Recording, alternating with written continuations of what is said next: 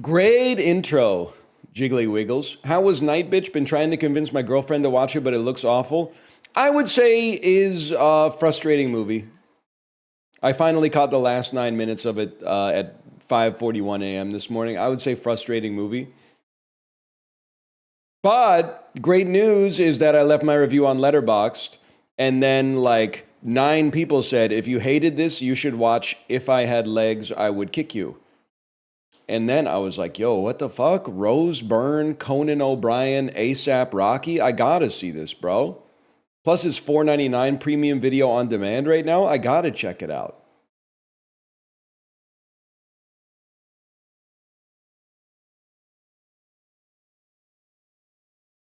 Tough watch? Well, you'd be amazed at the type of shit I can stomach at 6:07 a.m. on the Peloton. I mean, I made it through The Ugly Stepsister dubbed in Quebec French and then with English subtitles on it, even though it's originally in Norwegian. I think I can, I'm hoping I can handle it at the very least.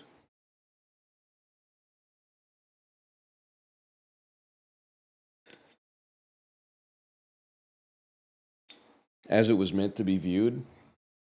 Nobody tell David Lynch, man. I do like it, Yeti. Here comes the story of old Blackbeard, the man the authorities came to fear. Can I say something? Blackbeard also rhymes with Buccaneer. I wonder if we could get that in there somewhere. For swashbuckling every day, put in the briny brig, but one time he could have been the captain of the world. Yeah, I could see that. Blunderbuss, yeah, I see, you were already ready. Cannonball shoot out from me ship's starboard. Boarding the enemy ships with me big old sword. I slay their captain in a pool of blood. Cry out, yarg, we'll plunder this ship. Yeah, okay, Pirate Bob Dylan, it could work. It could work, man.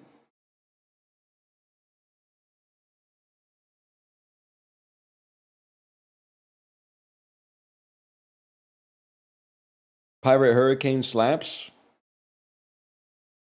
It's a shame that the song's like 7 minutes long. We're gonna have a. I mean, it's probably the strength of the bit is gonna take a long time to. We're gonna really need to have some, because you got every single verse has to justify its existence, so you have to ramp up the bit every single time. Time's like a clipper ship. It moves too fast. He kind of, I see the genesis of this because he is a pirate. At like, okay, track 1's still tangled up in blue.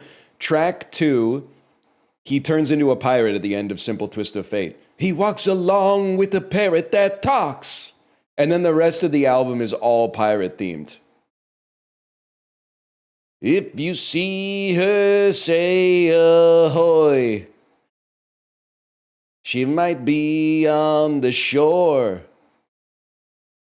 I could totally see this, man. Come in, she said, I'll give you shelter from the shore. I could fucking see this, bro. I could fucking see this. Walk across my big brass plank. I like, dude, Pirate Bob Dylan could be a play. Pirate Liz Fair, fucking rum, lasses. Yeah, okay, there's some good. Fucking rum is crazy. Fucking rum is kind of awesome. Yum, yum. Think I'll go and get me some.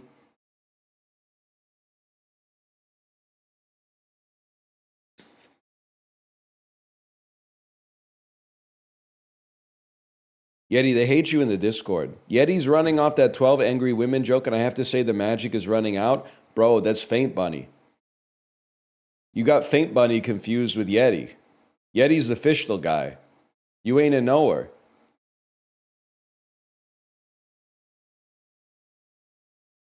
Please, I have streamer mode on, so I don't know your username, but it starts with T dot dot dot. Can you please answer for your crimes in the Discord? Fuck, you're so right. 2 chats. There's only 2 chats open.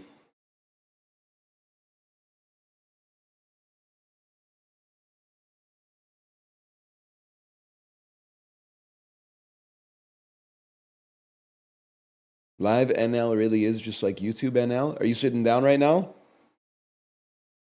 Same fella.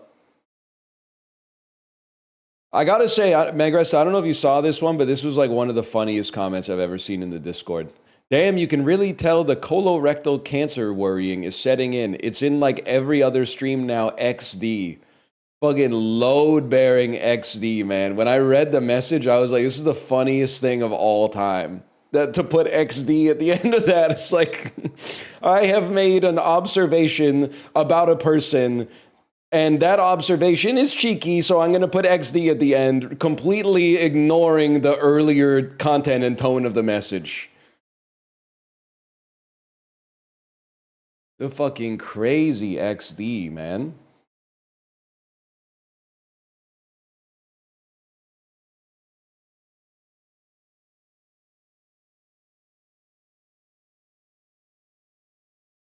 Your fears of mortality are a joke? Who's afraid, bro? It's like being afraid of lunch. That shit's inevitable, man.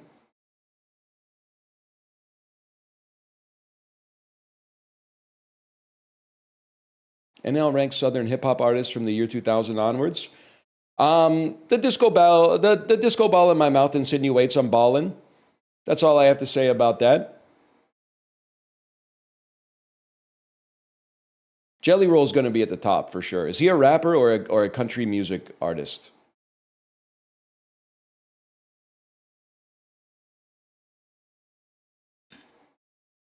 Country? Does he rap? Some country has rap now. He is a nasty schoolboy. I feel like, am I in a good mood or are all the novelty chatters bringing the heat today? He is a nasty schoolboy with no place to go.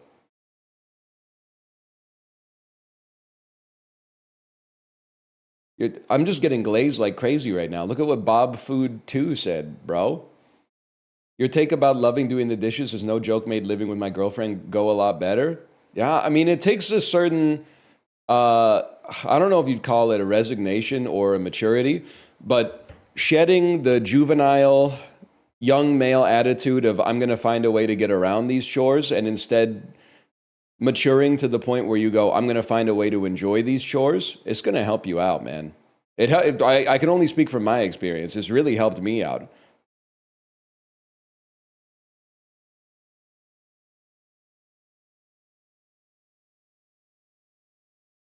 You're supposed to do that as a kid. Unfortunately, I think my parents had kind of like a tough upbringing, so they decided that I was going to have an easy upbringing. And that meant that until I got married, I had essentially like no domestic skills. So my wife kind of had to like, she bought low and had to invest in me for like a decade to get me to that point.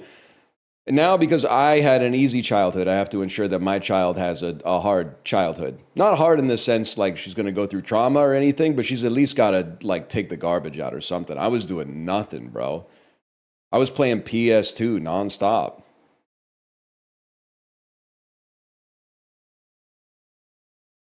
Which was awesome, but like some of the times I was even like bored playing PS2. PS2.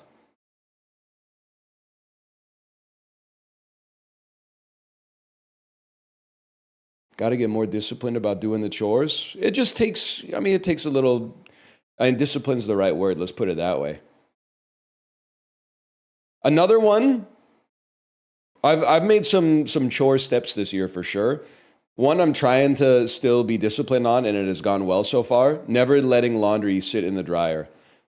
If I got nothing to do and there's laundry in the dryer, that shit's getting folded, bro. Because otherwise, it's so easy to just let like a load of workout clothes sit in the dryer for like 5 days. And then you're like, fuck, I have to do laundry. And then you take your shit out of the washer and go to put it in the dryer. And you're like, fuck, I still have clothes in the dryer. Then you gotta go put it in the hamper, put the clothes in the dryer, go take the clothes that you should have folded 5 days ago and then fold them up and put them away. So I've been doing great about that. What chores does your kid have to do? I'm being 100% honest with you. She is 5, so she does basically nothing. But we're working on throw out your garbage in the garbage can instead of leaving it on the table. But pretty soon I'm trying to think of what to put her on when she's maybe 7, maybe 10, something like that. Like at 10, you can start trying to think. Definitely you can vacuum at 10.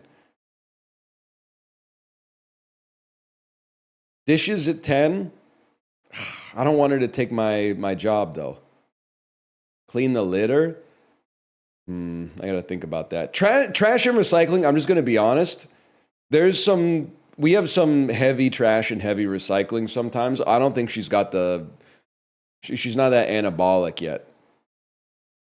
But you know what was peak when you were 10 or when I was 10? Helping your mom carry the groceries in from the car, especially if they got the fuck-ass rainbow pack of soda from Food Basics. It was like 24 soda cans. You pick that up age 10 and you're like, damn, I'm basically like Mr. Universe right here.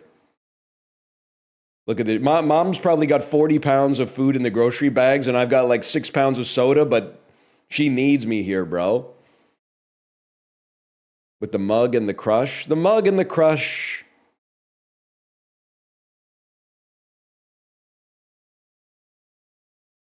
Trying to think of what else is in there. Guys, there's a serious arbitrage opportunity in Bubbly right now, in my opinion. There's 2 variety packs in Costco Canada Bubblies. Both of them have 3 flavors. One of them, cherry, mango, blackberry, aka 3 of the best flavors of Bubbly. The other one is like lime. Let me see. Light blue Costco Bubbly variety pack. Lime, grapefruit, and mango. They got mango doubled up. They got mango in both. I mean, I like Bubbly, but the lime. Oh, it's pineapple in the other one too. Oh shit! No, they got different SKUs now, man. They got a pineapple peach watermelon. That might be goated. Well, I forgot my opinion now. Completely forgot my opinion. Never mind.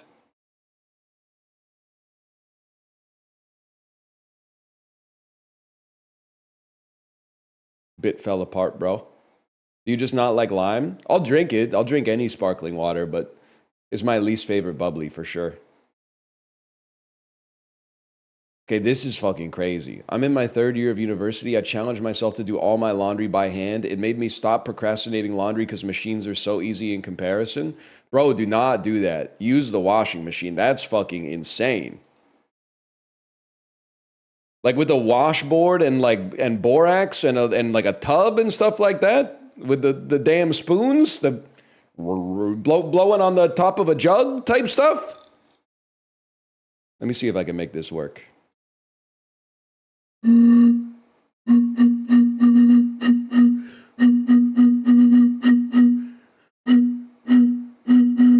That's kind of sick, man. Now I just need somebody going.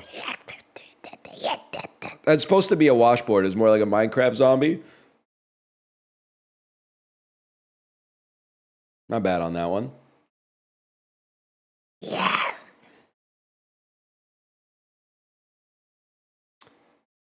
Anyway. Yeah, use the laundry machine. Just take your shit out of the dryer when it's done. Washing by hand that's insane, bro. I did like someone in chat said that's such a college dude thing to do, and that is true. A big theme of my college experience was like me and everybody I worked with being like, I know that there's like, I don't know, tens of thousands of years at a minimum of human civilization that have led to this point, but let's try reinventing everything from the ground up by base principles. And then the theme of my adult life, especially after I had a kid, is being like, I understand why everyone did things that way. This makes a lot of sense.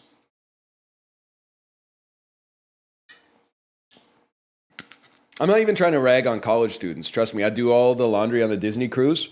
You'd be amazed at the kind of people who just like drop their shit off and then don't come back for 4 hours. Bro, there's like 100 people in the laundry room waiting to get their shit washed. But then the second you go, okay, I've had enough of this shit. I've waited here for 20 minutes. I'm going to take the shit out of the dryer and put it on the table. They walk back in like, oh, can I help you? Daryl.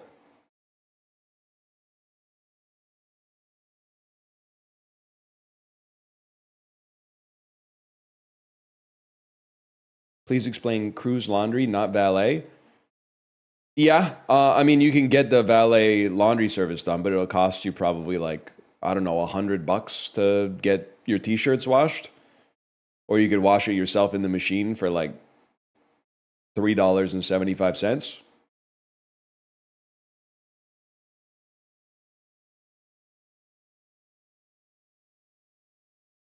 Put that shit on Tumble 22. That's what I'm saying, bro. And 4 hours? Hope this helps. You're not washing the clothes. You just put it in the machine. Like literally, actually, the other problem is I mog you because I'm on vacation. I'm up at 4:30 in the morning anyway. So I literally just brush my teeth, take the clothes to the laundry room, put them in the washing machine when the laundry room is completely empty, push the button, go for like a walk or a jog, come back in 20 minutes, put them in the dryer, push the button, go for another walk or jog. I'm folding that shit in the laundry room at like 6 a.m. when the second person walks in, like, I must be the first one here. Nice try, bro. Nice try.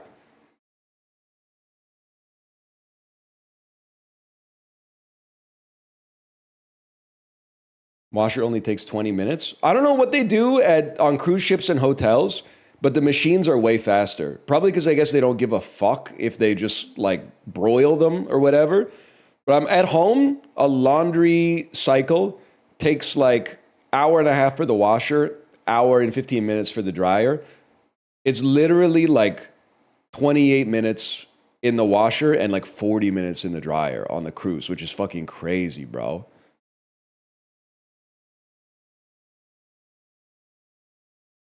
Probably because they got those big fuck ass like diesel engines or whatever.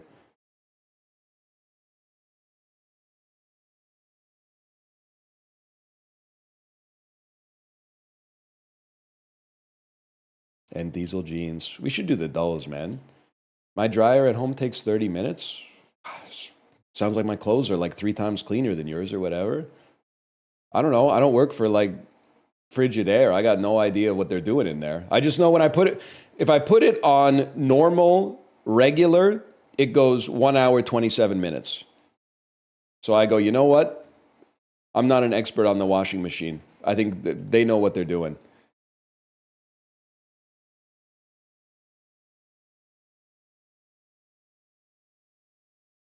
Tumble dryers use motion and centrifugal force, where commercial dryers use steam. Oh! I didn't know that.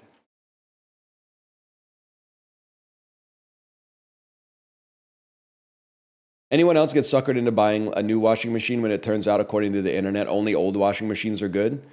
Yeah, I got a front-loading washing machine that doesn't have the tumble column in the middle. It has no column in the middle, so it's planned obsolescence. One day that shit is not going to work right. It's just physics. Yeah, there's no agitator in the middle.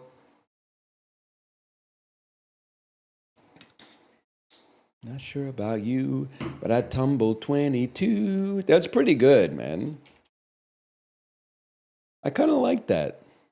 Taylor Swift doing her laundry at the hotel. I don't know about you, but I'm tumbled 22. Did we ever figure out what the hell permanent press is? I'll be 100% with you. I have been doing the laundry on my own. I'm 37 now. I went to college when I was 17. I've been doing my own laundry for 20 years. I have no idea what permanent press is. It's for delicate clothes, but they have a delicate section as well, bro. It's a lower temp than regular, but higher temp than delicates. I see. Like a Goldilocks. That's the Goldilocks zone. No wonder I use it. I think this is Fury, bro. There's no tank. Why would I think this is Fury? Okay, that's like 2010s Steve Buscemi. You could be Glenn Powell for all I know, but I don't know. Was there a Boardwalk Empire movie? There was an Inland Empire movie. I mean, bro is seriously hitchhiking. Is this inside Llewyn Davis? I know he's hitchhiking in the movie. Okay, Kristen Stewart. Kristen Stewart, in the 1960s, I'm gonna say. I'm being so for fucking real with you. I've only seen Adventureland and Underwater and Twilight New Moon in the Kristen Stewart catalog. So I'm going to say there's a couple options here. You could be Love Lies Bleeding. I believe she's in that. You could be a Twilight movie, but the car seems way too old. Although this does look very kind of, well, this doesn't, but this looks very Pacific Northwest. Even though it says Virginia, you know they didn't film this shit there. Like, this is probably Pacific Spirit Park. The only other thing I could think of is maybe like Personal Shopper, but I'm pretty sure that shit takes place in like the modern day. Okay, Elizabeth Moss, Amy. Oh, is it where the is that Mima? Crawdads? Is this the Crawdads movie? Caddyshack? I'm hearing reports that this is not Mima, bro. I'll be honest, I have no idea what this is. On the Road. This is a Jack Kerouac movie, bro? Had no idea. I'm starting to think I'm not fucking with Amy Adams, bro. I thought she was like one of the best actresses of our time. I finished Night Bitch. She's in On the Road, isn't she? Oh, she's not Crawdads. She's in Hillbilly Elegy. My mistake. She's... Pardon me, a little bit of mucus. Europe, she is. She's got some tough movies. Yeah, but she did play Purse Girl in episode 6, season 1 of The Office. Muppets movie? Yo, did you see they're releasing a new Muppet show, bro?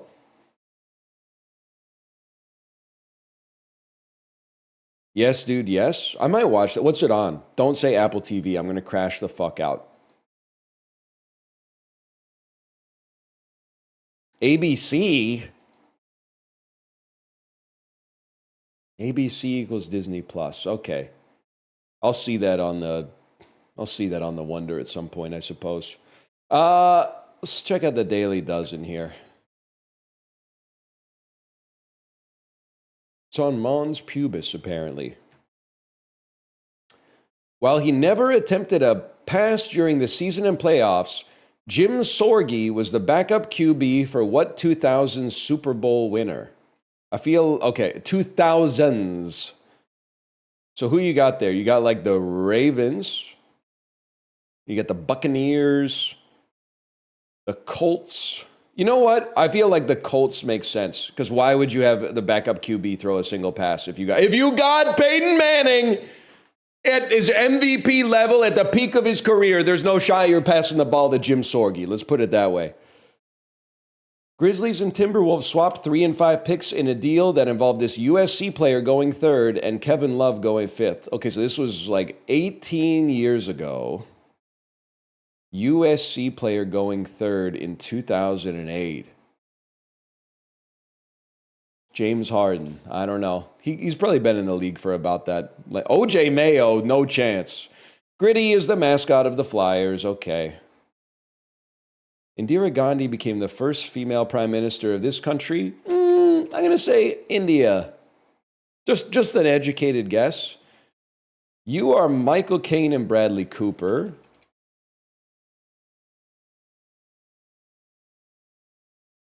One of the easiest mashups of all time.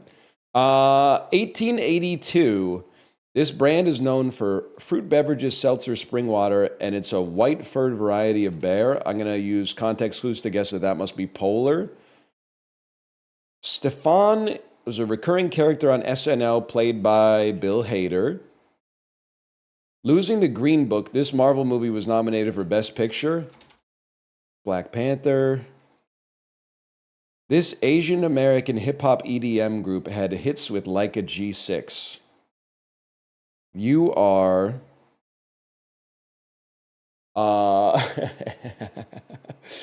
It's like a 3-word. It's like a 3-word name. It's kind of like Balkan beatbox, but it's not Balkan beatbox. Hip hop EDM group. Sounds crazy. This is Ben Stiller in the cable guy mode. I'm gonna type Asia. I'm gonna type Asian American. I'm gonna know this, but I don't know this. I give up on this one. I'm gonna put probably Riley Kylo. It's probably Rilo Kiley, I mean. It's probably Joanna Newsom. Probably Joan Jett and the Blackhearts. Who is it? Who is it, Chad?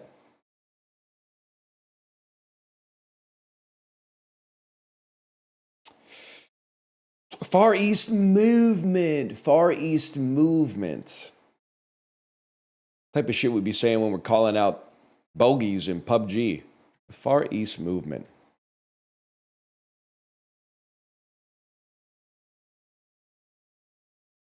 %46% on the mashup, kind of low. It honestly took me aback when I first saw it because it just looked like a man who was very sick. Wait, once I heard some screaming. Oh, it's not screaming. Okay, we're all right here. I was scared for a second.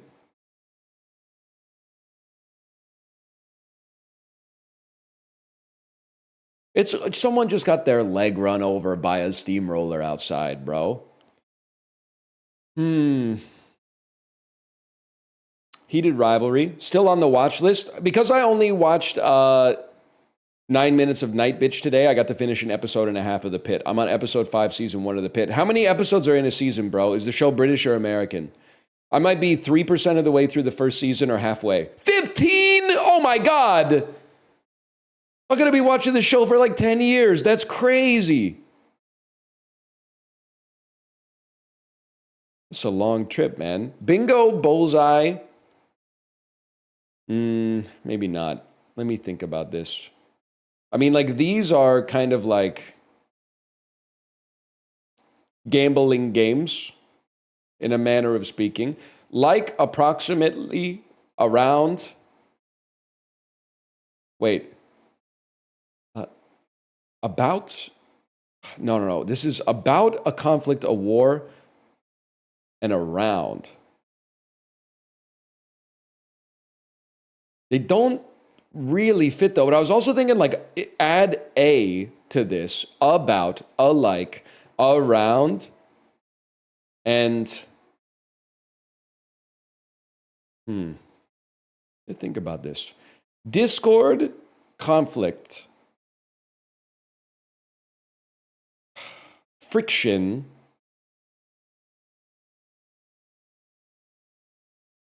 war, not a good dynamic between two groups. Motherfucker. Heated. Bingo. Netscape. Starts with net. Nets, Magic, Heat, Bulls. Starts with basketball teams. Okay, that's big, and we needed it's not a Mariah because we already got one wrong, but we needed to eliminate something here because there's a lot of red herrings, I feel. Friction, discord, conflict. What did I pick before? I did not pick war. Or did I? I picked bout before. Rivalry. Rivalry doesn't make sense. Oh, not bingo. Rivalry. I get maybe rivalry does make sense. Okay, it's contention. I really think it's about, alike, around, and something else. But a war could be a word. A bingo, a lottery, a craps. I mean, like, approximately, about, and around are kind of to be close to. Lottery, bingo, war, and craps. These are like games based on RNG, random games, games of chance. All right, whatever. We get there. It's a little sloppy, but we get there. Evil might glamb and be like, I actually do know what to say. So true.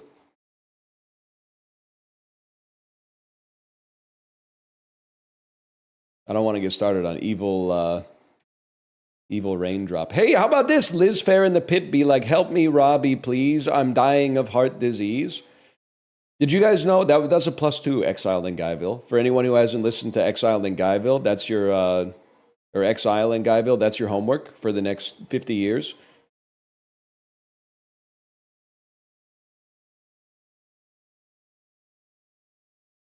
What has more searches? Oh, I clicked on Amazon, and I'm glad that I did. No disrespect to Nooper Sharma. And say Amazon's got more searches than Marvel. Let's say Marvel has more than English to Hungarian. Let's say Xanax has more than English to Hungarian. It's gotta be Xanax here, man. There can't be that many losers out there. Say Turkey over the entire B-movie script. Turkey over what? Oh, how many times did we lose to what, bro? Akon versus Zach Bryan. I think it's got to be Zach Bryan. Very close. Cher, remarkably underappreciated in the Spotify demographic, unfortunately.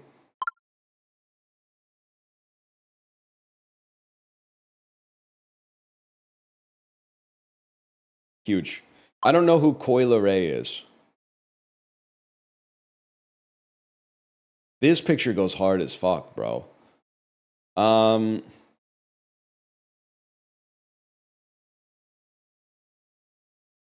37 million's a lot, though. Shawn Mendes really popular. One of the most popular Canadians. Probably more popular than Frank Ocean. Chappell Roan, one of the most popular artists of the 2020s so far. Say she clears John Newman. Gonna say Juice WRLD clears, because only one of them fellas is in Fortnite. I'm gonna say Ed Sheeran clears. Ed Sheeran most listened to artist in more or less? I don't know.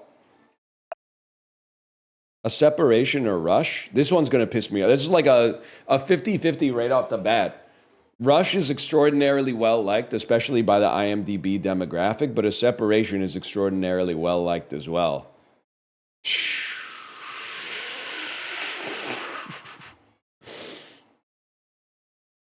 I'm gonna go Rush. Under duress, I'll go Rush. I wanted to see a higher score. I wanted to see a higher score. I really thought Rush would be at like 8.3 or 8.4. That's fine. Crazy choice. Bro, they have The Dark Knight in like the top 7 movies on the website. Also, they were separated by 0.1, bro. By 0.1. What's your point? I think it was an educated guess. Starbucks Nespresso capsules for original line. I literally have only used an espresso in a hotel. I have no idea how much each pod costs, but I'm going to guess that at least 8% of every pod goes to paying George Clooney for the ads. I'm going to say there's 7 pods per, and there's 6 cases. This would be 42 pods. There's no shot they can sell them at $1 each inside the Costco. I'm going to say this is up there, though. I'm going to say this is $21.99. Oh, shit. Holy fuck. $29.99? $32.49? $33.99? $35.49? $36.99? How was I close at $29.99? How was I close at $29.99? It might be the most expensive non-furniture item inside of a Costco.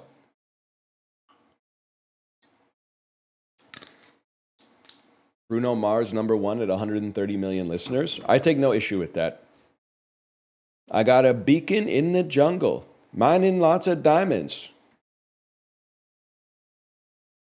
That's why you get the espresso machine. Yeah, but like, listen, you have to bust out the Y equals MX plus B if you're going from Nespresso to the espresso machine, because the machine itself is like a few $100s, and then the grinder is a few $100s, and then the good beans are also expensive. So this shit, I have no doubt that it eventually breaks even, but it might take like a couple of years to break even. Grinder's free. Didn't you see aren't they releasing that AI-enabled Edge program that costs $500 a month? Someone in my Discord was on about that. I said, bro, it's an investment. You could probably literally write it off depending on your job.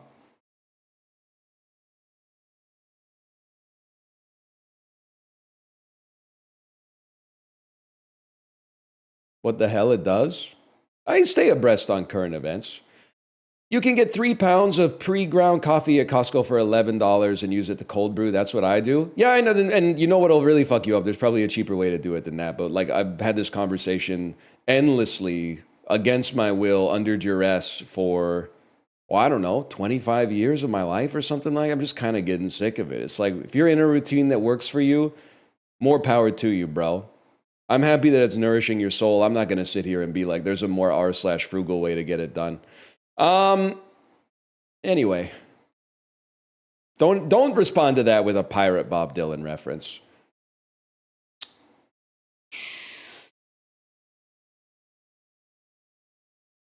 Libya.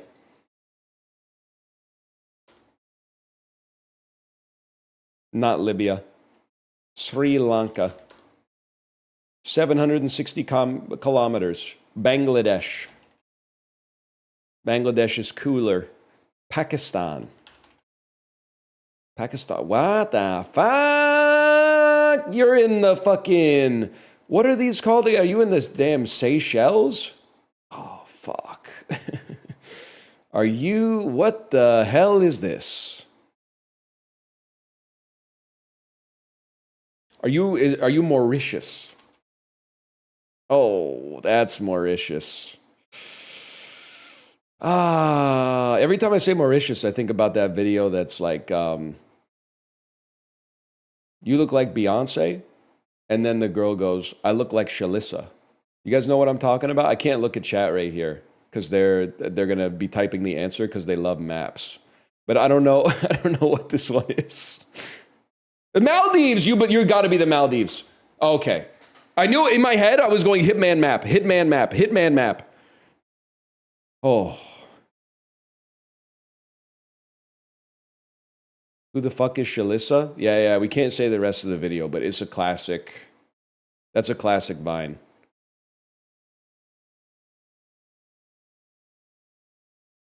This shit is pissing me off, bro. Because I've seen this one before, because I know I've seen it, because I said this looks like Joy from Inside Out. It's got the fuck-ass bob. It looks like a downcast Joy from Inside Out. But I don't know what you are. Are you Madagascar? This is a horrible guess, bro. I know you're not Madagascar. Like, what are we doing? You're southwest of Madagascar? Are you Lesotho? You're... Oh... Uganda? Uganda might be too far. Way too far. Would you like to spend some time in Mozambique? I feel like you can't be Botswana, even though I typed it. What are you, bro? Zimbabwe? Something in southeastern Africa? Eswatini. Okay, Eswatini Joy. Eswatini Joy. Eswatini Joy.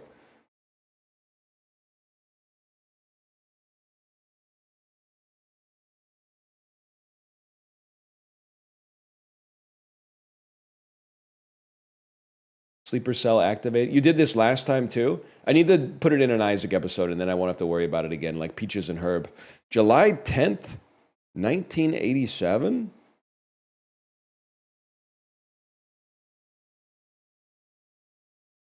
July 10th, 1987. Can't offhand think of a 1987 movie to anchor myself. Yeah, okay, it's a comedy starring Robert Carradine. They're back. Any chance you could be like Police Academy too? Larry Scott. Let's see what the hell's going on. The members of Lambda. Oh my god, it's Revenge of the Nerds 2. Nerds in Paradise. Holy shit. Crazy. We don't need to go into this. Other people have gone into the discourse on Revenge of the Nerds, and that's fair. They're traveling to Fort Lauderdale for a fraternity conference. They'll have to beat off the... They'll have to what? I don't... They're nerds, bro. I don't think they have to beat off. I think they're choosing to beat off. They'll have to beat off the attacks of their rival frat, the Alphas, if they want to maintain their self-respect. And of course, if they want to get anywhere with the pretty girls. Warner Brothers. Matthew Modine. Oh, is that the doctor from Stranger Things, man? In Vietnam, the wind doesn't blow. It sucks. 1987. Is this Full Metal Jacket? He seems like he could. Yes, okay, fair enough. He plays the pipsqueak in Full Metal Jacket. Vincent D'Onofrio. There's my Vincent D'Onofrio right there. Universal. Dan Aykroyd, 1987. Could be a Ghostbusters 2 type play. Could be a, what is this fucking Better Off Dead? What is that movie called?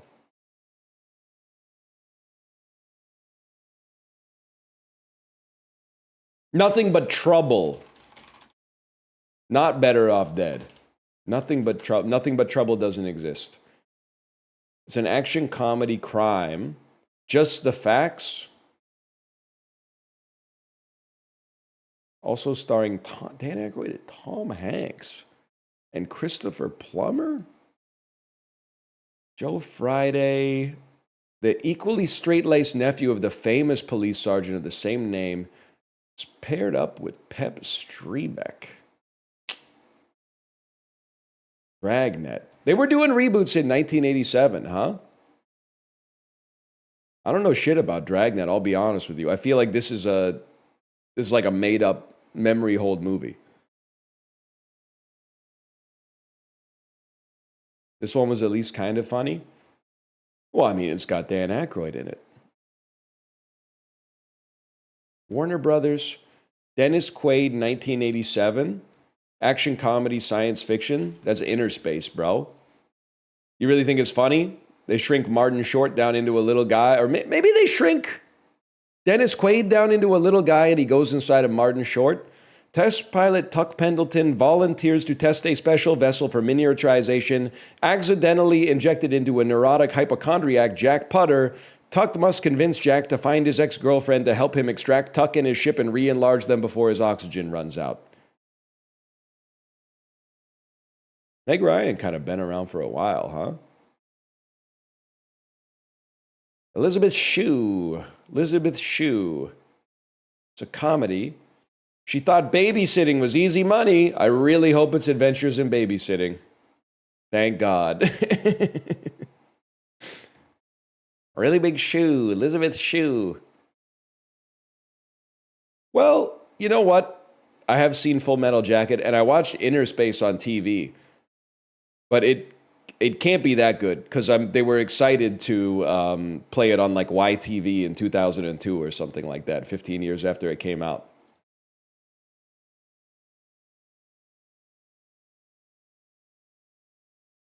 '87, kind of lame. Way back when, in '87. This one's tough for a fellow like me, because I don't know who's in the Jungle Book. I want to say that maybe it has John Goodman in a voice role. Bill Murray. Same difference. Okay, Swanky. Swanky's easy, bro. Bill Murray, French Dispatch. Francis McDormand, Nomadland. Swanky, Nomadland. David Strathairn. And then A Knight's Tale's got Mark Eddy. Paul Bettany seems like a crazy play. Paul Bettany in Wimbledon. No, Paul Bettany in Wimbledon with Kirsten Dunst. Or Paul Bettany in The Da Vinci Code with Tom Hanks and Audrey Tautou. Tom Hanks. Of course, is in Catch Me If You Can. Leonardo DiCaprio, who's in The Departed. From The Departed, it seems like you can make some pretty easy jumps, bro. All you need to do is find it. Oh, okay. Bradley Cooper. Wait, where am I going with this? Cate Blanchett is in... Where am I going with this? It seems like it should be so much easier than I'm making this out to be. We can't be far from Tom Hanks, bro. Cate Blanchett, The Gift from the year 2000. Giovanni Ribisi, Boiler Room. Ben Affleck. Ben fucking Affleck. I know he's in there. Just give me the rip. Take me to Matt Damon. Matt Damon takes you. We're going to take a different line. Born Supremacy 2004. Julia Stiles. 10 Things I Hate About You. Heath Ledger, A Knight's Tale. A J-Bug. Boom. 1 minute, 52 seconds. I'll take that. Rufus Sewell, Illuminata. Could have gone Rufus Sewell. Rufus Sewell, Dark City, Kiefer Sutherland, Phone Booth, Colin Farrell, The Killing of a Sacred Deer. Okay, wait, I got it. The Killing of a Sacred Deer. Nicole Kidman, Eyes Wide Shut, Tom Cruise, Magnolia, Philip Seymour Hoffman,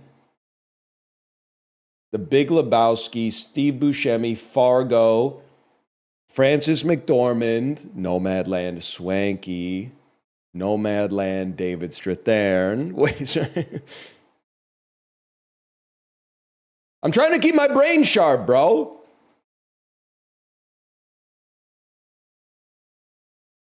Bettany and Kingsley in Iron Man 3.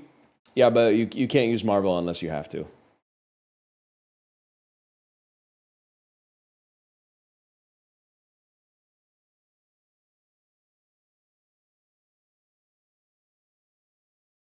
This is easy enough. Florida, 2000 to 2010. Let me get Scott Mellenby. Always, his head always makes me laugh, man. Tampa Bay Lightning. Let me get a Dave Andreychuk. A little bit of a slightly rarer play. And then born outside of North America, Rico Fata. He's born in North America. Are you trolling me, bro? His name's Rico Fata. Okay, how about Arturs Urbe? I'll take Arturs Urbe on that one. Oleg Kvasha would have been such a fucking good play. You're so real for that. We'll just play it here instead. Forgot about Oleg Kvasha. He never played for the Blackhawks, I'm afraid. This is my bad. Can somebody tell me where Rico Fata was born? I thought for sure he was like one of the only NHLers from Italy or so. He's from Sault Ste. Marie. What the fuck? Oh shit, Sault Ste. Marie. Rose Byrne, 3 or more word title. If I had legs, I would kick you. If I had legs, I'd kick you. There we go. That's just the middle space in honor of everyone telling me to watch it because I didn't like Night Bitch. Maybe I'll watch it tomorrow. Not even joking. Benedict Cumberbatch, 3 or more word title. Let me get a Penguins of Madagascar. Rose Byrne, $100 million plus at the box office. I'm the type of beast who has to go X-Men Apocalypse for that. It's okay to play X-Men Apocalypse because it's so bad people forgot it existed. That's the Marvel loophole, even though technically I guess this was like a Sony joint. Rose Byrne, 2010 to 2020, 26. Let me get Neighbors 2, Sorority Rising. Josh Brolin, let's see here. Josh Brolin, he's been in a lot of stuff, bro. I'm a believer.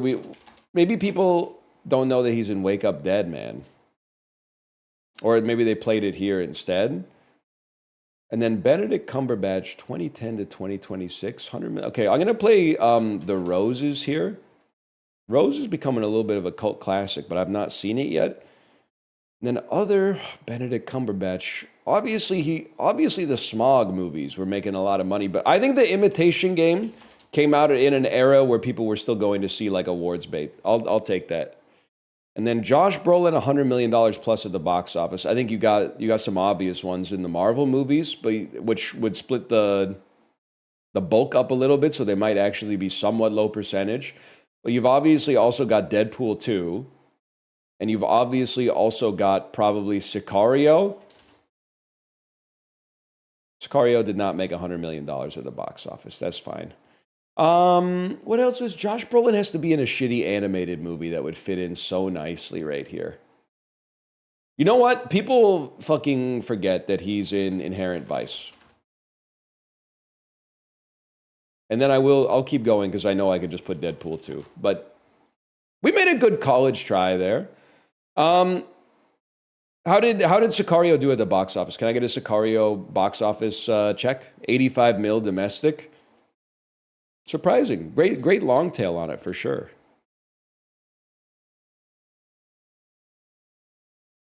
Sicario didn't make it, but somehow Everest did make over $100 million at the box office. Forgot Rose Byrne is in Knowing. Penguin's a bad idea. We were in there. We used it here instead, but still.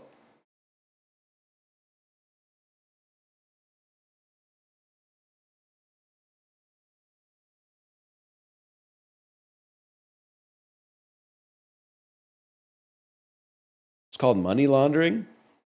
Money laundering refers to the budget, bro. This is just idiots going to see movies.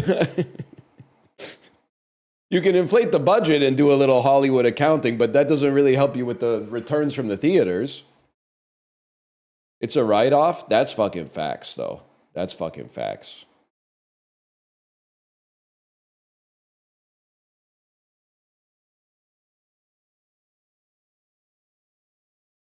I didn't sleep all night, so disappointed in myself. Couldn't be me, 90 sleep score. It really should be, I think I should be in the 92 plus sleep score range. I know what's holding me back is I rarely get 8 hours plus. I'm almost always in the 7 hours and 20 minutes area. And I'm sorry, I will never get full points on my sleep score. And the reason is I go to bed too early. I can't stay awake until 11 just to make my sleep score better. Because the thing is, then my sleep timing is going to go from fair to excellent, but I'm going to be waking up at the same time anyway, so my sleep timing is going to go from excellent to fair. So no chance, bro. No chance. I'm always in the 50s, even if I sleep 7 to 8 hours. Is your sleep latency fucked up? Or your sleep timing? Like, do you go to bed at like 10 p.m. on weeknights and like 3 a.m. on weekends?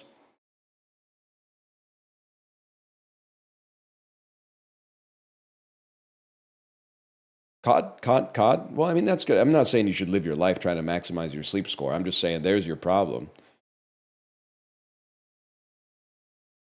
Yeti, I see you. I see you.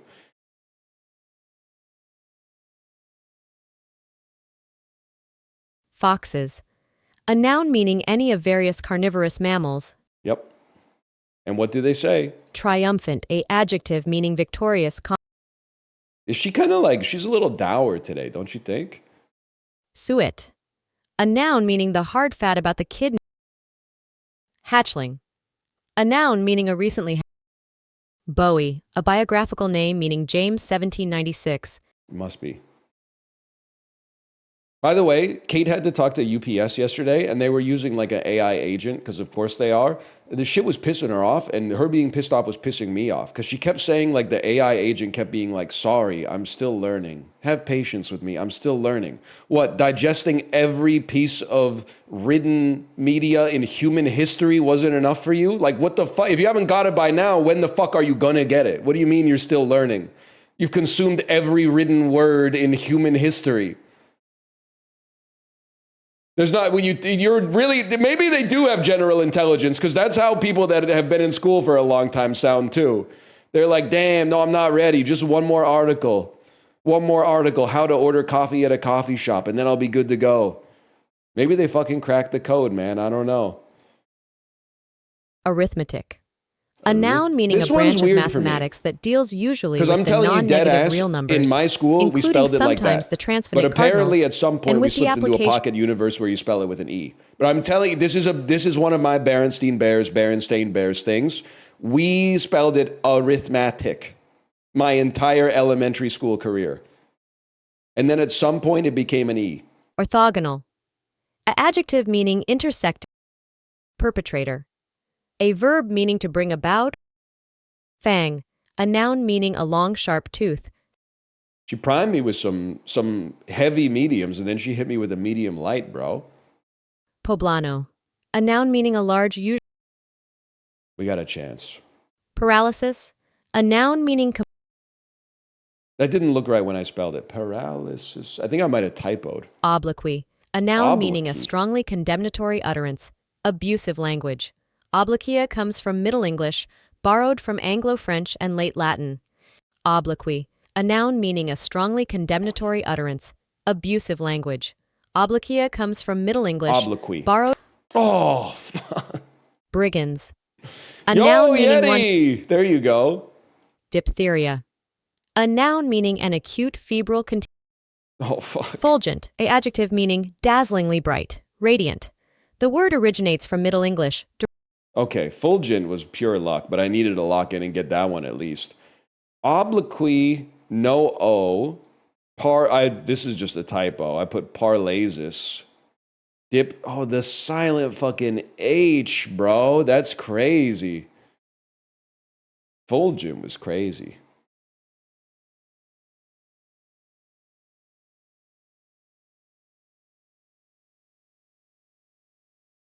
Food guesser. Guessing foods is fun, man. He hasn't done FRU? What's FRU, Magresta? I'm not even, this is not meant as a neg. Is this a Final Fantasy thing?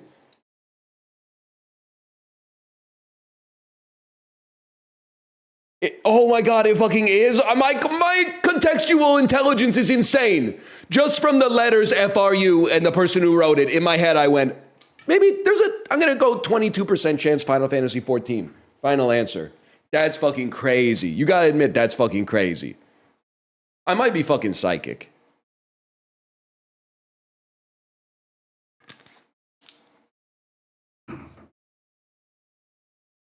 I locked in on that one. Long neck bottle. He knows if I talk about some shit he's never heard of, it's Final Fantasy 14. That or some kind of like sociological phenomenon. But that sounded more like because you said did. I was like, that sounds like it could be a trial from Final Fantasy 14. Okay, some kind of pizza that I think it looks good as fuck, to be honest. That one, not 100% my tempo. I think this one looks a little disgusting. But I have to believe that this is Italy. It's anchovies and olives on pizza dough, borders to the northwest. They're doing this shit in Switzerland? Okay, they're doing this shit in France. That makes more sense. Pizza al Andrea. I mean, listen, I'd give it a try. Especially the first one, I'd give it a try.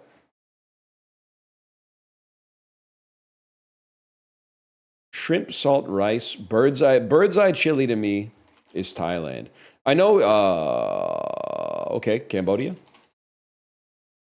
What the fuck? Malaysia? Wrong, bro. Yes, I would eat it. I will eat any Southeast Asian food that is not a preserved duck egg. I'll give it the benefit of the doubt. I know we've talked about this before, but still one of my like low-key mind-blowing general knowledge facts that still to me doesn't seem like it can be right is that all chilies originated in Central America. Even the East Asian and the Southeast Asian chili peppers are like subspecies or descendants of the chili peppers that were originally in Central America. That's crazy, man. It's like how you find out that like the tomato is a new world food. So pasta was invented in like the year negative 2000 or something like that, and people in Italy were just like eating it. Like they had butter. I'll give it that. They had butter and like some kind of oils and stuff like that. But you gotta know they're like, oh, pasta again? Fuck, this shit fucking sucks, bro. But then when they fucking got the tomato sauce, they were like, yes, man. They found tomatoes and they never stopped. That was big for them. And for us. Pisco, cola, ice, and a lemon slice. An amber grape-based spirit with carbonated cola. I have absolutely no idea. I'm going to say Greece. They're doing all sorts of crazy stuff in Greece. Not that crazy, though. How about Brazil? I have no idea what goes on in Brazil. Seems like that has to be maybe Chile. Chile's correct. Piss cola, huh? I mean, I bet it's good. I like cola. We had piss pizza and piss cola. Huge. Oh, you got to do the plate off. Gravy and mushy peas, what are you?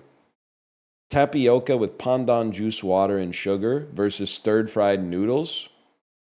I'd probably go with stir-fried noodles, cabbage, and beef. That's kind of like they cracked the code on good shit with that one. It's kind of got everything awesome in it. I mean, I can't stress enough. I have no proof of this, except I guess maybe like use your head.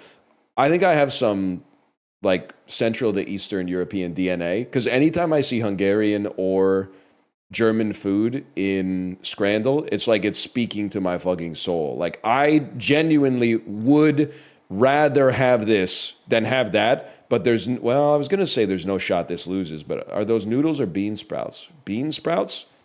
Fuck it, give me the pork colts, man. Oh, never mind.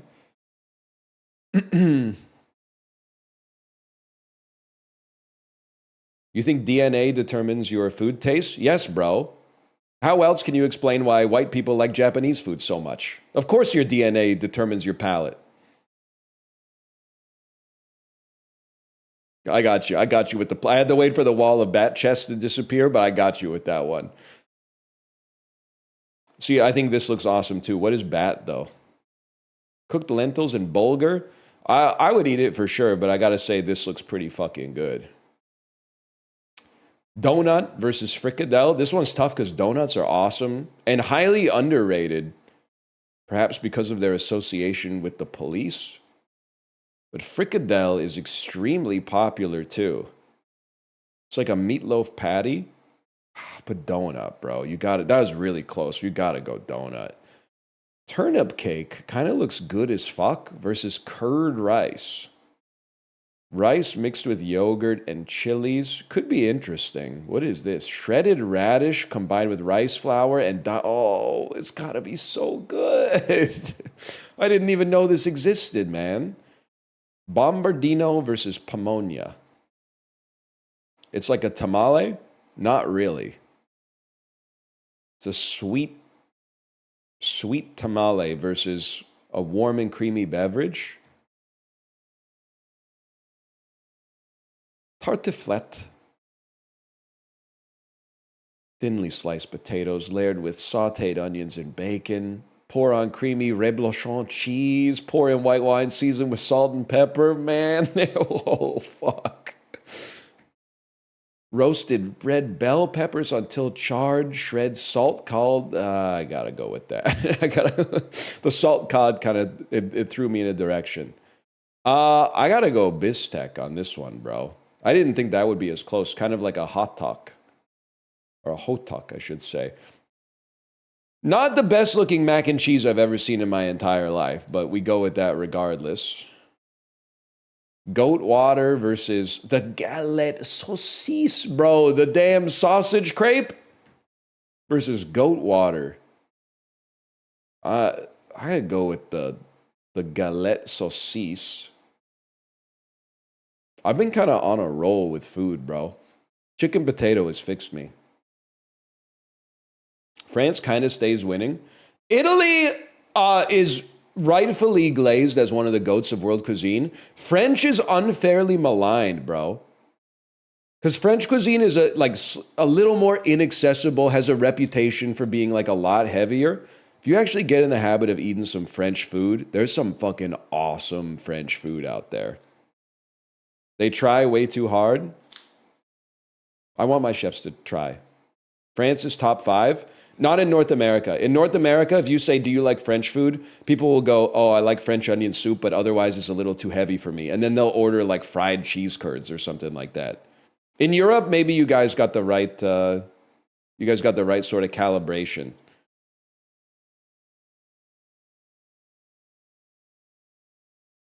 Heavy in North America?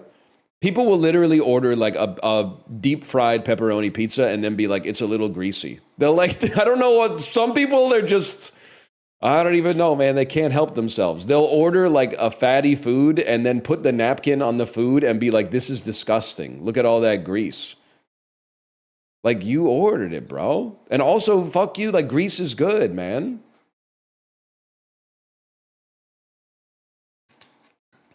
You know what I want? Or people will be like, I don't want a heavy meal. I'll just have something light. And then they'll eat something light and go home and have like a whole bag of like fried corn chips as soon as they get home. Like, something's not right over here. Something went wrong. We got knocked off the axis at some point. We got a tilt in our orbit. Yeah, exactly. Just shit your pants. It's okay. It happens, man.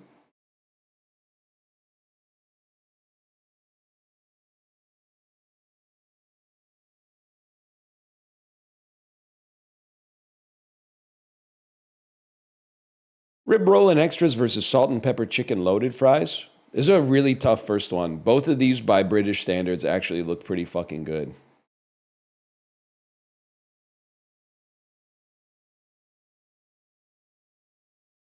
Seems more edible. I thought this would be in like the high 80s, to be honest. Long sausage or fish and chips?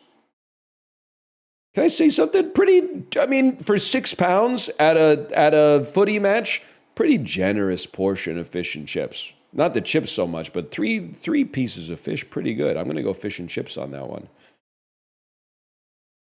At an LA Galaxy game, that would be like £31. It's gonna have to be chicken gyros and chips without a single doubt. Sausage rolls with hot drink and a chocolate bar, or chicken curry with rice. Sausage rolls are really stuffed. They look all right, but it's going to be hard to beat chicken curry with rice for £4. Never mind, it's easy. It's pizza dog, bro. Rocky Mountain oysters with chips? No, thank you. Or festive loaded fries. It's going to be festive loaded fries. Okay, good. People do know those are testicles. Fair enough. Spring rolls and bean sprouts gotta clear cheesy chips, man. Long ass spring roll, too.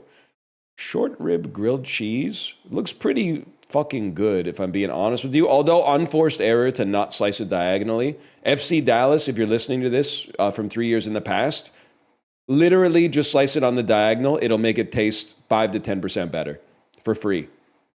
Secondarily, chicken strips in Colombia for £4. They look pretty fucking good. Butter chicken poutine. No, but okay, it looks all right. Or barbecue loaded mac and cheese. They're really out here doing the most at Atlanta United, huh?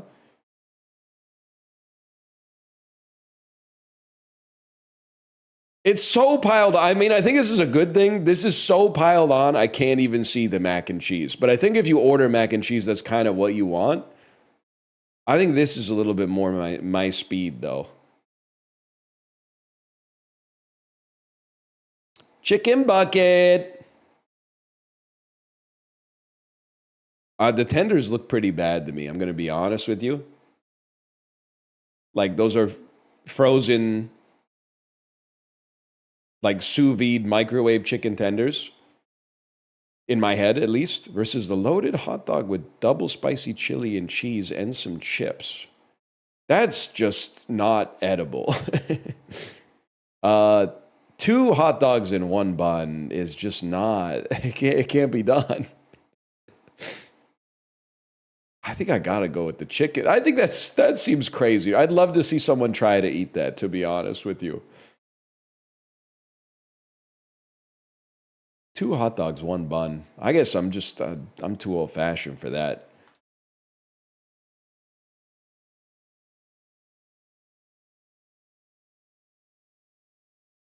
American playwright Howard Campbell becomes a Nazi propagandist in Kurt Vonnegut's World War II novel, What Night? Glass Night. Florence Owens Thompson is the forlorn woman with 3 kids in Dorothea Lange's super famous Depression photo, Migrant. I know the photo. The lady's going.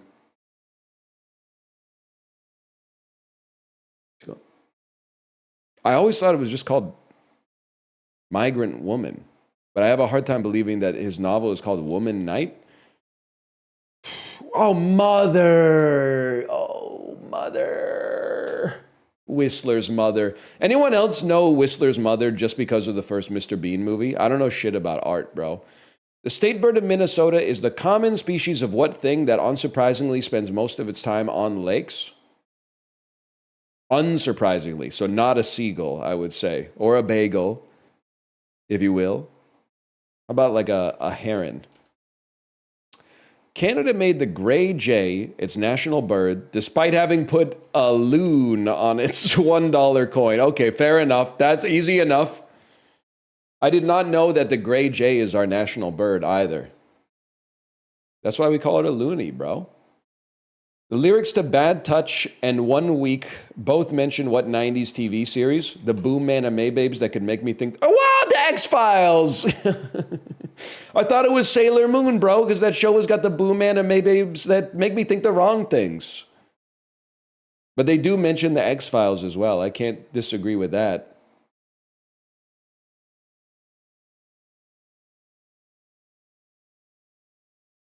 Sammy Davis Jr. did a series of piano-tickling ads for what wine and bread brand? Martini and Rossi.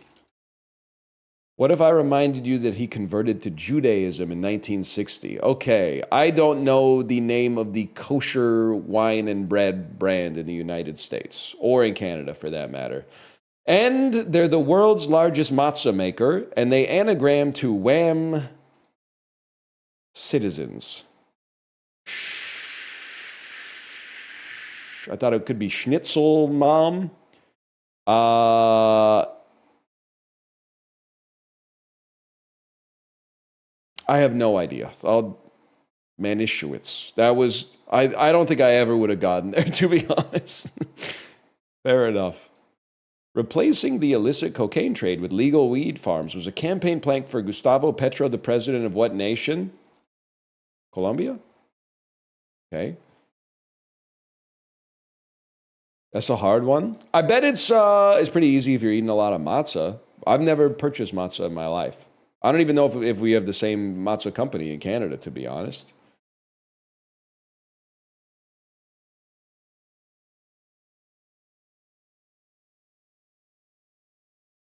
It goes crazy. Matzah is like, it's a bread dumpling, right?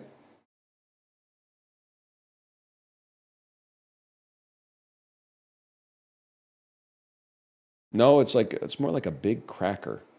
You get, but it's a ball in the soup, now that I think about it. So that's what I meant. That's matzah ball. It's an unleavened bread. Should eat some more, like, Jewish cuisine, man. I'll be honest with you, I really only know, like, pastrami. Not bagels, that's true. Kosher dills. Well, latkes, yeah. But annoying to cook.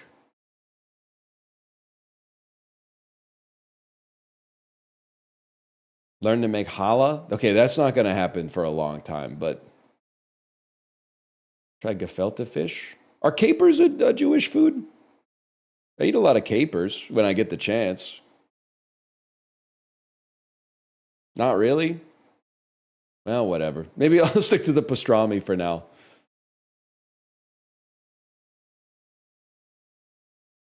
What if Kate converted? Honestly, I don't know really how it works. I've just seen a lot of Seinfeld, so I think I'm going to get myself in trouble.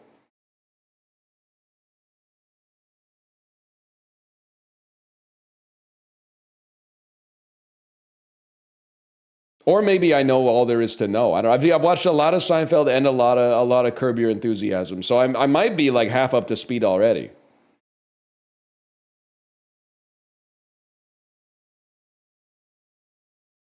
So with these names, oh my god, it's fucking middle name versus first name again. God damn it. Okay, I feel that. Plus, I'm circumcised. That is true. Thank you for outing me, by the way. But yes, that is true. I think Michelle is the most first name leaning, and I think Rebecca's number 2. And then very common in the middle name, I'm going to say Marie. I'm going to do it like this. Marie, Grace, Ray, Joan, Rebecca, Michelle. Oh, fuck. Off by 1 in all dimensions? No. Michelle's high. Oh, I forgot about Sarah Michelle Gellar, bro. Maybe there's like no Ray first names. Fair enough. 98% is a middle name. No idea, bro. These are, at least we kind of clocked Rebecca.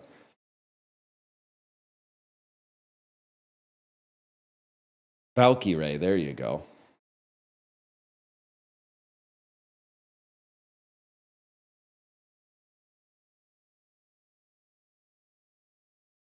That would be, I think that would be part of the first name, though, now that I think about it.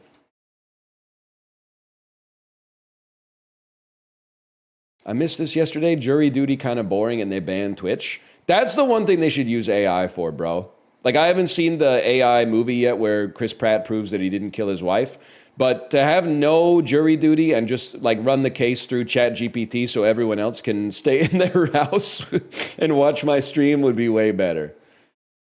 And you might say, NL, how would you feel if your case got brought up to the AI? If I did that shit, I'd probably be stoked because I'd be like, damn, there's a good shot. This bitch fucks it up, and I'm going to leave a free man.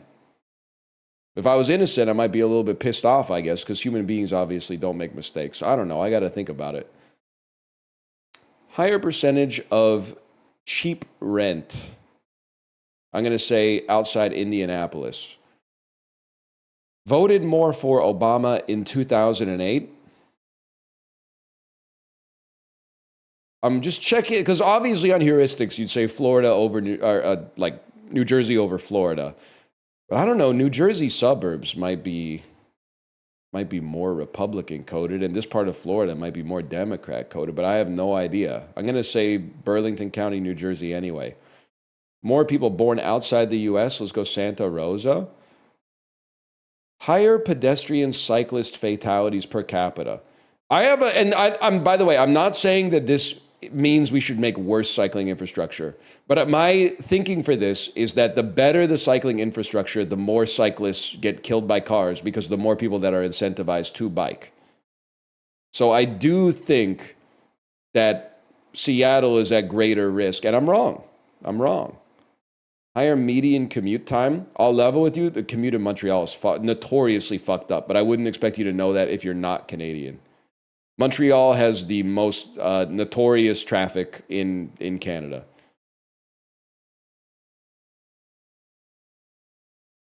Why? I don't know. They have absolutely no idea. They do have a metro. Yeah. They do have a subway. They are on an island, I guess, as well. Why'd they build that shit through an island? We didn't want you fuckers invading or some shit like that. Princess Street in Kingston is pretty bad. Okay, well, like, is the Big Dig done yet? Have they finished the Big Dig?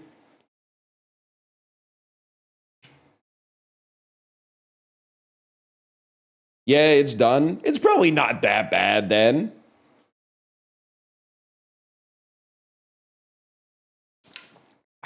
Just take King Street, little bro. Bro, King Street goes kind of like east-west, and Princess is like up to the northwest, bro. Two different directions, man. If anything, though, you should be taking, you at least take either Queen Street or Brock Street headed north until you get to Division, bro.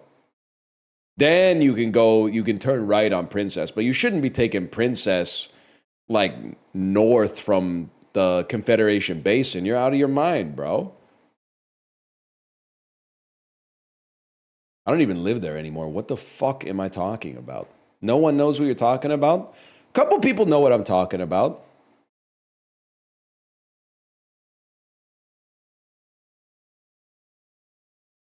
(1620s) establishments in Africa.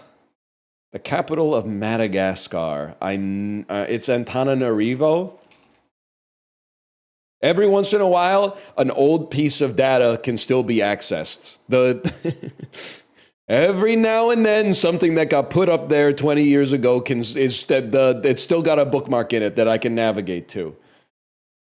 1820s neologisms, existentialist concepts, German words and phrases, melancholia, pessimism, suffering, words with no direct English translation. I want to say zeitgeist, but I think it's wrong. Okay, I do not know what Weltschmerz is. Weltschmerz, I do not know that. They were fucked up in 1820? I don't even know what I'm looking at, man. A mood of weariness or sadness about life arising from the acute awareness of evil and suffering? Nah, man, they think they're David Lynch. Why do men like Frank have to exist?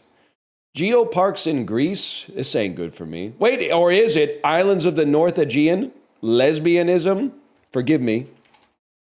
The Isle of Lesbos. 20th century Indian Buddhists.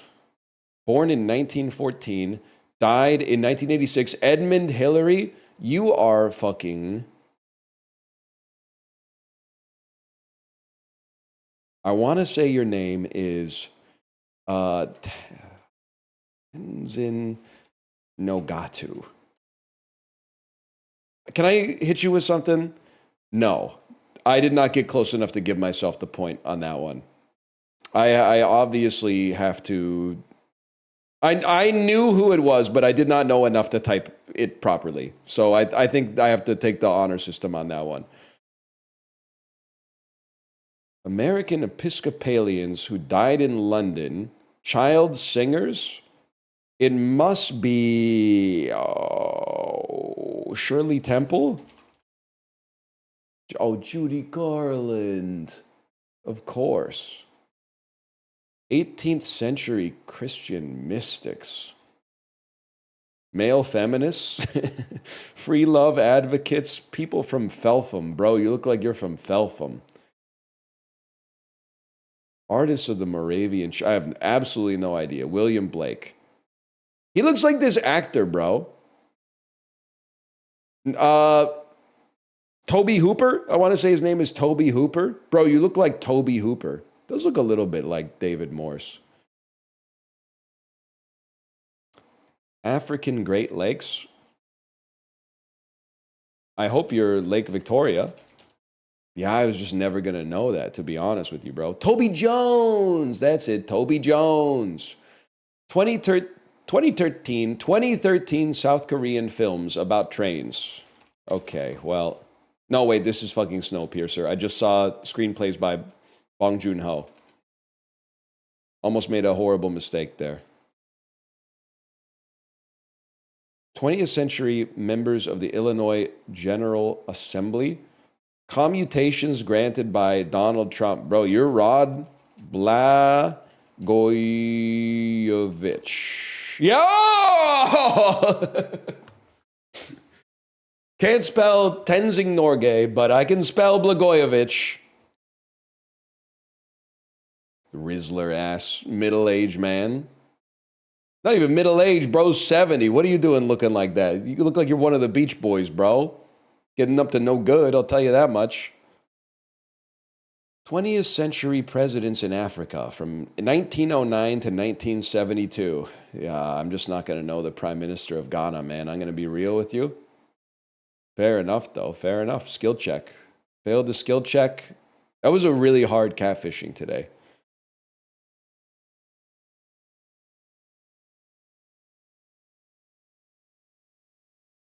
Still reeling over Tenzing. I knew his initials were TN. And what I did say Nogatu, which is almost Will Ferrell in Zoolander.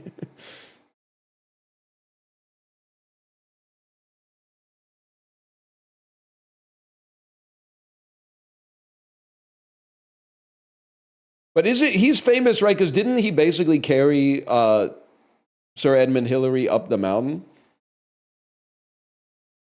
And then Sir Edmund Hillary got all the credit because he's British? Yeah, pretty much.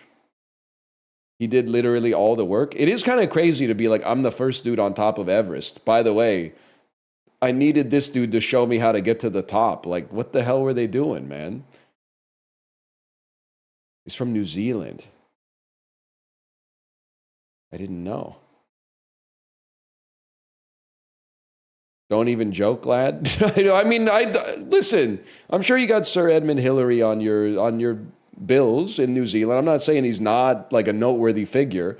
Just kind of seems crazy that like there's a huge like difference in the amount of people who know who Sir Edmund Hillary is versus Tenzing Norgay, including myself.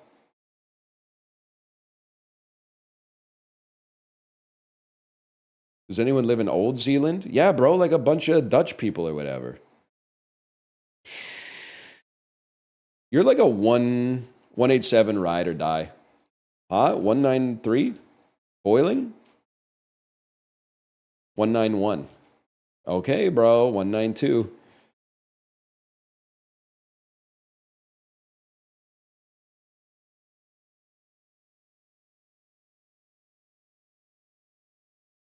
Check the logs, I said that. I'm not good at the obtuse angles. I'm way better at the acute angles.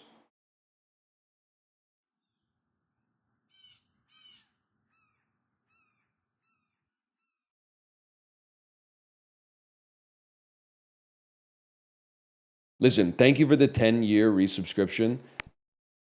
It is really funny given all the shit that's happened from 2016 to 2026 to send the resub message and say thanks for a fun decade. We've had some fun. Don't get me wrong, but it is considering the history of the last 10 years. And by the way, I do appreciate it. It's just a funny message. I deserve that. I was being ungracious. I deserve that.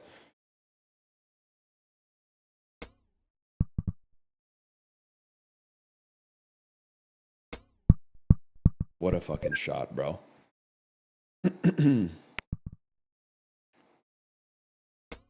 Imagine being subbed that long. So true, Banal.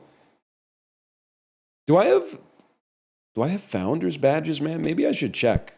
I'm just used to never getting new features on Twitch. And the founders badge is from like 5 years ago, so maybe they've finally rolled it out to the likes of me.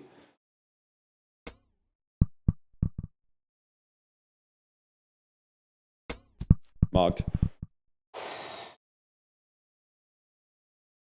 Moments badges any day. Discontinued, I'm afraid. Too expensive to operate. That was very satisfying.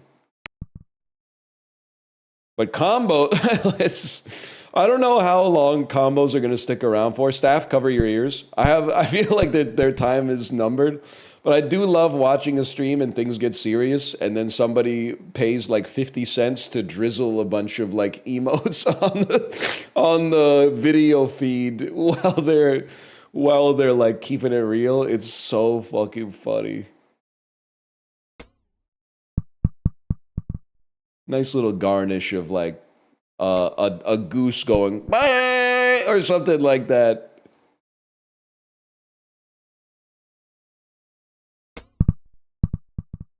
Did they remove that? I think it hasn't been rolled out to everyone yet.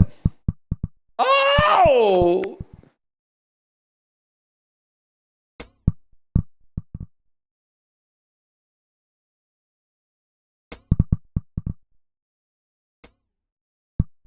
Huge.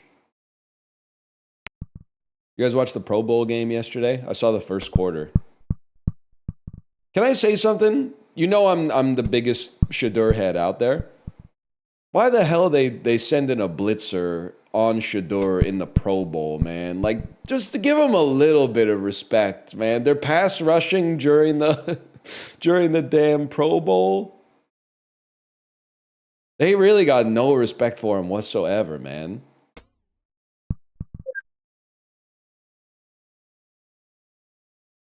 He's ass. It was crazy to see, like, first Pro Bowl selection, 4 games played, 7 touchdowns, 10 interceptions. But, like, I mean, the AFC was just cooked to begin with. I mean, what do you mean the QBs are Joe Burrow, Joe Flacco, and Shadur Sanders, man? Like, they... how does this happen? I guess everybody said no?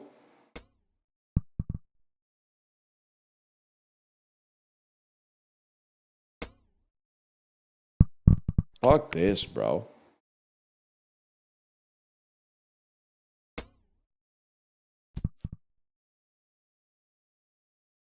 Injuries mostly? Fake news.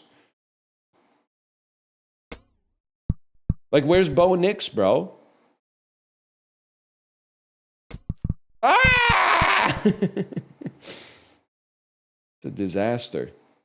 Injured? That was like 2 weeks ago.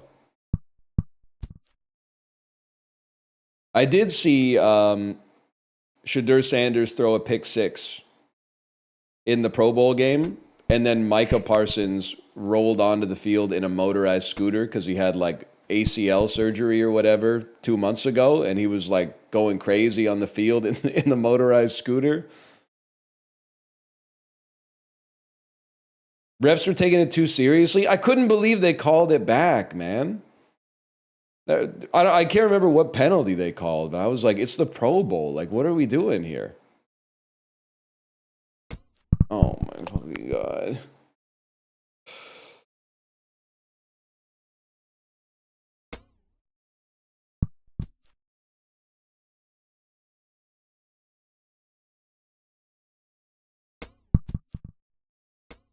Saved.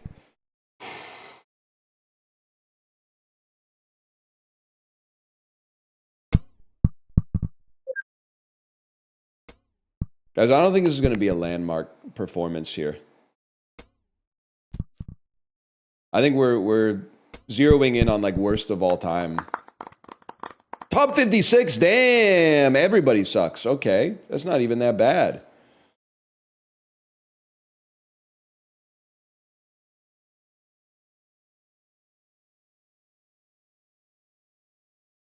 Behind schedule chasing trains, I went express internationally. Behind schedule. This is easy. Elude EHCS. Chasing trains. It's... I rearranged it to scheduled. Express is a double meaning word. Could obviously mean to go fast, or it could mean to demonstrate. Demonstrate is 10 letters, though. I went internationally. I need help. Chasing is a deletion indicator, and went is a repositioning indicator. Swap the order of some fodder. And the fodder, of course, is behind schedule, trains, and I. Find a synonym for one. Late. Chasing trains. Delete I. Chasing trains. Trains. Okay, anyway, I'm getting something. And delete the I, which means you have TRANS. Translate. Express internationally. Translate. Oh, okay. We got there. We got there. After 2 clues, we got there. With a birdie, I might say. And now I will, to prove it, I will explain it to you. Okay? Are you ready? In just a moment. Find a synonym for behind schedule. That's late. Chasing trains. I don't really know it. I think that means that we put late is chasing trains, so it's behind it. And then we put trains at the front, and I went. The I went away. Bye-bye. Translate, which means to express internationally. That's simple. We kind of got there eventually. I went. You see Wyatt and Willie contradicted Punxsutawney Phil? Bro, my province is too woke. They won't wake up the groundhog for Groundhog Day. I saw a video on it. The most famous groundhog in British Columbia is in Victoria, but they don't want to wake it up to interrupt its hibernation. So they just kind of like do a medical checkup on it. And then I think they like shine a light behind its head and then like see how it reacts to its shadow on a piece of paper. And they're like, he didn't like it. It's obviously 6 more weeks of winter.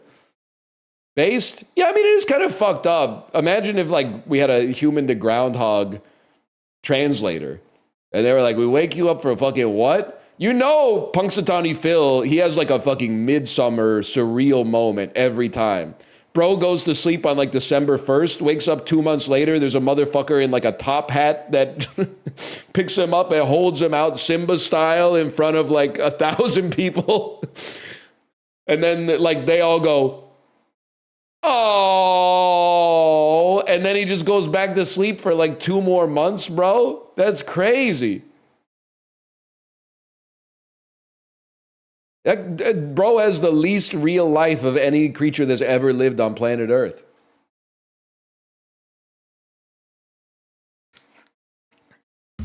Anyway, sorry. Mic tap.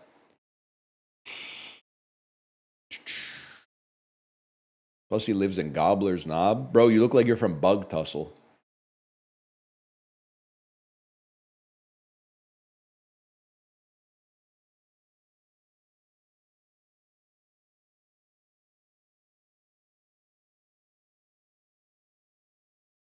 Lying about virginity gone wrong from Doofenshmirtz. I have no idea. Character did nothing wrong. Writer needs to find more horrors. Hollywood owes actor an apology. This finally found its target audience. So it's contemporary. Lying about virginity gone wrong. Character did nothing wrong. Weirdly disappointed because this was a critical failure that has since... Is this Jennifer's Body? Jennifer's Body is the horror movie that's gotten the most apologia in my life. It is, okay. When this came out, it was seen as a colossal failure that has since been saved a little bit as kind of like a feminist movie. And I have not seen it, so I have no idea whether or not it's good, but it is on the watch list. Cult classic now. 5.6 out of 10 on IMDb. Yeah, but 3.6 on Letterboxd. I mean, I don't want to... IMDb...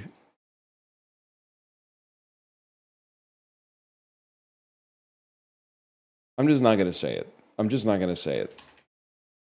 One of the greatest websites of all time, especially if you want to find out who... What's that actor's name that I saw in this movie? Oh, there he is. And what else did I see him in? Oh, this thing. They never should have allowed user ratings on the movies, man, because it's just, with no disrespect, it's coworker coded.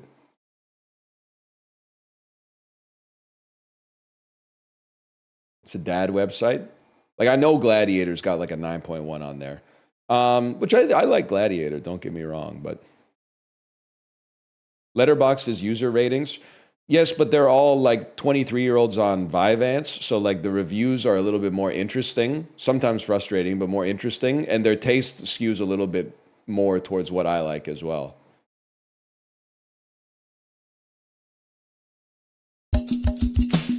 Please allow me to introduce myself. I'm a man of wealth and taste.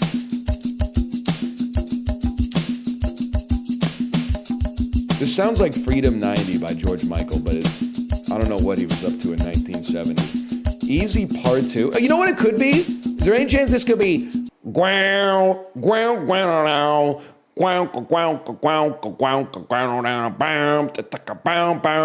because if so, we're about to hear the greatest glorp of all time. No, we live in a Twilight world, bro. Is ABC by the Jackson? I mean, the glorp might still be pretty good, to be honest with you. Glorp might still be all right. Nah, Michael did it better, man. This sounds kind of fucking awful, if I may. It sounds like it has no movement to it at all.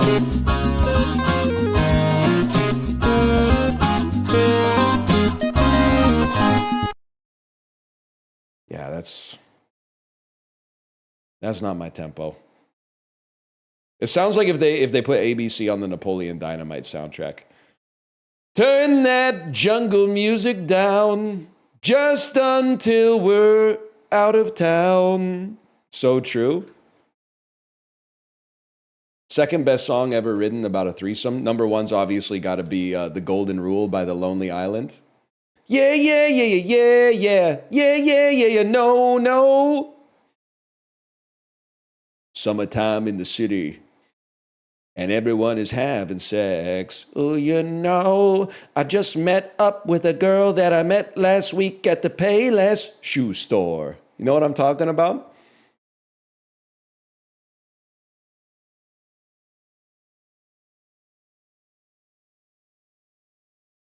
This is looking pretty fucking good, bro. I've also got a cutie to call who loves the way I knock on her boots.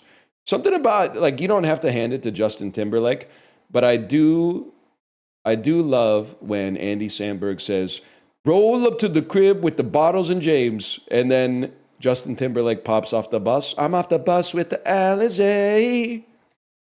That line is really good.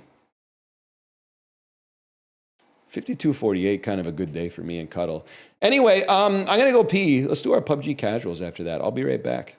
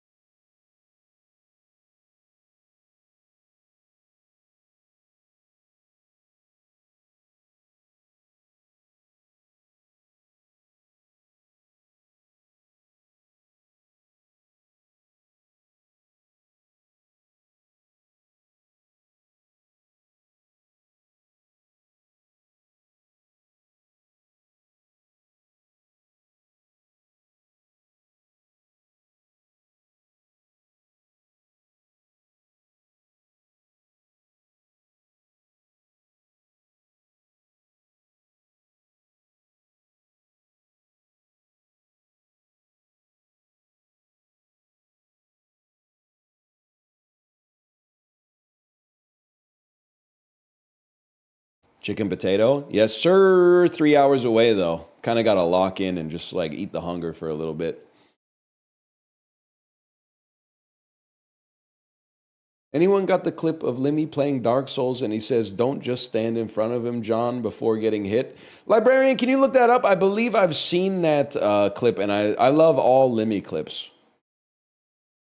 Don't just stand there, John! So that's more British, I apologize. So many good ones, man. I'm not your dad, I knew your dad. Or, I mean, your da wanks on all fours, and then his reaction to that is a fucking classic, man. Is a fucking classic. I think that's TOS.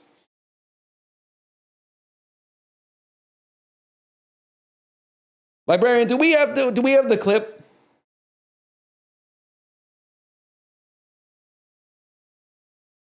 Let me clip where he says, don't just stand there, John. I gotta do all this shit myself. How about this one? The origins of Mon John. Callus, thanks for the sub. 5 months of Top Flight Entertainment. Mon John! Like that. And I gave Lynn that.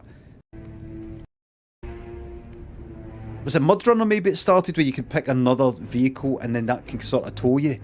And I was kind of saying as if... Nah, man. I need librarian. George, get me fucking out of this. We'll get out. This ain't the damn clip. They were shut, John? How about this one?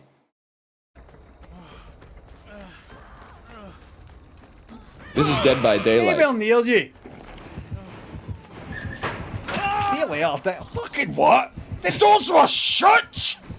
They were shut, John!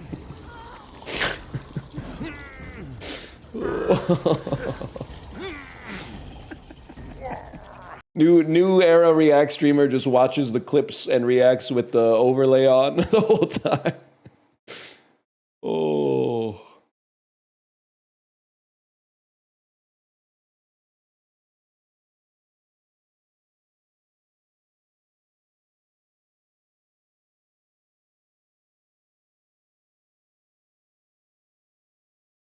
It's loading, bro. Hey, that's pretty good. What I tell you back down the line, I'll find the clip, you'll play it live. No, you can't DMCA. What do you think I'm yelling for?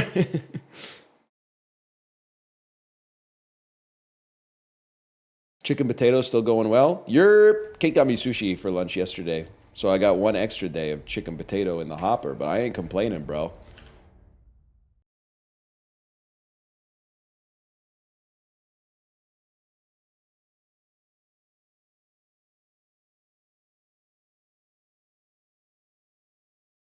I'm on chicken and beans.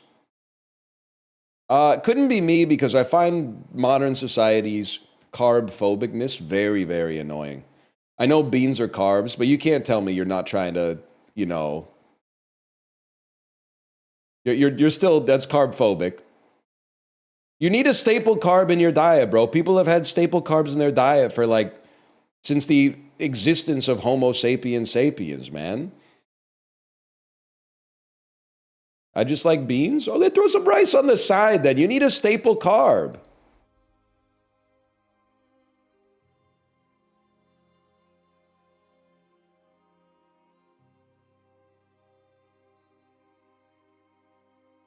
Chicken and quinoa? I'll accept it. I'm not a quinoa head, but I'll accept it. The hell is this, bro? Yeah. I mean, a lot of people are saying, are you still on chicken and potato? First, look at me. Of course I'm still on chicken and potato. Secondly, it's still awesome. I still look forward to it every single day because I like chicken, potato, and hot sauce. Thirdly, the oatmeal for breakfast is going so well, man. I'm loving the oatmeal for breakfast. How do you get enough fiber? Well, the oatmeal for breakfast, and like it's not the only thing I eat all day. I eat other foods throughout the day. And then also, like once every week, I cut up like 5 green peppers, and then after I finish chicken potato, I just fill the Tupperware with green peppers and eat them all. It's that simple.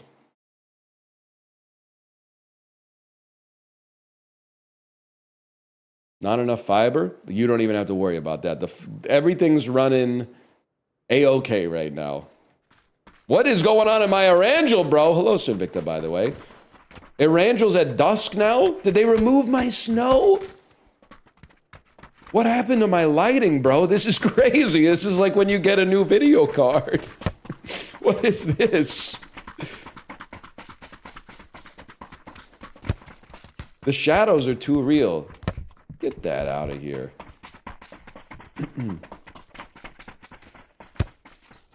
This is kind of like being outside in Vancouver today. The fuck you mean it's 15 degrees in February, bro? We're gonna have performative software engineers out on Jericho Beach doing like some kite surfing and shit like that.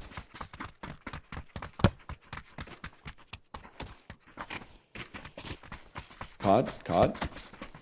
Vancouver got those latex baddies? You talking about like Jennifer Lopez in the cell looking motherfucker right here?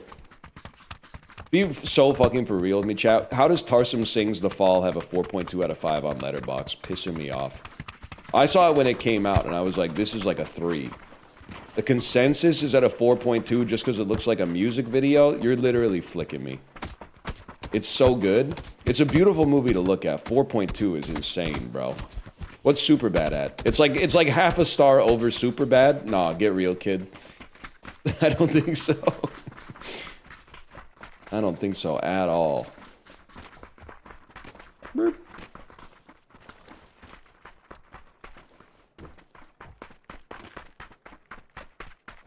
We love Superbad as a benchmark.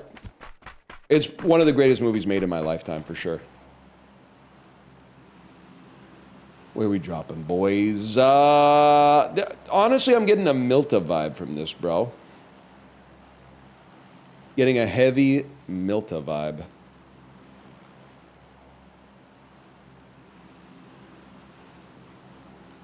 So I'm going to look at Milta. I'm going to learn from Apollo, and I'm going to learn how to drop from Apollo, going Milta.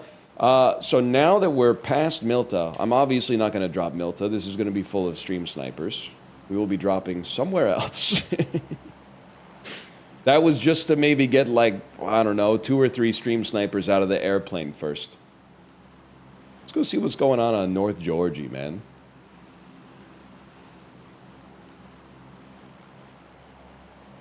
Speak on the Lady Gaga feature in the Lonely Island music video. Hey, boys, I want you both. I hope that you think that's cool. I know most guys won't freak together. She forgot about the golden rule. Yeah, it's all locked up there. I think that's a good one. One of my favorite Lonely Island songs, for sure.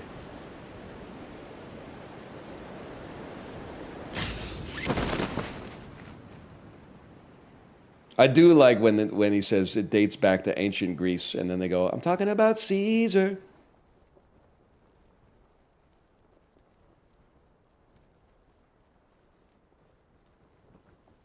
Just realized yesterday how many Flight of the Conchords songs I still know the words to. Ricky, it's so, like, my kid's been listening to funny music, and, like, I almost feel like as the exact midpoint of the millennial generation, I have to apologize for the fact that I still, A, know all the songs and also like them, even though it's so, like, it's a product of its times, man. They were doing a freestyle rap battle, the hip-hop-opotamus versus the rhymenoceros. They call me the hip-hop-opotamus, my lyrics are bottomless. I mean, it's... But that was the era we were in, man. Ain't no party like my granny's tea party. Like in 07, we were going, yes, man, nobody's doing it like this.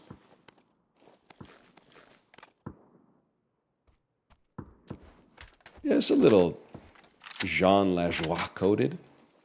Jean Lajoie.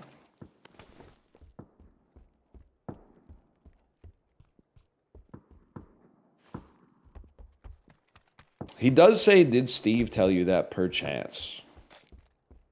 It's like, I'm not going to say it's aged poorly, but what I would say is that it's a product of its time.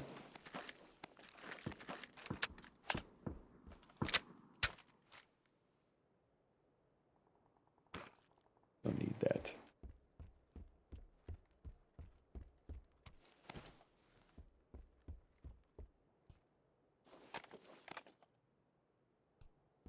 Kind of Reddit coded. Yeah, a little bit. But, you know, again, I don't hate him for it.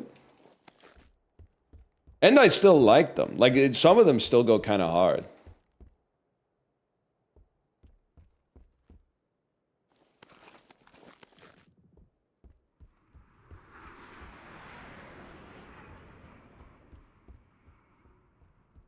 Bro's on just chatting. Can I ask you something, like, sincerely? Who cares? It's the first thing I would say is who cares? Because you're getting me heavily into guy who territory. I'm making up a guy, but it turns out the guy actually exists. Guy who gets offended that the streamer's in the wrong Twitch category would be like, yeah, I'm just going to say I don't think you want that evil on yourself.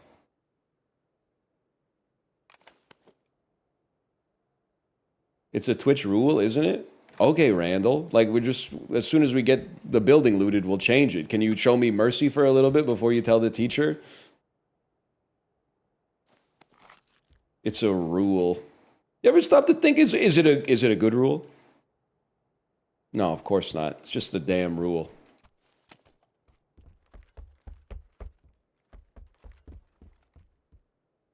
Okay, now we're fucking fully looted.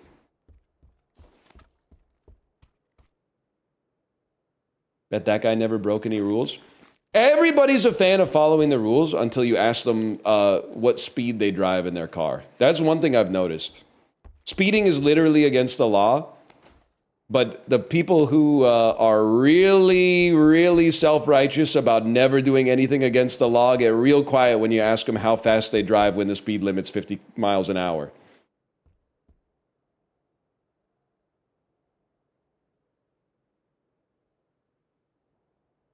PUBG Battlegrounds. I steal, but I drive the speed limit? Well, that's crazy, because you have to drive at the flow of traffic, but...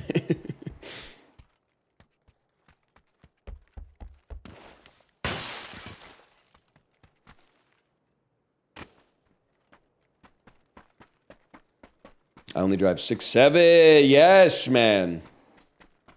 North Georgie kind of swag today. I'm a 40-kilometer-an-hour Andy. I'd be crawling like a viper through these suburban streets. I know I said it before. There's lots of roads in Vancouver where technically the speed limit is 50 kilometers an hour, but there's traffic on, like, parked on both sides of the street, bumper to bumper. So, like, every time I'm driving, I'm like a little kid with a soccer ball could just pop out and nobody would see them. So I'm usually doing like 25, 30 in those parts of the city, and the people behind me are going fucking insane. They're losing their damn minds. And I don't know what to tell you. I don't feel comfortable going 50 in the 50 with all the street parking on both sides, two-way traffic, but there's only room for one car to go. Like, it's not gonna happen, bro. I'm gonna drive at the speed that I can drive and still feel comfortable to tap the brakes if a soccer ball rolls out into the street.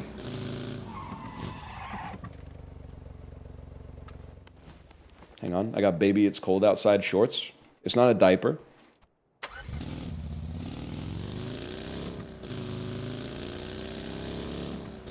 Not a diaper, these are baby it's cold outside shorts. You wouldn't know. A lot of kids playing soccer on the streets of Vancouver.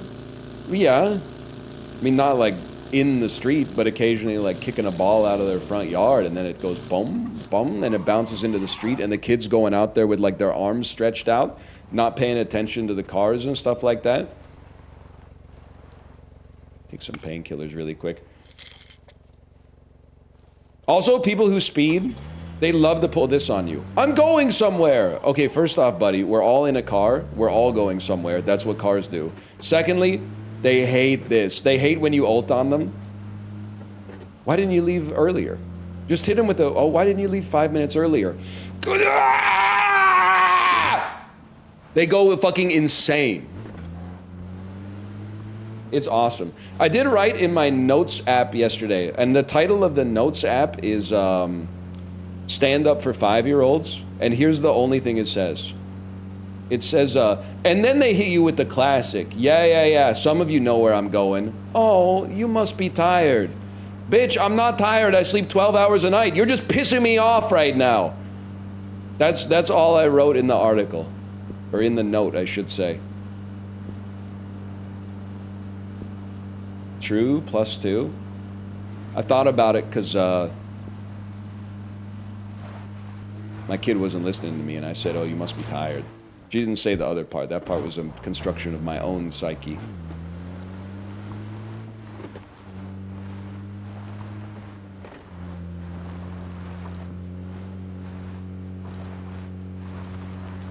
Shower argument with my own kid? A little bit.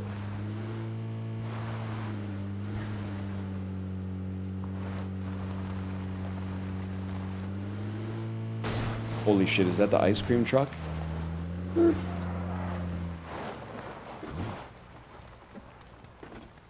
No, no.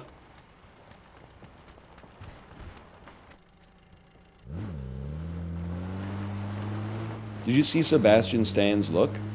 I did see his look in the movie Fjord, where he does resemble me. And then I saw that it had 14,000 likes on Twitter, and I went, damn, 14,000 NL heads still on Twitter logged in? Like, we gotta get those numbers down, man. That's crazy to me. But then it also is really bad. It's like too good for my self-esteem, because now it's got me saying shit like, yeah, I think if I got a hairpiece, I'd basically look just like the Winter Soldier. If I had LASIK and hair, I think I'd basically look like Sebastian Stan. Like, it's you never should have shown me that, because I'm getting way too powerful. Wait, is that a fucking person, bro?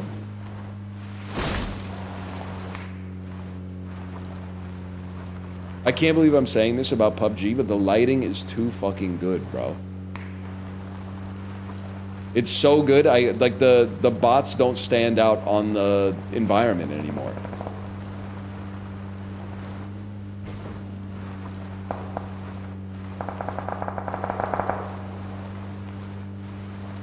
It really is life, bro. It's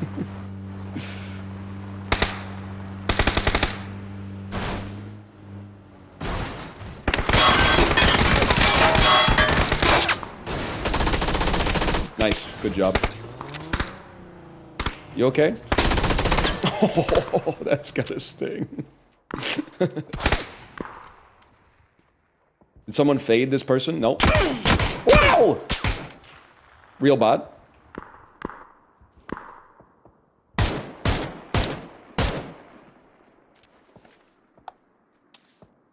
Nah, hard to tell. No lean.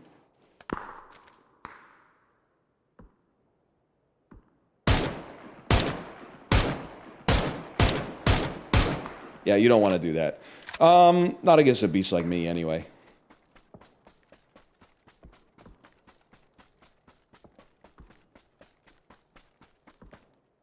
Dude walked into it. I don't know what to tell you. They literally have a chip. That's a real person.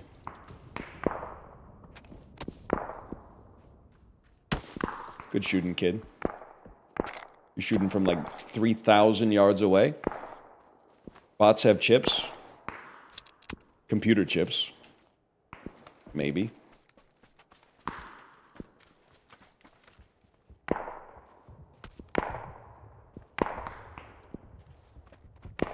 +2.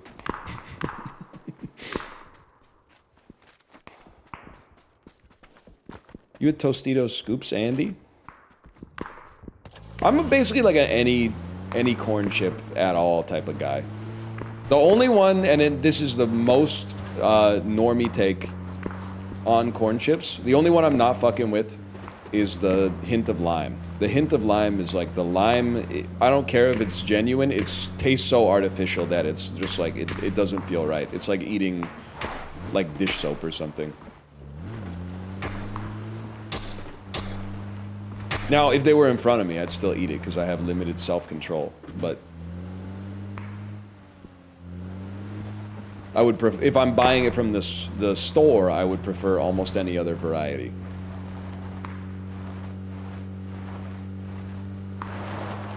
There's just no getting out of that.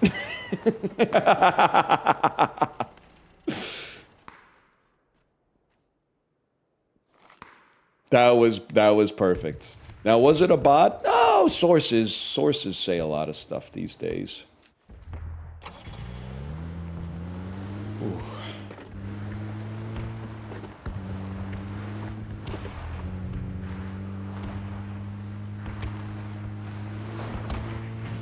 Don't drive in the red zone.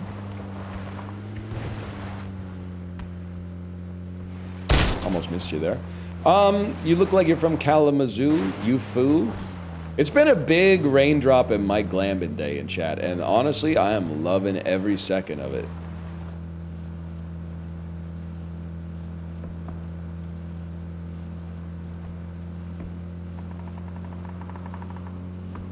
Raindrop cleared? Raindrop did, when he breathed, what the hell? That's a real person, bro. Told you. When he breathes on the camera and it leaves, like, moisture on the lens, I mean, Christopher Nolan could never, bro.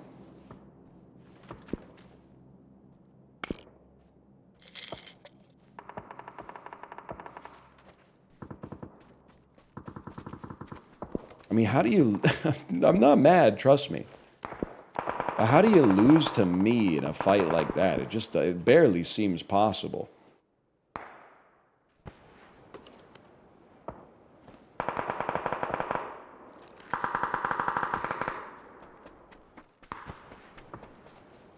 Better car, maybe? Better car, Saul?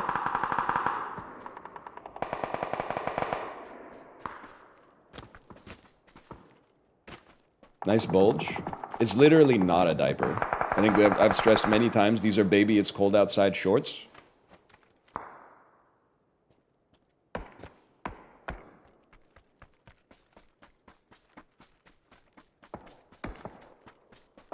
mean, there's fellas at the church. No fellas in the smoke? I can't tell. Oh, it's dissipating. I thought it might have been just getting stronger and stronger. Whoa! Jeez Louise.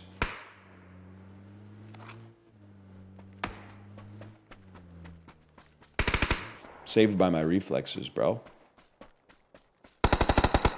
These strike me as real fellas, based on the fact that they've been fighting for an hour and a half and haven't hit each other yet.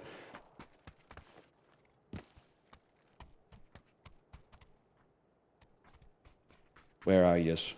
Whoa! There yous are! Oh, no, why did I should have stayed in my car and run him over? Oh.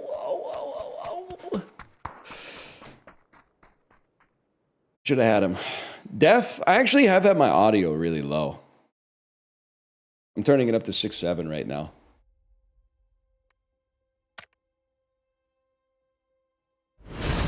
Oh, that's way too loud. James Corden to the Cavs? I don't know anything about basketball, I'm afraid. Sorry to say.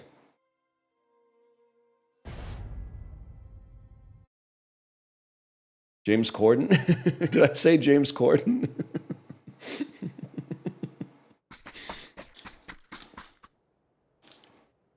James Corden to the Cavs is fucking funny. Say what you will about James Corden, but bro did just disappear, right? Or did he just go back to England after his show ended?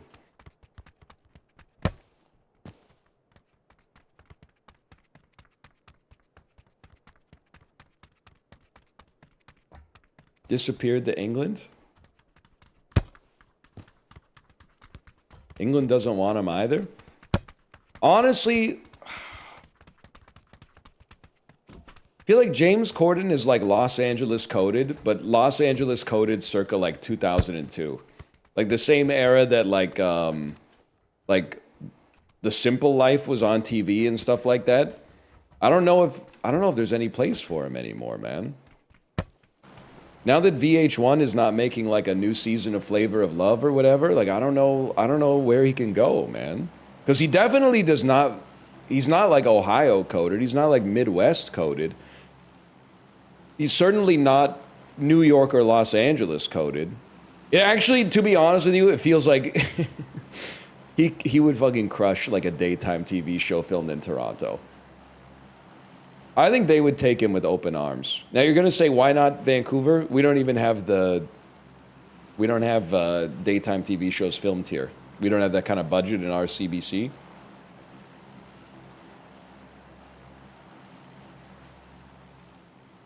Like, who's that lady that I always... give me 1 second. That I always see... I think her name is Mary Berg. If you're ever on a Canadian article and the cookies know you're Canadian, it will serve you an ad that's a Canadian lifestyle / food television host in handcuffs, and then the article title is like... They finally got her. Shocking news for beloved TV host. And I'm like, damn, what did she do, man? Like, they're giving her the perp walk. I just saw her make like chicken fricassee yesterday. Lock her up. Yes, dude. Mary Bird has had it too good, too long. I don't think her name's Mary Bird now that I think about it. I think I got her confused with a basketball fella.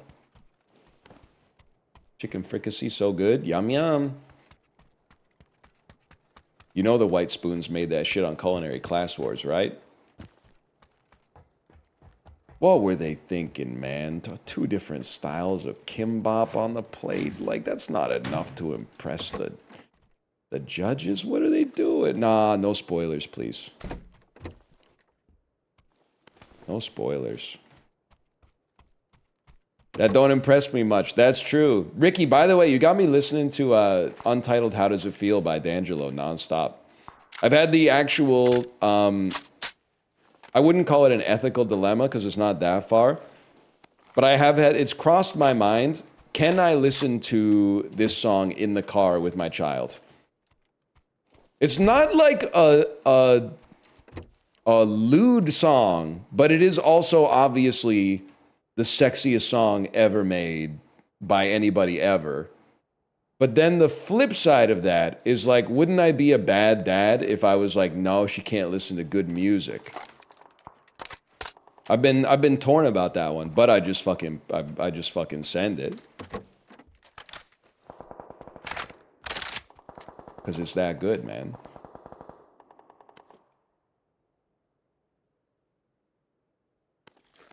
Canada host you're thinking of is Marilyn Dennis. I'm telling you, I know Marilyn Dennis as well, and I'm not surprised that the ads also have her, but they got the Mary Berg ads too. They know that like Canadian octogenarians is like basically that's like John Lennon to them. It's like if you are over 65 years old and Canadian, if you see that ad, you have no chance. You're going to click on it.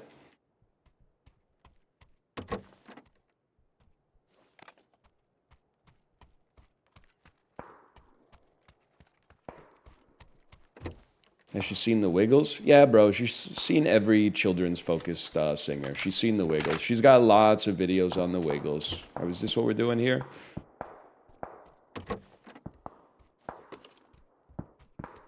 Wiggles are all right.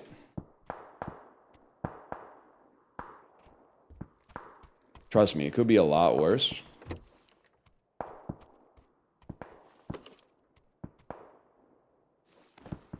Fruit salad, yummy, yummy. Yeah. I mean, it's kind of antiquated kids music.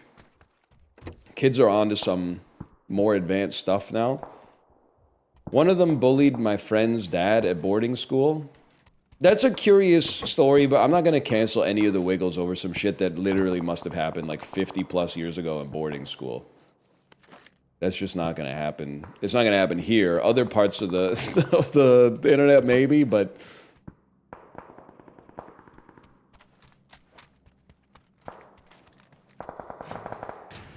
I gotta get me some of this, man.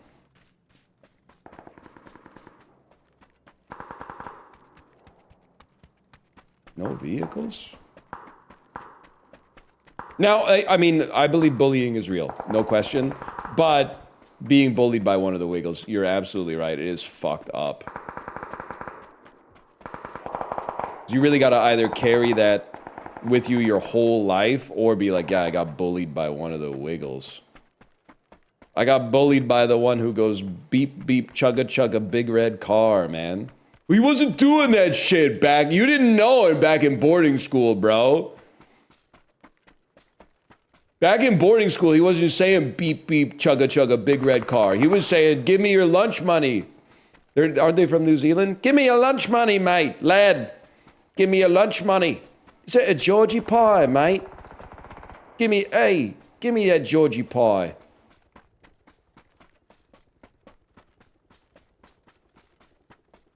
Survivor hatch.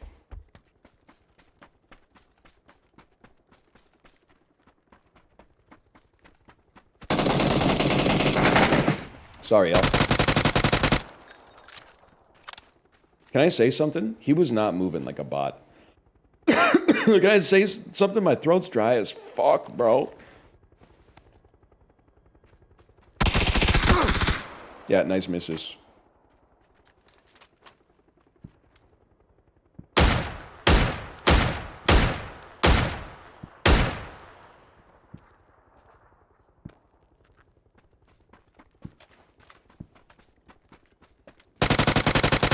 Bro, you almost made me cough. How do you think this is gonna go for you, fella? Yeah, like that, I'd say. Like that.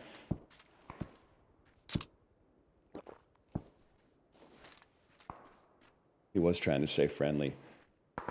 These bots are ass. This literally was obviously not a bot.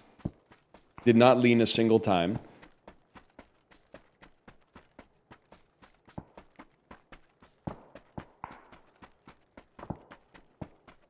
Yeah, okay. Okay, but we did kill some non-bots in the last game. 4 non-bots. And I cry sometimes when I'm lying in bed just to get it all out what's in my head. And I know what I'm talking about? I'm not even messing with you. My kid said, Daddy, I only like one of your songs. And I was trying to guess which one it was. I threw out some Weezer stuff. She's like, nah. Threw out a little Steely Dan. She said, Then I said, I give up. Which one is it? She said, hey, hey.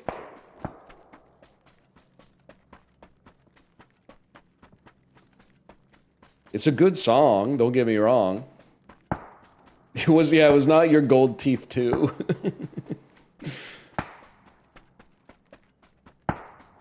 Who are these children who scream and run wild? She's not really messing with that. More on the He-Man stuff.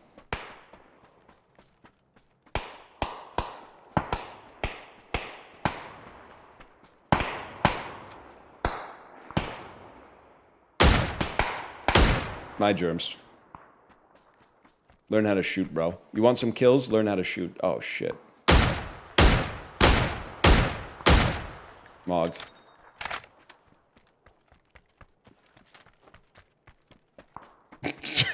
Boiler knees. Oh, shit. There's some good names in this game, man.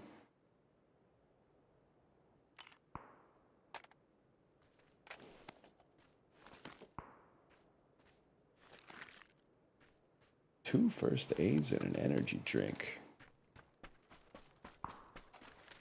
What a lovely day.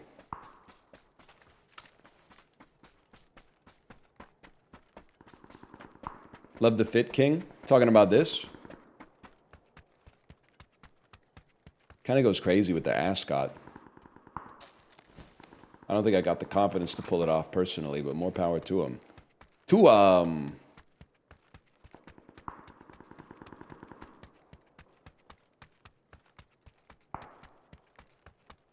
Did you watch the last Planet of the Apes movie? Yeah. I did. I caught it on the TV at the hotel, and it didn't make any sense to me, man. We got, like, all these monkeys fighting each other. Chill out, lads. There's enough room at the zoo for everybody. Appreciate the layup on that one.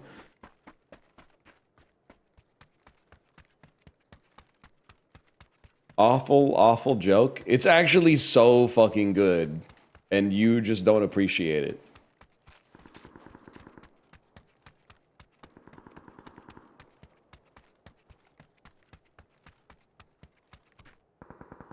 Let's go. It's not a good joke. It's actually a great joke. And your favorite joke is probably some no-soap radio shit. Some joke you stole from like a comedy textbook. This is original from a purity of spirit, undiluted by convention.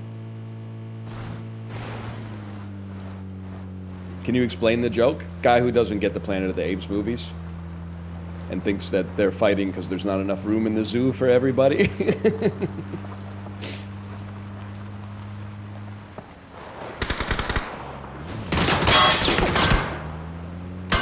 Watch out, y'all.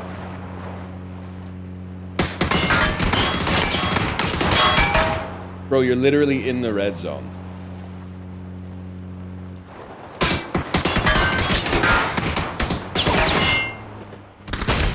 Whoops.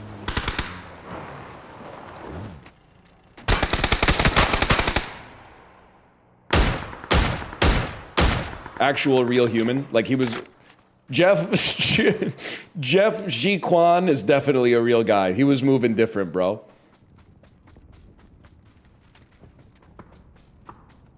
%.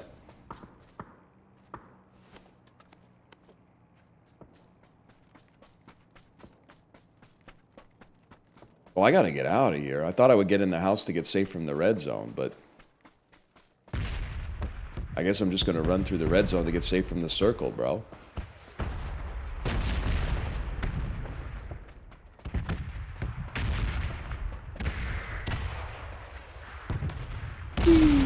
It's okay because you never hear the one that blows you up. So as long as we're hearing lots of bombs, we should be fine.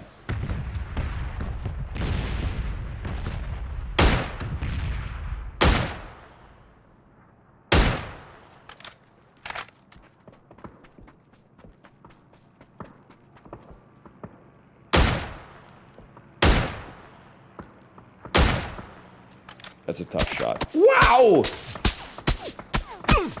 Chill, bro.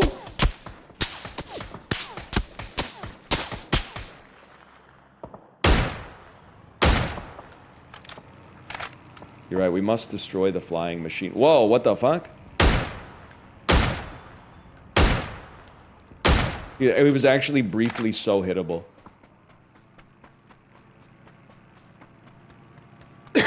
Shit, he's coming back around for a second pass!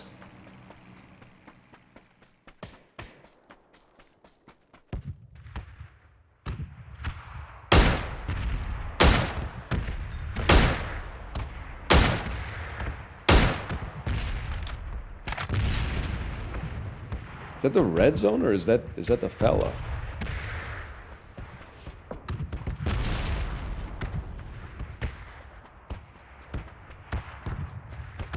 Ah, fuck. Anybody got a boat?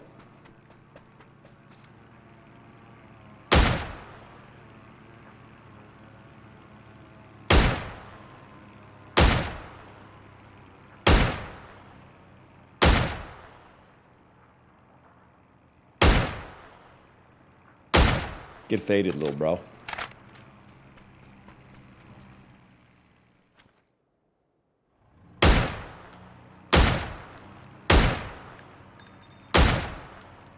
Mogged.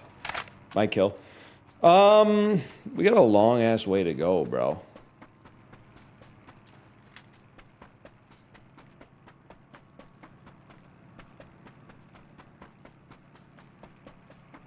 Mortgage in Scotch. Mortgage in Scotch, kind of a great name. Oh, here they come. He's gearing down.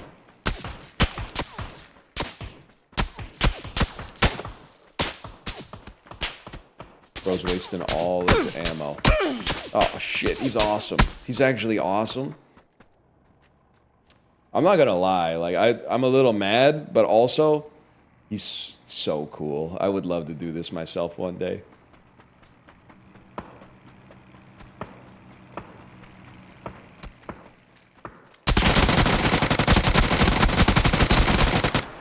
How we doing with, okay, Sidney Cosby, kind of a crazy name. How does 9mm do against, a flying machine?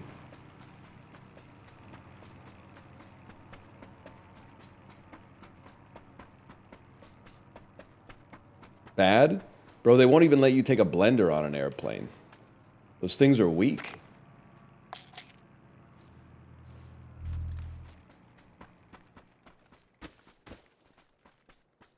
Ump uses 45s. Yeah, not in Brendan's world, bro.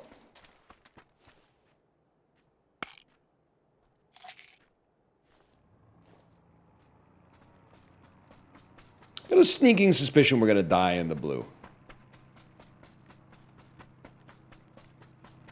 Desperately need a car to save us. Back in the blue, huh? Yeah. Oh, this is Chad from high school. Whoa, are you little Ryan? Whoa, dude. Glad to see you finally embrace male pattern baldness. We always wondered what happened to you after the incident.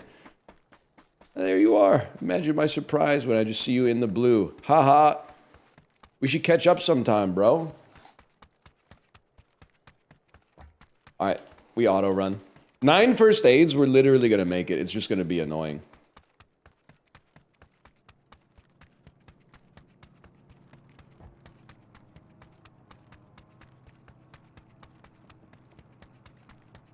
What was the incident at your high school? I'm trying to think. I think in the 12th grade, somebody got outed for having like a list that, not like Epstein style, but like a list more like the Pitt season 1 episode 2 style list. And then there was like an underground Ritalin trading ring that happened as well.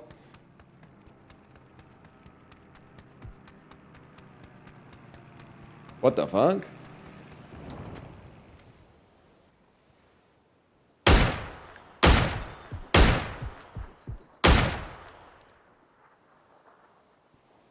Well, he's hurt, man.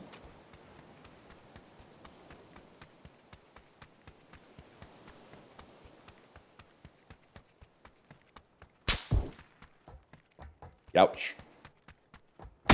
Yep, you got me pretty good, chest of cheese.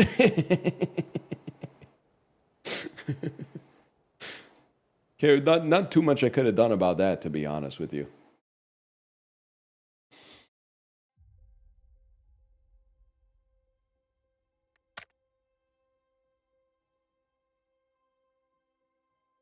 There's too many real incidents in here. We need more funny incidents. Like, what's this one?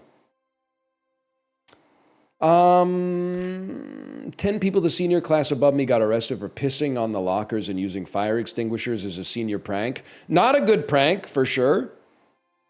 Definitely not a good prank to just piss and use fire extinguishers. Isn't it supposed to be like you steal like something that was really high up or something like that?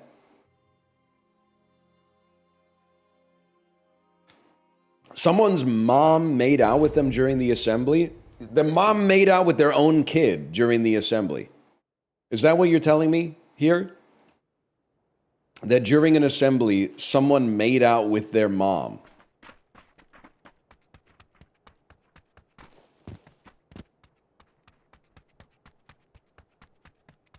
That sounds crazy, man.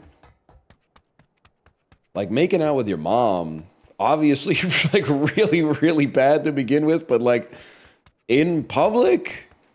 At the assembly? Where it's gotta be, like, the worst place to... Oh, it was the boys' volleyball. Someone's mom was making out with somebody on the boys' volleyball team. Or the whole volleyball team. Either way, it's pretty bad. She was disguised as a student? Kind of like an undercover boss situation? Is that what you're saying? Let's see. Kid switched out the morning announcements tape for an adult film and multiple teachers played it before there was an announcement. That's a good senior prank. If I may. That's a quality senior prank. Nah, I don't think so, kid.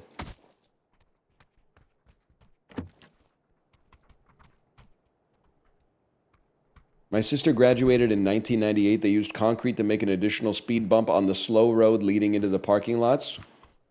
Urbanist ass fucking prank. Fucking. What's next? Senior prank? We're gonna erect some bollards around some areas where cars keep hopping up on the sidewalk and crashing into people?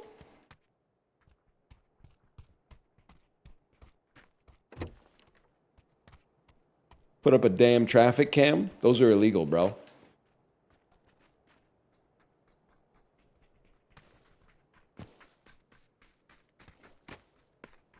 People got caught fucking at the 30-hour famine overnight stay at school. I believe that. That did not happen in my 30-hour famine, or at least I was not involved. But it got me thinking that this is probably not something that's going to last. So for anyone that's not aware, in Ontario, at least when I went to school, you had to get 40 hours of community service to get your high school diploma. So basically the whole thing is everybody cheats the system. I'm not saying it's good, but it's finding the most frictionless way possible to get 40 hours so you can actually graduate.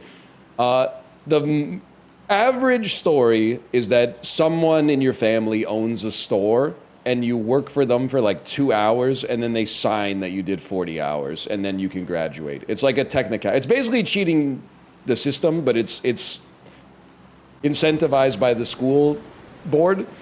But I didn't have any friends or friends' parents who like owned a store that I knew about. So I volunteered at my aunt's nonprofit. I set up a router for her and a printer, and then she signed 8 hours, but I still had to get like 32 hours. So there was this fundraiser called the 30-Hour Famine, where you raised money for some kind of like end world hunger charity. But they would give you 30 hours just for doing the 30-hour famine. All you had to do was not eat for 30 hours. I thought that was the easiest way to get my hours so I could graduate. And guess what? It fucking was. Obviously, it was free, basically. How would they know? Well, you had to stay at the school. So you stopped eating at lunchtime or something like that. And then you stayed at the school overnight for like a sleepover. And then, I'm just going to land right here. And then you left at like just after lunchtime the next day or something like that. I can't remember the exact hours of it. It was pretty sick, man. Because I remember me and Malf did it. We brought our Xboxes. We did a bunch of like Halo LAN. And we watched the movie Dog Soldiers. And then we went to sleep. And then we woke up and like, I don't know, played dodgeball for like an hour and a half, and then they were like, it's over, pizza time, which was fucking sick. But I do remember that there were kids who were like, they would go to the bathroom, they would like flash potato chip bags in their jacket, and then they would go to the bathroom and eat potato chips. And I just remember being like, this is like morally bankrupt, man. This shit is already like too easy. Like, we're already cheating the system, and you're like, check it out. I'm cheating the system even more by eating chips during the 30-hour famine. You're like, man. But then I did hear, like, the year after I graduated, they took it down to 10 hours because the meta got exploited too fast. Which makes sense. Yeah, they patched it. Weren't you hungry? I mean, I was hungry, but like 30 hours, it's not really that bad, to be honest. I thought someone was pouring gasoline on me, to be honest.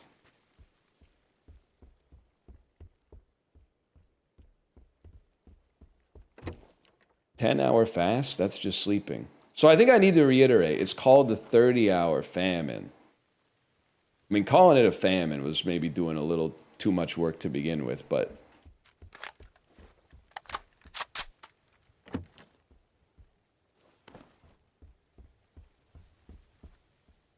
It was like we had pizza at the end of it. And then I remember my parents picked me up and my dad had just bought a 2005 Honda Accord Coupe. Oh, oh, that bad boy had some get up and go.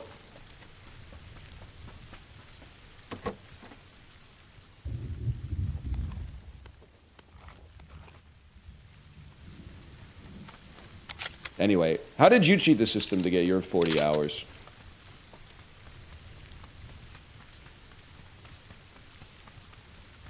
'2000s Honda had the sauce. Very fun car to drive at age 17. I did 2 hours a week for a year at the soup kitchen. Okay, anybody else cheat the system though? It sounds like you did it the way they wanted you to do it, which is honestly awesome for you, and I think community service is very important. But I wish you hadn't typed that, to be honest.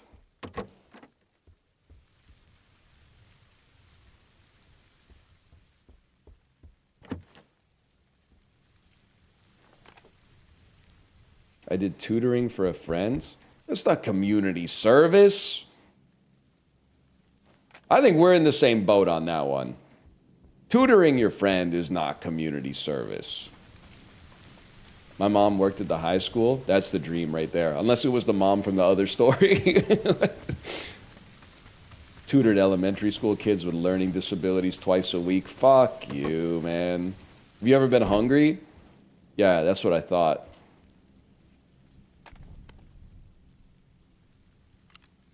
Stupid. Mom, stop. You know the kid was saying that. Mom! Mom, what the heck are you doing?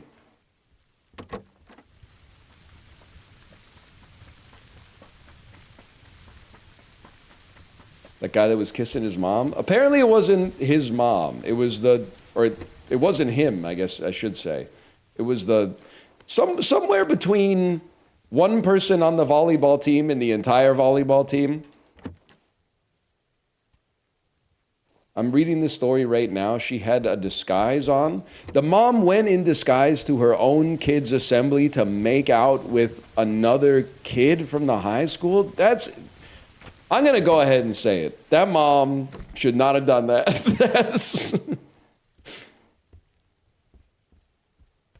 That's really bad.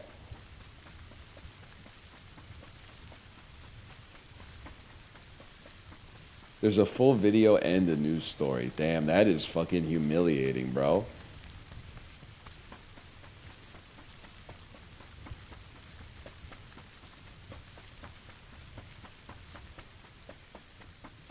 Have you seen today's moms? I'm not answering that question.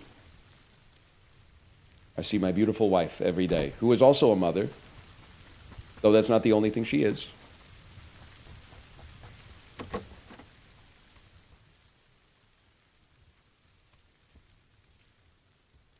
Yes, sir. What does that mean? Well, she's also a streamer. It was in Calgary? Okay, it all makes sense. All right, now I get it.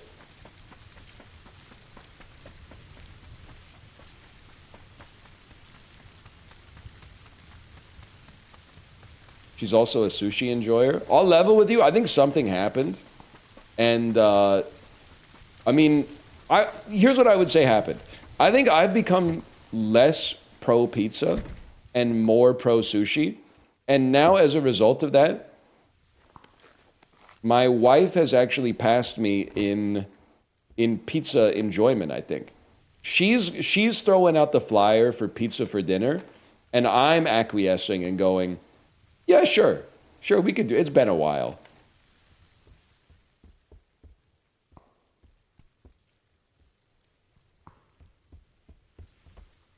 And then I think my sushi enjoyment has started to equal her sushi enjoyment. How often is it Papa John's? Well, I'm a wife guy, but like not in a nefarious way. So, I mean, if she wants pizza, she always wants Papa John's. Now, it's not the best pizza out there, but I'm just happy to be eating, bro. Also, I found out there's a little tip from me if you're ordering Papa John's.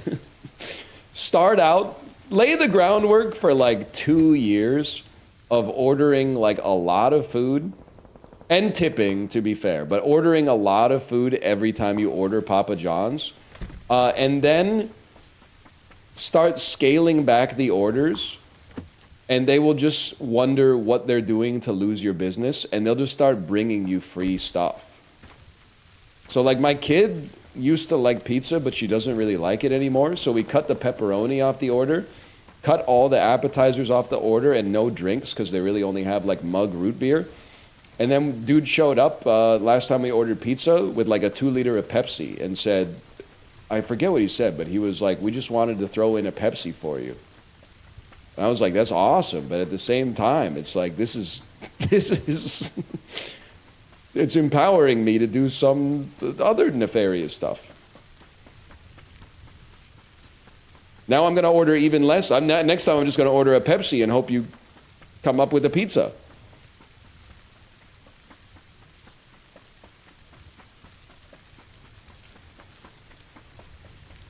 How much pizza were you ordering for that to happen? We'd usually get a large garden fresh and then a medium one-topping pepperoni because they usually had a deal. The pepperoni was for my kid. And then also for me to eat after I finished the garden fresh. What's on a garden fresh?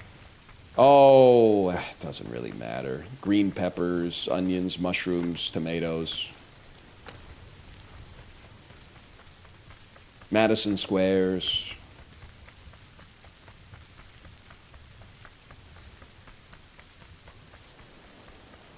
It has frozen veggies on it. Yeah, I mean, when they say Meyer ingredients, Meyer pizza, Bonhomme John, I think they're lying, but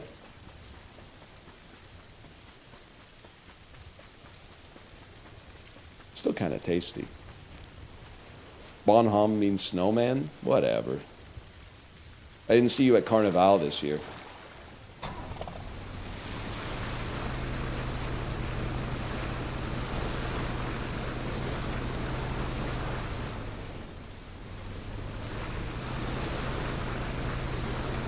How many rolls deep are you in a sushi session? That's a good question. I mean, it depends. It depends on the place. You're gonna. I don't even want to answer because you're gonna be mad. You're gonna be mad, and you're gonna think that I'm like putting on airs. At a decent but not awesome sushi place, I might be like a 2 basic rolls and an appetizer along the line of like a spinach gomai or something like that.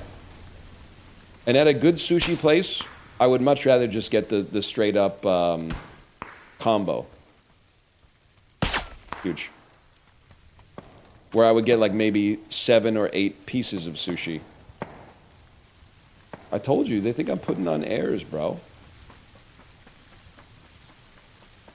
I do love a yam tempura roll. Not 6 or 7. Oh, that's not even close to enough. Let's be for fucking real right now. I don't care. I mean, a meme is a meme. Don't get me wrong, but 6 or 7 pieces, not even close. Bot behavior. La boo boo. I don't know why, but I'm hesitant to order chicken teriyaki. I know why, but you're not ready to hear it. Or maybe this will free you. Because society has told you that ordering chicken teriyaki at a sushi restaurant is like guy who doesn't eat sushi coated, which is seen as a negative thing. My tire, bro. So instead, we really have people out here that are like, I can't order chicken teriyaki. They'll think I don't like sushi. And then they'll be like, I'll have the spicy tuna combo, please. No disrespect to the spicy tuna enjoyers. Bro, you're going to die in the blue. Never mind. Look at that spray control. You could get karage? I'm trying to get snatched, bro. Plus, gomae is pretty fucking good. I mean, is it as good as popcorn chicken? Let's not go crazy, but so gomae is still pretty fucking good.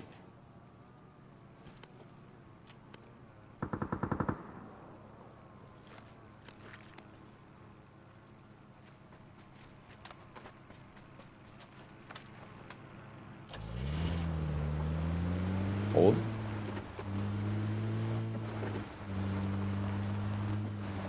You're already skeletal? Flashback to the comment during the dulls where they were like, why do Americans think you're anorexic if you weigh under 200 pounds? Bro, I told you, I'm on the chicken potato until my mom says, hey, are you okay? You're looking a little thin. When she says that, when she says, are you sick? I am going to then reconsider where I'm at. Because that might mean that you've gone exactly far enough. Moms always want you to have a little bit of extra, I was gonna say cushion for the pushing, but I don't want to mix metaphors here. I don't want it to sound like a Calgary metaphor, you know? They want you to have some more meat on the bones, exactly.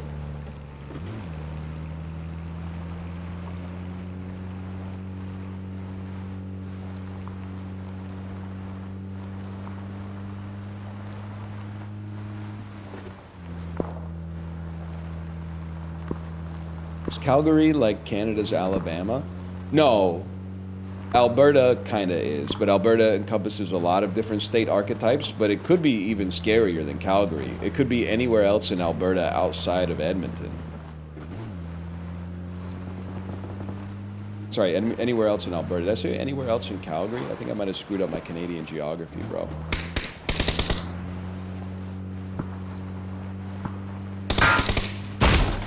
Huge.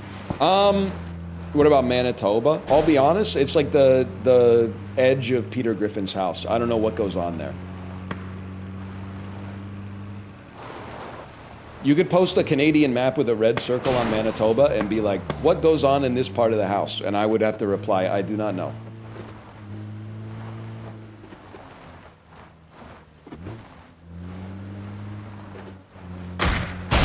Drinking a lot of slushies, I know that. They're drinking a lot of slushies. Beep.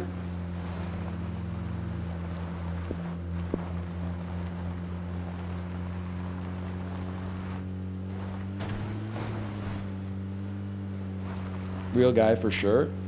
Well, he froze. Bots don't freeze like that. Unless they're in Winnipeg.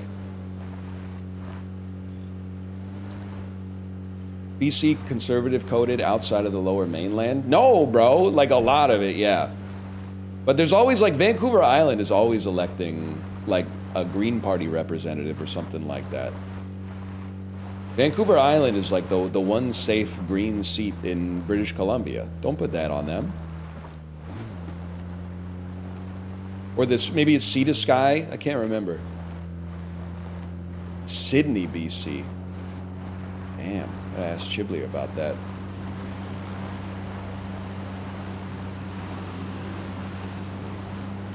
Gulf Islands? Bro, you look like you're from Galiano. Fuck, I need to travel within BC, man. I don't know enough about the world around me, which is important, I think.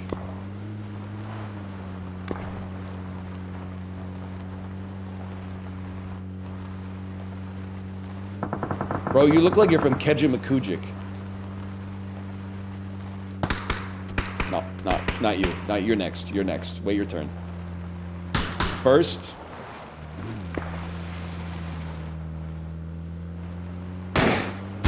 Too late. All right, now. Sorry, sir. Sorry. Thank you for your patience.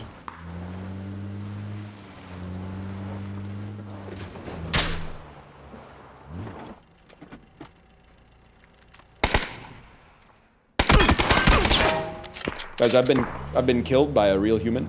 Definitely not a bot, definitely a real human.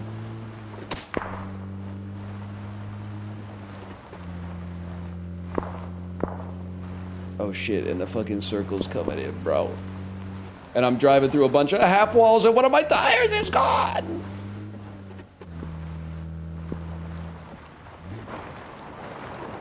I hope it helps I'm not driving. I'm literally in the back passenger seat, bro.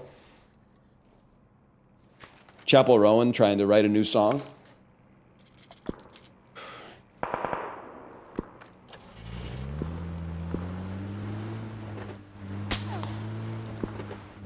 Loot boxes, as Dan would say. Is it ranked now? It's ranked if I win, it's casual if I lose. It's that simple.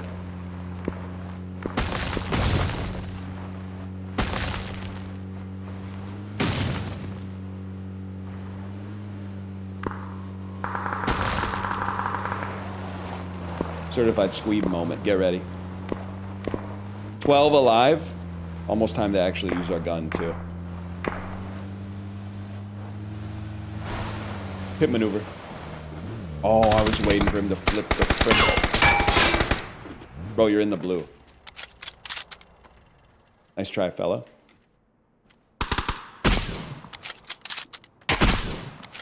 Mogged. Who's next?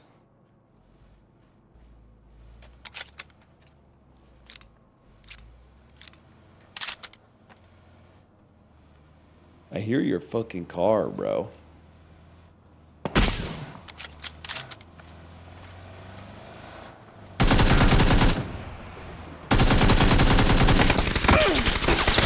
I see you back there.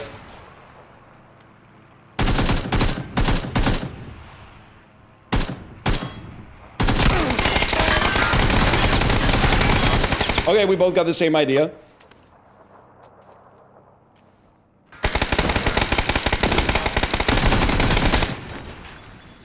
This is fucking crazy.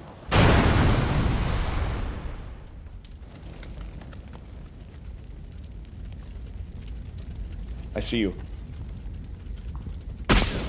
What a shot. What a fucking shot. Don't come over here. I'm fine. I'm dying in the fire. Ah, shit! Fuck! Well played. Well played. Something, I think we can all admit, something happened to the bot lobbies. They got a lot better over the course of like a single weekend.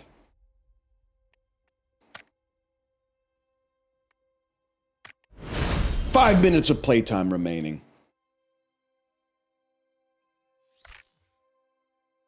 I wonder if someone started streaming it to 10,000 viewers. That would imply that sponsored streams work, though. Anybody who works in marketing for a video game developer or publisher, cover your ears. That would imply that sponsored streams actually move the needle on attention. I have a very hard time believing that. It kind of flies in the face of my worldview.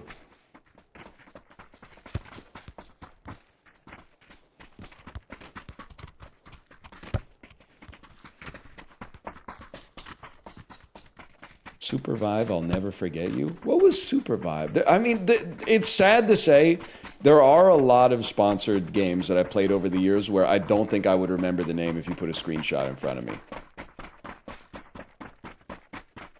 There's definitely some, I would remember most, I think. Supervive was the MOBA BR. Was that the one I played with Apollo that he was sponsored for, but I wasn't sponsored for? Yes, that was pretty fun. I think it's just honestly, I mean, the gaming, I feel for you if you're in the space of trying to sell a video game or make a free video game and sell stuff within that game. Because like, people don't game the same way they did even 15 years ago. Like everyone is so siloed into like one of 20 games as a service that they're like, the switching cost to start a new game is like so high. I think it's basically like the novelty, like the first few hours of playing a new game in a genre you like is always like, whoa, this is amazing. And then you kind of hit that equilibrium point and you go, well, if I'm going to not have fun, I might as well not have fun in my main game instead of a new game.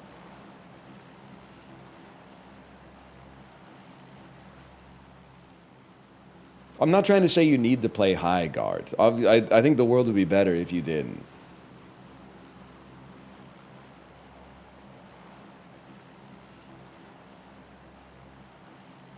All I'm saying is, like, especially as you get older, like, I talk to other dads about gaming. Some of them don't game, but the ones who do, it's not like they're really playing a lot of new stuff that comes out. They're basically like, I started, like, they're playing the same way Kevin Spacey got stuck as Frank Underwood when House of Cards, well, when he got canceled, but House of Cards kept running.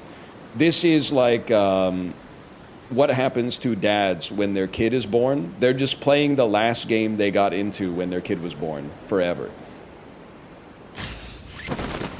Like there's one dad I talked to. I met him in 2022 and he was a gamer and I was like, what do you play? And he said Apex Legends. is now 2026. Every time I talk to him, I'm like, what are you playing now? He still says Apex Legends. And I'm like, I get it 100%. Because you're like, especially if you're a dad who works like a regular job, aka not streaming, it's like, you know, you have maybe like 45 minutes a night to play a game. You don't really want to start up a new game that's going to have an 8-hour long tutorial to teach you some shit you probably already think you know. You just want to boot it up, get in a game, and be like, all right, I'm going to bed. Yeah, Balatros, Slay the Spire. Trust me, I get it, man. Sorry, yeah, you don't have to be a dad to get stuck in one game.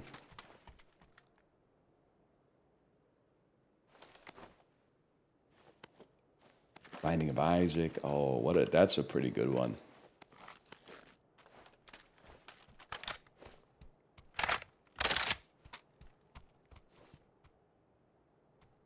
And then meanwhile, sorry, you're gonna hate this. Meanwhile, all your friends without kids are like, have you played Expedition 33 yet? And you gotta be like, oh, well, I'm putting myself in your shoes because I actually would have the time to play it, but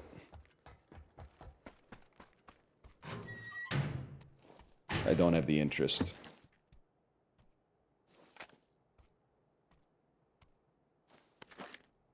A lot of people gonna get stuck in mutagenics. I hope it's good. I have no reason to believe that it would not be good. But I also like, I don't know, it's just, this naturally happens whenever like an anticipated game is coming up. People are like, are you gonna like dedicate a week to mutagenics on the stream? And I'm like, well, I don't know, let's wait till it comes out and see.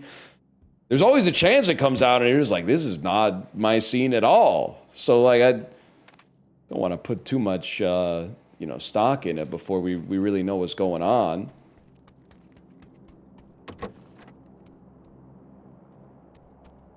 Contrarian Andy posting? I don't think it's Contrarian Andy to be like, let's wait and see if it's any good. I think it's like, just rational, I guess is the word. Holy shit.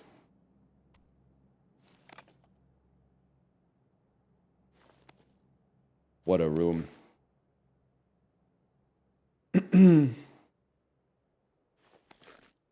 Attention all Swifties. The developers of Expedition 33 are boycotting the fate of Ophelia because they are fans of Kanye West. If you are a Swiftie, support Taylor Swift by boycotting Expedition 33 to play Death Stranding 2 on the beach. Yes! Yes!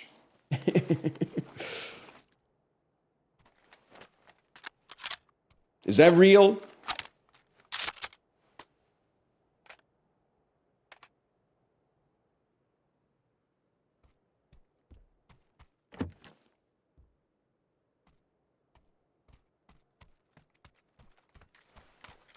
Most chatters weren't alive for the Death Stranding 1 half through.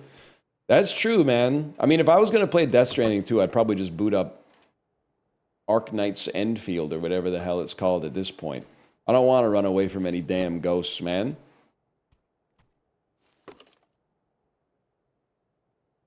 Based? But you know the reason I'm not booting up Arknight's Endfield? I don't want to go through another fuck-ass 10-hour long gotcha tutorial, bro. And don't fucking lie to me, Walt. Don't hit me with some shit like it's not 10 hours long. It takes 10 hours just to teach you the fucking interface in those games. I've gone through 2 of them. It's more like 30. I 100% believe you. It's way longer. When I was playing CZN, it took like 2 weeks until I made it through the fucking tutorial, bro.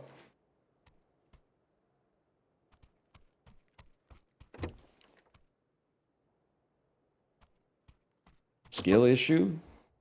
Wow. I guess. It wouldn't have taken 2 weeks if I played like 10 hours a day. Das Panzerfausten. Where are you in the slide saga? Someone is, I think it's, and it's not your fault, Librarian. I think it's a consequence of the Librarian existing. All of my life gets sorted into arcs. And people have an expectation that an arc is going to have a beginning, a middle, and an end. And they think the slide arc is at the middle. The slide arc is at the end, bro. The beginning was the slide in my park is broken, I'm going to call the park board and be like, can I pay for a slide? And then the middle was all the time before I made the call. And then the end was when I made the call and they went, yeah, we don't do that. And I went, okay. Like, this is not a serious man, you know? This is not like a quest that I'm on right now. I'll just get my kid like a private piece of playground equipment and put it in the backyard. Because that's apparently that's what they want. Instead of fixing up public services, which wouldn't be fair to everybody, what would be fair to everybody is I spend my money on a slide that only my child uses. And I guess there's a ... and then the final step is everyone's happy.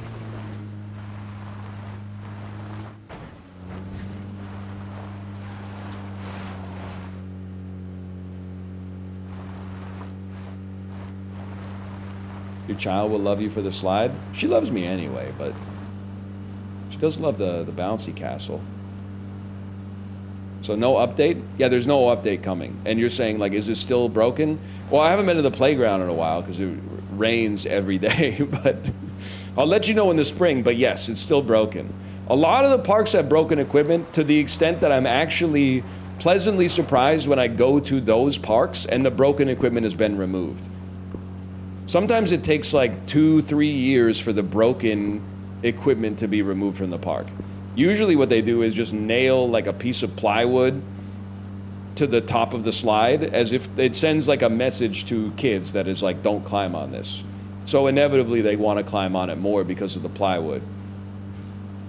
And then after 5 years, they finally get approval to take the broken and hazardous piece of equipment down. And then it's only a couple decades until they get the approval to like build another one. So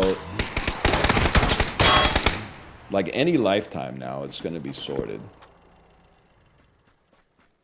That's a real guy. Bots don't approach like that.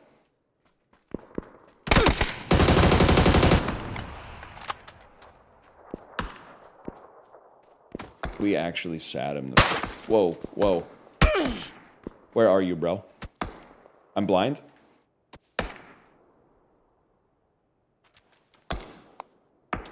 I see him at the fucking rock. I see him. Whoa, shit.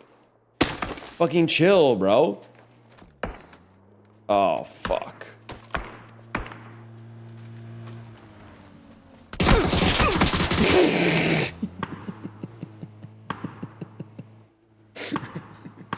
Please, I only had 5 minutes of casual time left. How could they? Gongo Bongo's back? Yeah, Gongo Bongo's back. It might be I hate to say it, bro. We might be suffering from success. We might have made PUBG too popular. It was a different story when it was like 4 guaranteed wins. And with Team Unity, we still got it. But now that we got to kind of leave the stream snipers to snipe each other, I think. Sell high on this one, move on to something else. 1 second, though. I got to go to the bathroom. I'll be right back.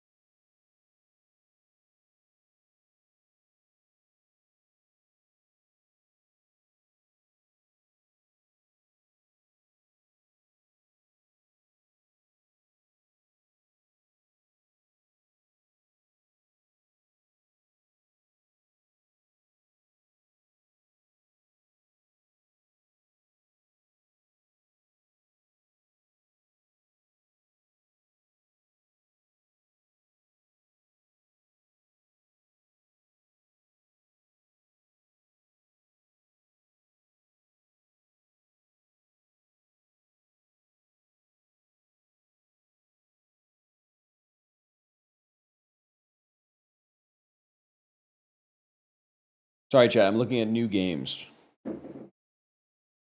Did think Rogue Factory sounded interesting, but it sucks ass to say, but like the way that I don't trust Steam reviews for indie games that have like less than 100 reviews, and if I do trust them, like I need to see 100% positive. I'm so sorry to say it, but if your game has 20 reviews and even 2 of them are negative, I'm like, this game might suck. Because I know you had 10 or 12 friends give it a thumbs up. And also, it's based on my experience as well, being like, oh, this game has 85% positive reviews. And then I play it and I'm like, it's kind of ass, though. So this is at 87. 87 is over the 85 threshold.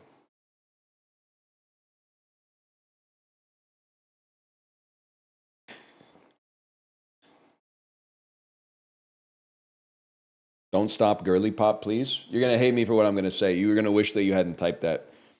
Saw it had a 7 out of 10 on Metacritic and went, nah, man. And there's 2 reasons for that. And the first one is that 7 is not a motivating score unless the game is like extremely strange and polarizing. The other one is that indie games that get reviewed by major outlets fast enough to have a Metacritic score often occupy the AAA space that I find uninteresting. I would much prefer to see an NA, this game has no score until it gets at least 4 credible reviews, than see a 7 out of 10. I'm at Meat and Bread in Hastings right now. This shit is so overpriced. Okay, first off, buddy, you're not in Hastings. You're downtown. Secondly, that's the financial district. Oh, yeah, no shit. The most expensive city in Canada, in the financial district, a sandwich is too expensive. What do you didn't use any context clues? If you wanted a cheap lunch, what the fuck are you doing in the financial district, bro? You're surrounded by skyscrapers as we speak.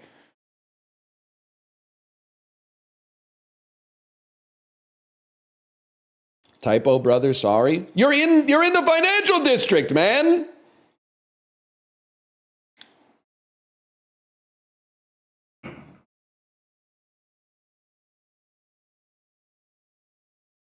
They are expensive. The sandwiches are pretty good, though.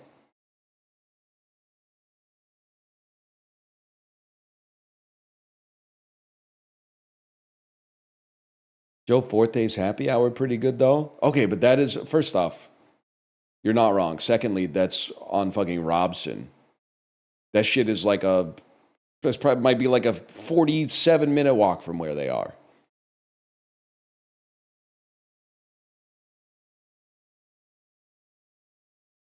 You're talking about, so you're right around, I mean, there's a Cactus fairly close. You know what, there's a food, why don't you just go to the Waterfront Center food court and eat at the damn Subway, man? You're 3 blocks away from the Waterfront Center food court. They got I think they have a Fat Burger in there. They got a Tim Hortons, a Subway, and a McDonald's. Go to Miku. That's even more expensive. Meat and Bread is nearby. No, it's not far from Philly. They're in the Meat and Bread. They're in the Meat and Bread as we speak.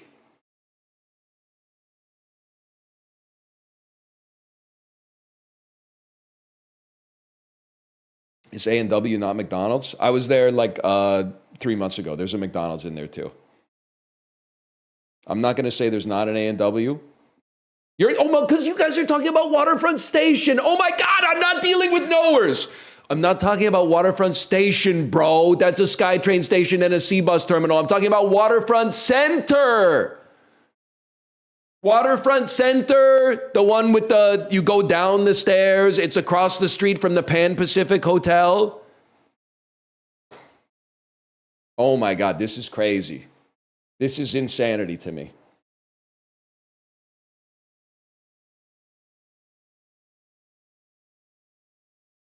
Oh yeah, I know what you're talking about. The fact that you would think a neurotypical motherfucker like me, okay, it is called the Harbor Center, you're right. All right, we're both stupid. Equally, I would say.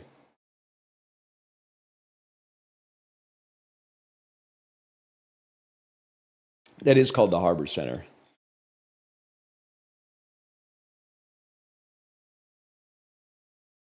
Go to the Fairmont Pacific, go up to the rich guys and just beg. Could work. Can you, I'm in the lobby of the Fairmont Pacific Rim. Could you please take me to Botanist? Could you please get me the tasting menu at Botanist? I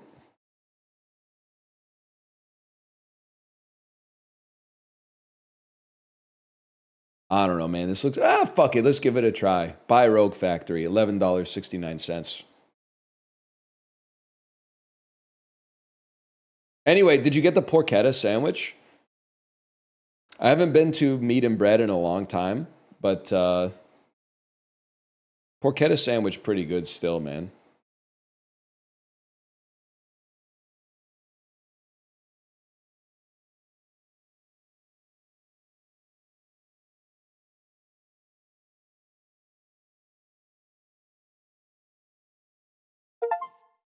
Burger?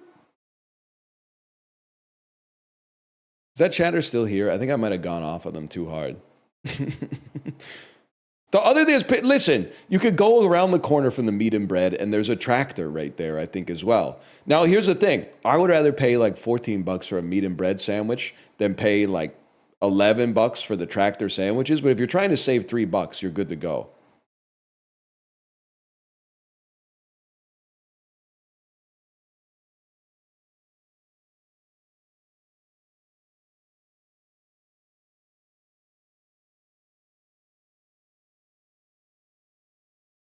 That's on Olive Garden. Only ate there once in the northern part of Washington State, and was honestly like, I mean, it's not the best Italian restaurant I've ever been to, but I was like, this ain't too bad, man. I don't know, of all the American restaurants, I don't know how this one became synonymous with like mediocre food. But I guess it's because all the worst ones are not even mediocre. They're just like bad. I thought it was pretty good. It is better than Eastside Mario's. No disrespect to any Ontarians in here, but Eastside Mario's fucking blows, man. Old Spaghetti Factory also fucking blows.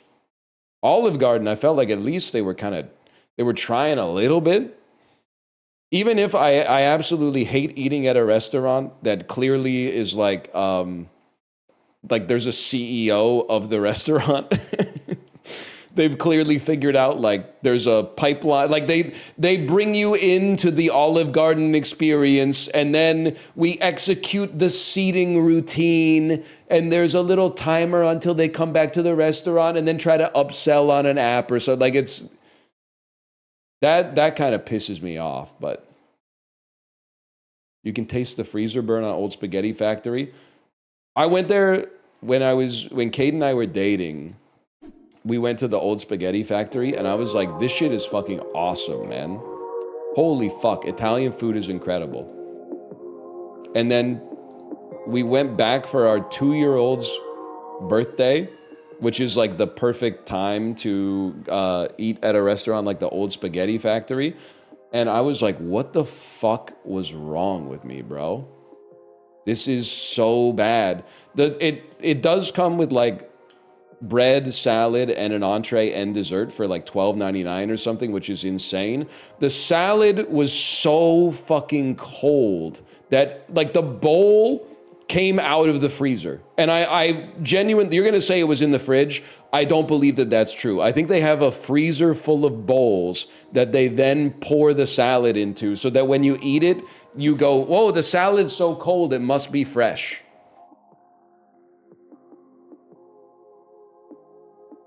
Spumoni's not too bad though. But I know Island Farms Dairy's making that shit anyway. Can't go back, man. Any other semi-long-term Vancouverites in here? It's like when I moved to Vancouver, everybody was like, you gotta eat Ben Kai ramen. I went to Ben Kai ramen like 2012 and was like, this might be one of the best meals I've ever had in my entire life.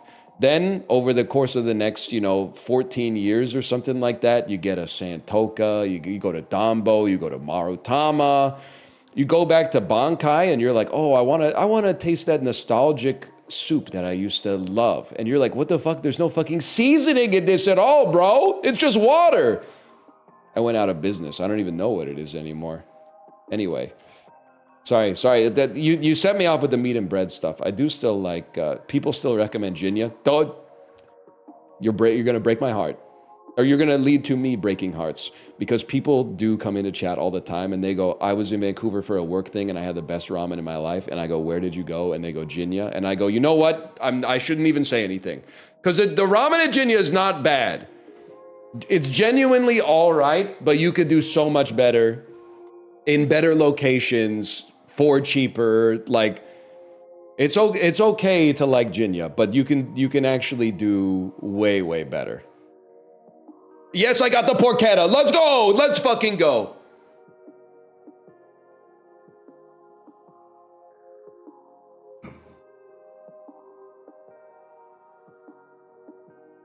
They're back. And so are we, chat, with Rogue Factory. What's Rogue Factory? It's Vampire Survivors meets Factorio. So I think this video will probably last about as long as it takes for me to look at chat once. I'm going to look at chat and someone is going to say, spaghetti, spaghetti conveyor belt. And then I'm going to go, this is over. Also, there's some weird, like, acceleration on my mouse, bro. It's kind of freaking me out. Can I tell you something, by the way? I got revenge on my mom. My mom's always given me food, and I'm always happily eating it. And I'm always like, I'm going to get her back. We used to order, well, not you, sorry, this is a tutorial, but you'd love the anecdotes anyway, otherwise you wouldn't be here. We order when we do Costco orders, we get a variety pack of pasta, and it's like 70% short pastas, fusilli, rigatoni, penne, but it always comes with one long spaghetti, and my kid does not like the spaghetti as much as the short pasta. So over the course of like a year of Costco orders, we literally had in the pantry 18 1-pound bags of spaghetti. And on Sunday, I was talking to my mom and I was like, do you guys like spaghetti? And she went, yeah. And I went, get ready for this. I went over to her house. I gave her 18 pounds of dried spaghetti. And I went, yes, man. It felt so good. Why?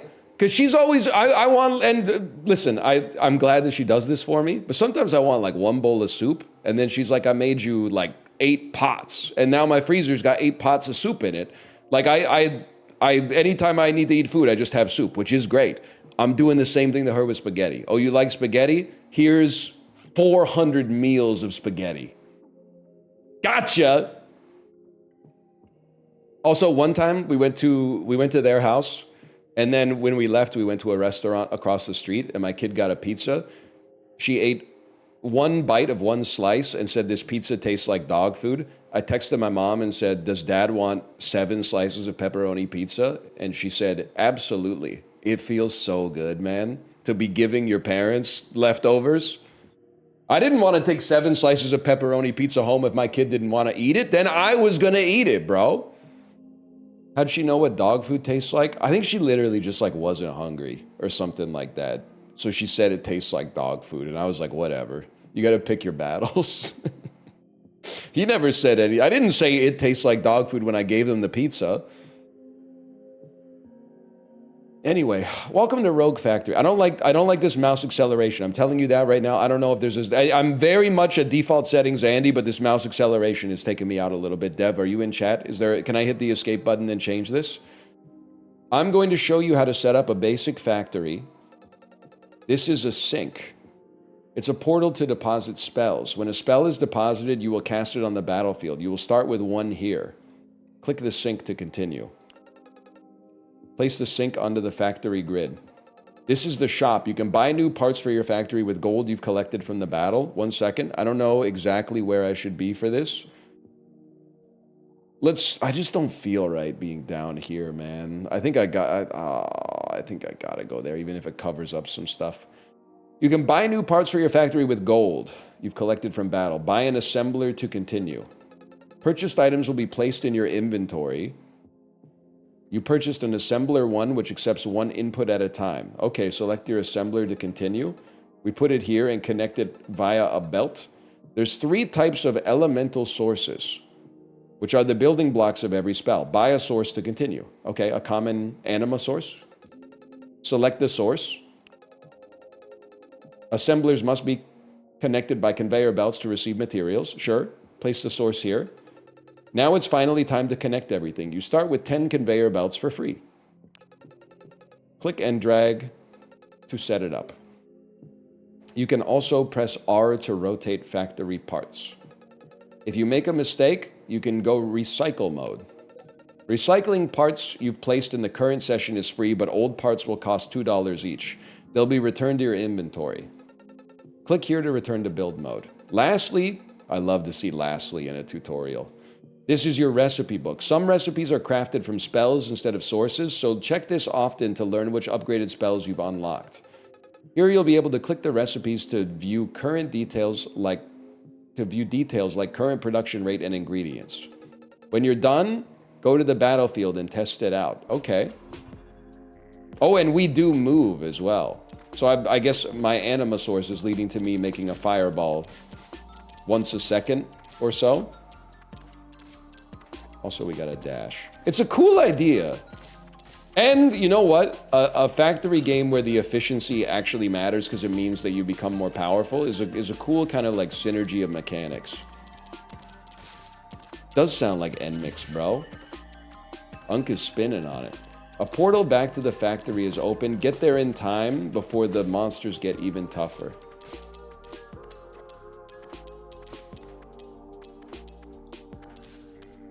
Shame that you can't see the factory. I was hoping tab would bring up the factory. You're not wrong. Now, I do sort of feel like, shouldn't we be chilling here and killing slimes and stuff like that?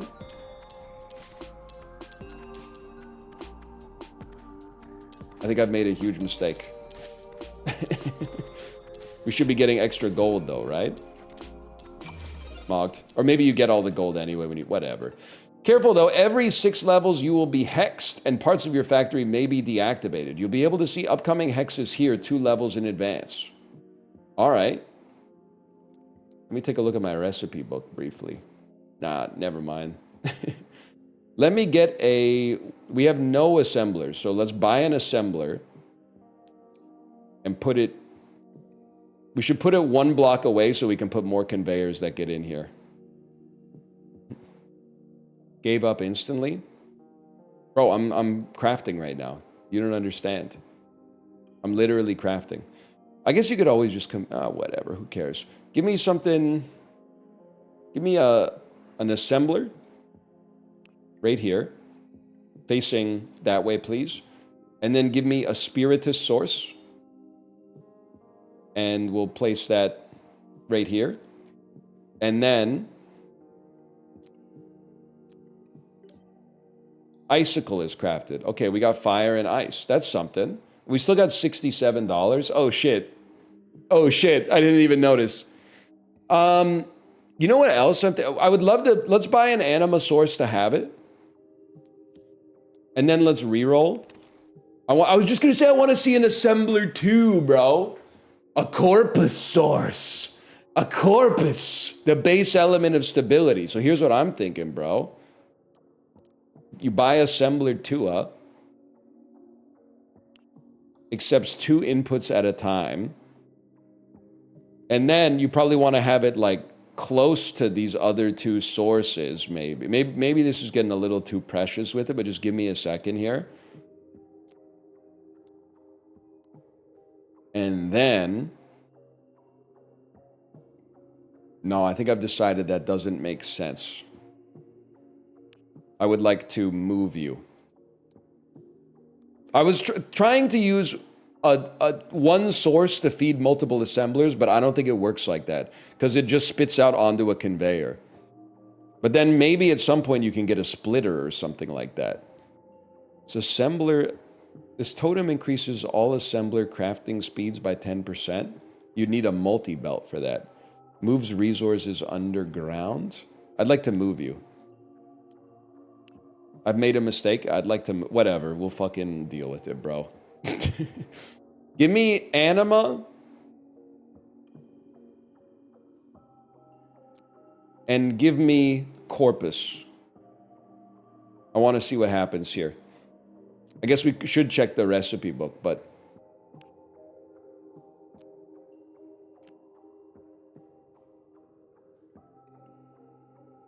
Don't... Oh, wait. If I rotate it, perhaps? Please undo that. Thank you. And... rotate it. And then... gonna have a bit of a logjam there. That's okay, though. What are you making, bro? What are you making? Recipe filter, yes. Tunnel belt spiritus source. I would like a mouse totem. Purchase this, please. Oh, you have to hold and click on that one. Mouse totem. I'd like to place you right there. Am I a damn genius? Can I? Okay, let me... It's a bomb, you're saying. One corpus and one anima makes a bomb. Okay. Let's save some money, bro. Okay, on to the next one. Damn!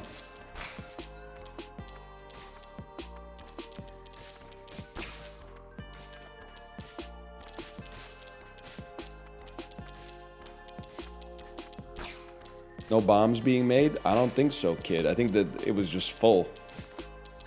Dr. Fetus already? Let's kind of play like a slow Isaac. Can't disagree with that. Kind of a cool idea for a game, though.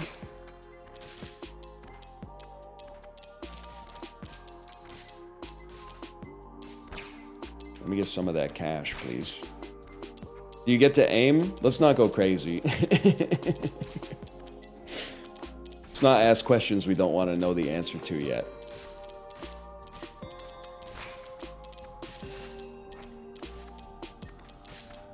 He ain't fucking with it? I'm fucking with it. I just said it's a cool idea for a game. You should be more worried about games you fuck with immediately, because they're just piggybacking off of old tropes, bro. Lizard totem. More fire damage. More fire damage. Assembler 2? I definitely would love to have an Assembler 2. And an anima source? I'm gonna say fuck a lizard totem. I don't give a shit. Wait, no, I do give a shit, because a lizard totem between two anima that spit out fire might be awesome. And then place this beast right there. And then give me, you know what? I got a fucking idea, bro. $46. Give me another assembler 1. Reroll me. I want to see an anima source. That's exactly what we got. Check this shit out, bro. Assembler 2. Right here. Yeah, I like this well enough. Right here, because it has to buff the fire damage. And then 2 anima sources that feed into this beast via conveyor belts. And then we've crafted fucking Inferno, bro. That seems really good. Vangaloria scroll. This is the way. Honestly, this conveyor seems like it can hold more stuff. I don't think we're gonna get a conveyor logjam yet. Let's keep some space open for defying gravity. And then, I mean, this just seems like a good buy. A 2x assembler 1. Just pop that in my back pocket for the future. Send it. Inferno. Wait, Inferno's crazy. I know Vampire Survivors normally has no moving, but with Vampire I fucked it up, sorry. I know it normally has no shooting, but now with Inferno, we don't have to move either.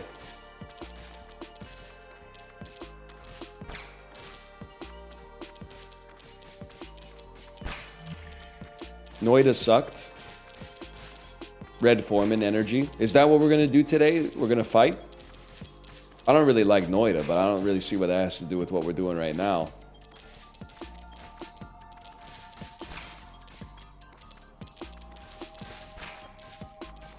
Hi, Germs.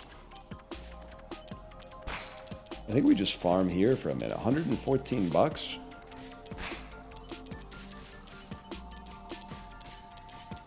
Type of shit Germa would type under an alias. Wait, is Germa a known Noida hater as well?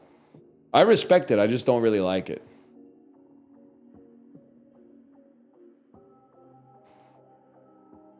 So is this the... I don't know. Okay, well, I respect that. Is this the shit that's gonna be hexed? From level 6 to level 7... From level 6 to level 7, all anima sources within the highlighted region will be deactivated.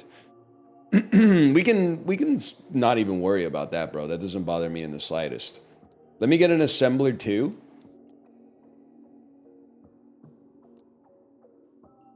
And let me get 2 Spiritus sources. And I mean, you already know the fucking vibe, bro. It's assembler 2. Start working on maybe like this side over here. It's an assembler 2. 2 Spiritus sources. 2 fucking conveyors. We've created the ice spike. SpongeBob, Drake made big game. Pat's okay. Ice spike? I think I've heard of her. This is a reroll for more sources. Vulture totem. 20% physical damage when another totem's destroyed. I don't know about all that. Give me an assembler too. Give me a corpus source. Give me one more reroll. Luxurious scroll. When used, heal your health. Obviously, we don't need that. Give me a spiritus source. And I'm going right to it, bro. Here's what I'm thinking. This bad boy right here. Let me get a corpus and a spiritus. This is the worst way to fucking do this, but whatever. I didn't want to block the other entrance because that seems important. You guys both spit out onto that, and then you guys spit out onto that. Earthquake was added to recipe book. Icicle shock? What was it? I don't know. We got lots of shit going on. The other thing I forgot, you can fucking put a spell into an assembler, right? Like, let me take a peek at Earthquake here. Seismic shock. You need 1 seismic shock to cast Earthquake. So an Earthquake going into an assembler will then make a seismic shock. So I fucked up, because now I should have had these. I thought these things were end products, but they're actually reagents to make even more complex projects. Or products. Motherfucker. Too much for old NL? I think I'm doing all right, bro. I mean, the slimes are getting killed pretty easily. Slime's kind of going down toot sweet here.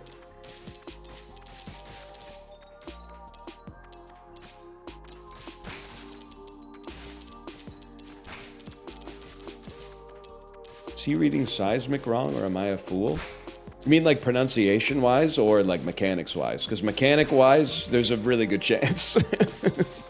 Pronunciation-wise, I think I pretty much got it on lock.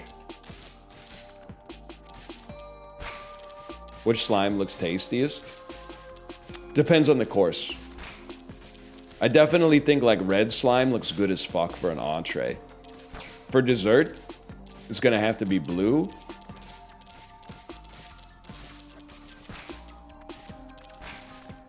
I gotta think about that one, nephew.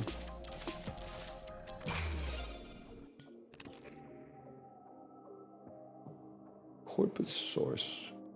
I mean, we're in a position we have to buy sources. We have to buy assemblers. We don't need assembler twos. Give me a quick little reroll. We need sources more than anything else. So what? You're making a fucking seismic shock. A seismic shock. Do I want to just pay some ducats? I think I would happily pay some ducats. Okay, watch this. Recycle this whole system, even though it costs us some money. But then we want to have an assembler 1 that spits out right here. What is it going to spit out? it's going to spit out a spell that comes from a spiritus source and the corpus source. So it's going to turn our seismic shock into a damn earthquake. Earthquake has now been crafted. But now I'm like, motherfucker, bro. Maybe I gotta fucking put the earthquake into another assembler and see what gets spat out by that.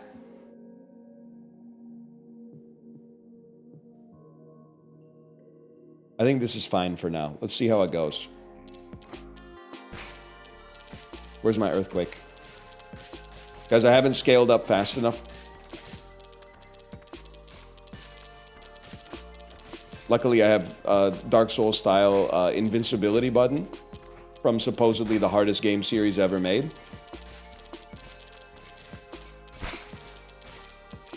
Literally, you press a button and all enemies can't hurt you. Okay. Whatever you say, bro. I'm out of here. It's roll slop. You can't see me because I've evolved invincibility. So true. I can solo you.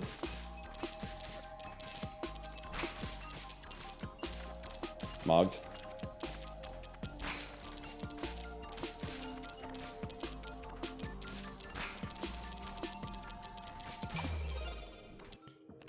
Bring back the hidden man.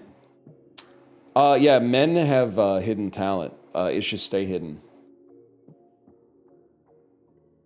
Performative. Fuck you, man. Elephant totem. This totem destroys all mouse totems on the grid and replaces them with sinks. That would be awesome if my mouse totem wasn't here. I guess, can I recycle this? No. Well, you know what? These aren't gonna work anyway. I've got a fucking great idea, bro.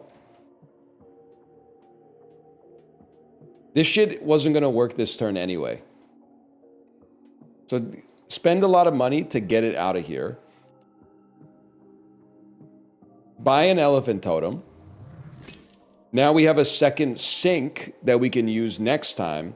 What is it? Is any anima sources in here don't work? Now we need to really up our offense here though, for sure.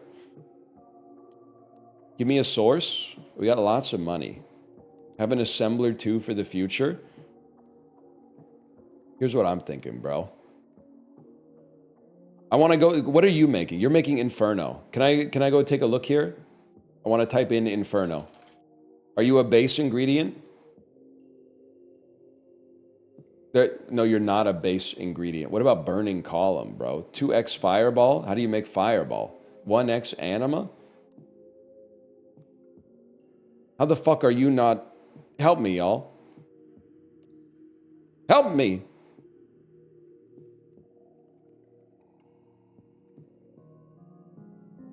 No help? A Fireball is made from 1x Anima. Fireball. There's fireballs in here. An Inferno is made from 2x Anima. Oh, because I need to put 2 fireballs, not 2 fucking animas, bro. I'm a moron.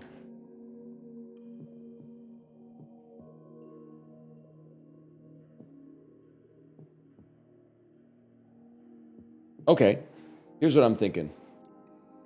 One run of this is going to take 8 hours. I know that for a fact, because the optimization temptation is just way too high. So, you're making an Inferno. Let's make... And we'll put it just outside here. We need to make 2 fucking fireballs, mate. Making 2 fireballs is easy.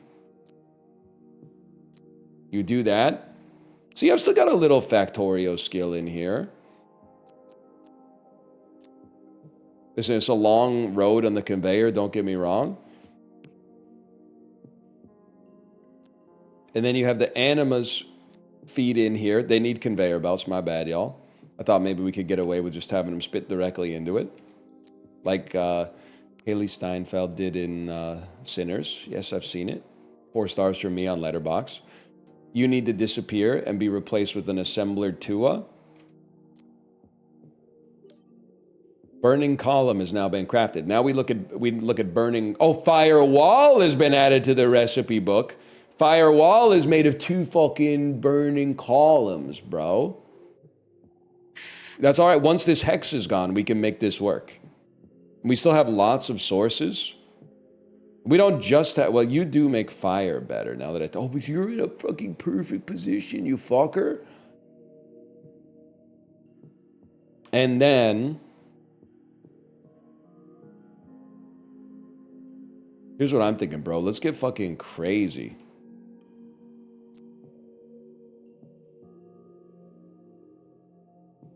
Let me get 2 fucking corpuses. Wait, this isn't how this works.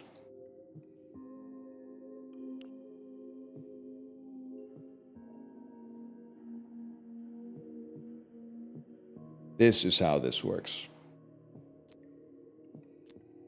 Let me get... I don't even know what's going to fucking happen here. This could be the most legendary thing that has ever been seen outside of the antics of one Barney Stinson.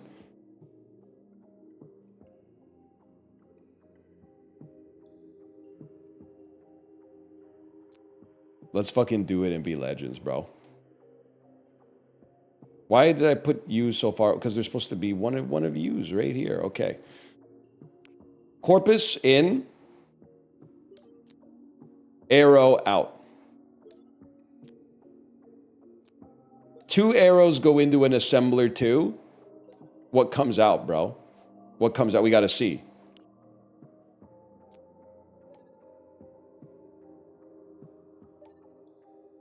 The hell is this? I have absolutely no idea. Whatever. Who asked? Damn! Firewall. Firewall. Wait, I'm kind of getting my ass beat though.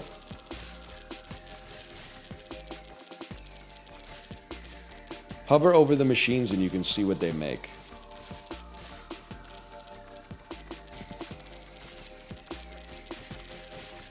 Listen, I'm just saying this, I'm saying this as your friend. A little bit of extra sauce on the soundtrack would go a really long way here. It could completely change the dynamic of the game.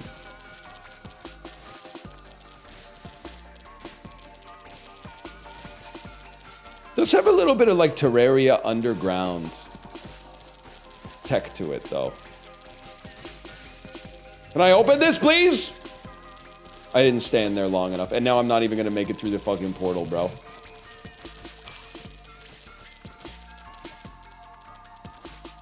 The monsters are gonna get even harder now. Fireball. Fireball. Maybe I did open the portal at least. Where's my portal? Dude, where's my portal? It's gone? Yeti woke up spamming Pyra Bob Dylan lyrics. Please address him. I addressed Yeti at the start of the stream. I said, Yeti, that's pretty good.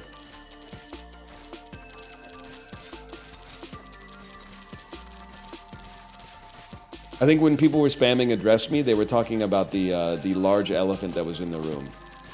Like literally on the board. One epic totem!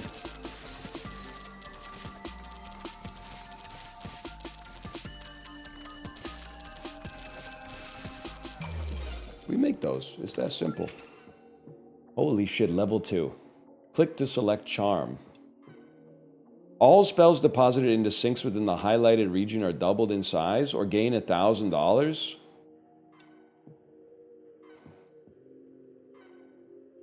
Well, the thing is, we have no sinks within the highlighted region. It would be nice if we had some sinks there. I don't really want $1,000. Like, that's a lot of work right now. Squirrel totem. This totem increases crafting speeds by 2% per assembler held in inventory. This totem grants 100% attack. Destroys anything in its path. This totem grants critical hit. This totem grants physical damage when a totem's destroyed. This totem increases conveyor and assembler speeds by 5% for every $100 you have. Wait, this might be swag.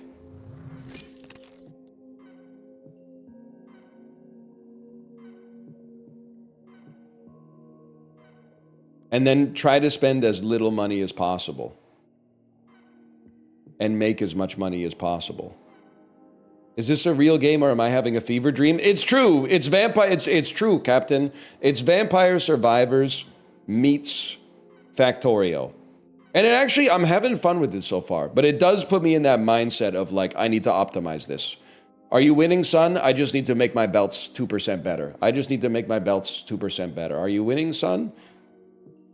I just need to get copper on the main bus. I just need to get copper to properly distribute on the main bus. Totems are global.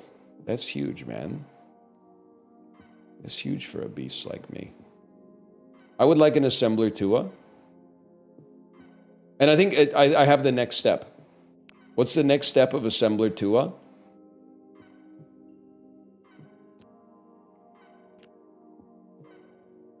That ain't right, bro. Delete that.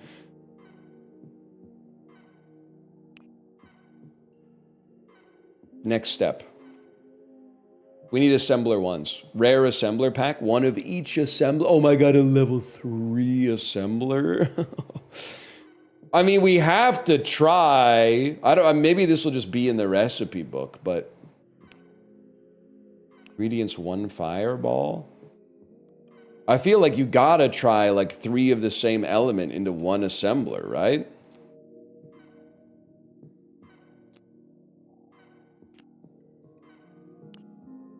See if this is anything.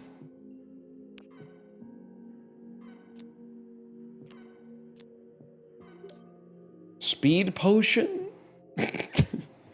Fin of shark?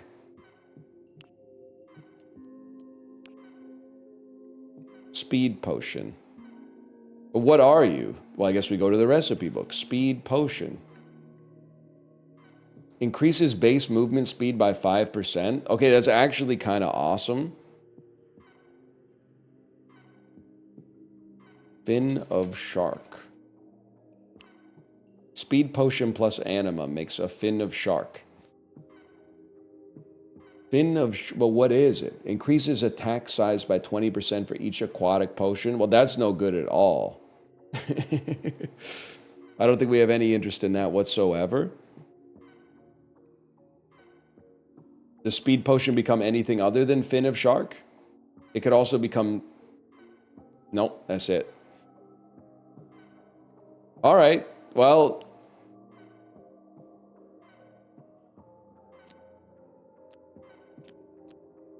I don't know how big that is for us. It might not be big at all. But I don't want to spend any money because the cat totem makes us go... It makes everything go faster. As long as we have more money. Like, we have a 70% attack speed and damage bonus, don't we? Oh, I've been killed. Okay. For now, I think we've made it through the tutorial. I'm going to give it one more honest try to optimize. I think I can do this, man. I think I can do this. / marker, we'll call that Rogue Factory 1. And then go new run. We can do this, bro. Okay, what do we need here? Well, obviously you need a sink.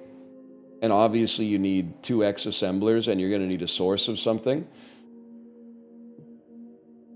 You might want 2 more assemblers too, and then a reroll and some more sources. Like a Spiritus source as well, and a Corpus source. Okay, now we're fucking talking, bro. And an assembler 1? Here would be my thinking, okay? And if this is stupid, I apologize, but this sounds awesome to me. Start it further back so we got some space. I would like...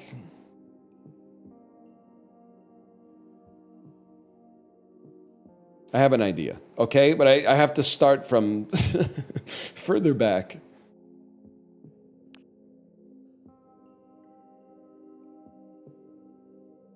You here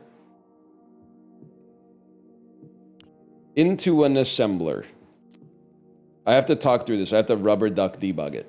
This makes us, it makes something. I don't yet know what that something is. It might be icicle. You make an arrow. Okay. And then you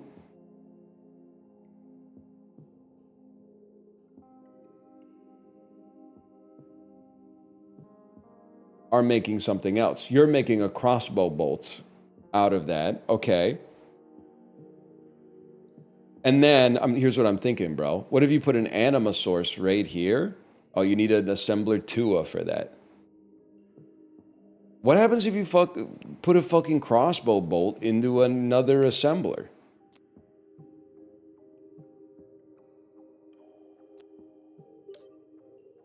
You make a boomerang. There's a part of me that says, what if you put a boomerang into another assembler, bro? Okay. But I'm thinking is, what if you were to put a fucking boomerang and a fireball together? Could you make fire a boomerang?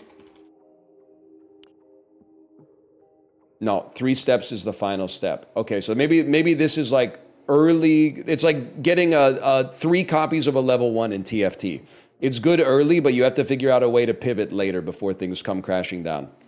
Oh, you have to discover them? Oh! Shit is way too slow. It has a certain slowness to it. Okay, well then let's fucking give her, bro. Get this out of here. You loop up, and so the spaghetti begins. And then you get another motherfucker right fucking here. What are you making, bro? A boomerang. Oh, well, okay. Now we know. And then we'll figure this out when we get a level 2 assembler. Close this bad boy up. And then I'm thinking what you would want to do is have like a fireball that gets spat out. Well, this is fucking crazy. Work with me on this one, okay?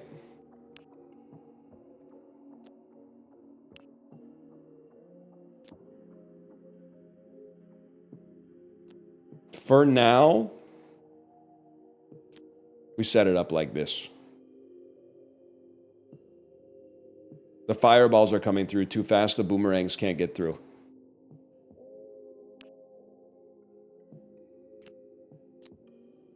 Okay, for now we set it up like that. I could live with that.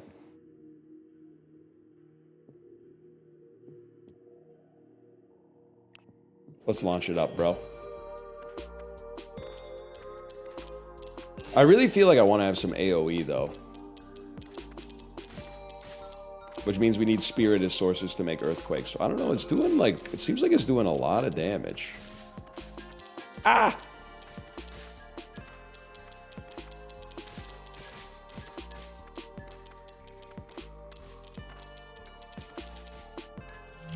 Attacking faster is AoE. Well, maybe, but I mean, like, at the end of the day, my platonic ideal Vampire Survivors run is one in which I obviously don't need to shoot, but also don't need to move. If I could just stand completely still and all the enemies just evaporate, that's kind of like a dream come true for a guy like me.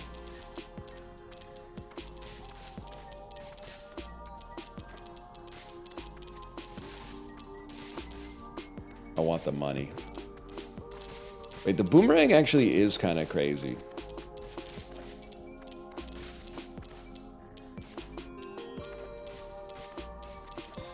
Okay, I'll leave. Assembler 2. Now here's where things get interesting. Mouse totem. All assembler crafting speeds go up by 10. That does seem very good, and we got a lot of money. Back then, did you say the dress was purple or white? Bro, that dress has always looked blue and black to me. I understand canonically it's white and gold, and it's just an optical illusion, but in my head, it always looked blue and black. And I don't care who you are, she was saying Yanny.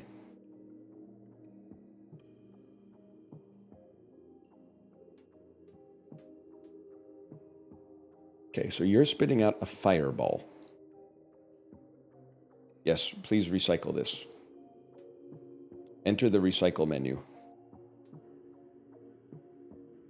Spitting this beast out right here. So unless I'm mistaken, what I think I want is a level 2 assembler right there that takes a boomerang and it takes an inferno and it makes a boomerang.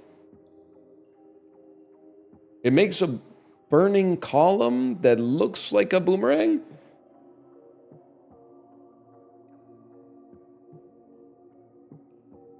Have I accidentally downgraded my... They're not compatible. Okay. My other thinking would be... Let's do some experimentation here. Ah, shit. I'd have to... Whatever, let's recycle you. $2? Nothing but a peanut. What about just boomerang plus fire?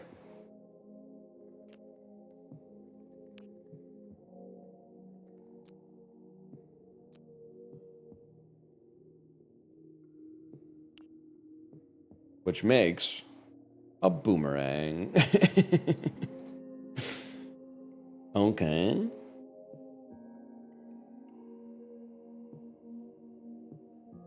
Well, give me a source. Give me a mouse totem.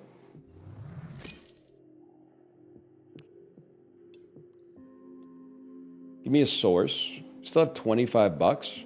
I bet you can make fire arrow, though. Belt splitter would go crazy right now. I bet you're right. I bet I could make a fire arrow.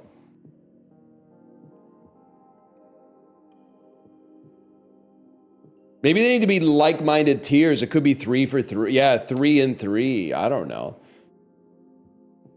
Fire arrow. I think we have the recipe for fire arrow. 1 arrow plus 1 fireball. Are you a fireball? No, you're an anima source. 1 arrow plus 1 fireball. Burning colon, WTF? That's why I'm watching for the nitrates, bro. You are making fireball. If we were to, and we're probably like getting too pressed about it, don't get me wrong. But if we fed you both into this beast right here,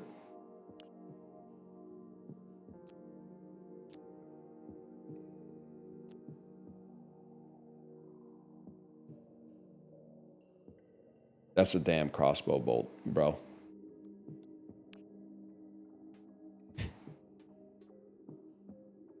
Nah, I give up.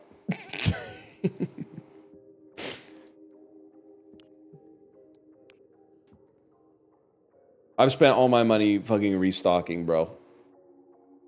This is devastating. Okay, you're going to make a fireball that goes down here. You are an arrow. Fireball is going to get spat out onto this conveyor, which will then go into an assembler tua with an arrow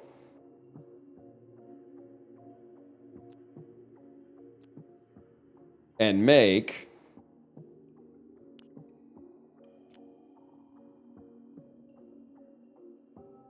burning column. Guys, this is going to be so much worse than the boomerang, bro. Motherfucker.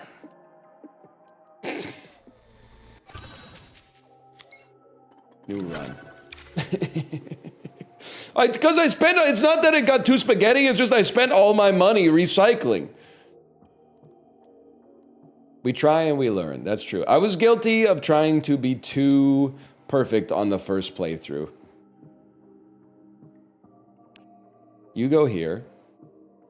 We got 2 assembler ones. Fluidity, stability. I think with 2 assembler ones. Okay. 2 assembler ones to a fella like me. is try to make an earthquake, and then we can stand still. Those, I got it wrong, obviously. You know what? You're making crossbow bolts? I thought this was the one that made earthquake. Maybe it needs the ice element too, which maybe is this, but... Okay, roll once. An assembler 1. 2 corpus sources.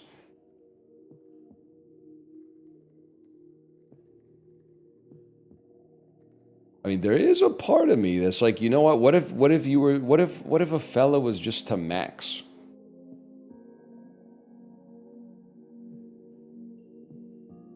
And by that, I mean, go full arrow build, and then focus on synergies that work with the arrows.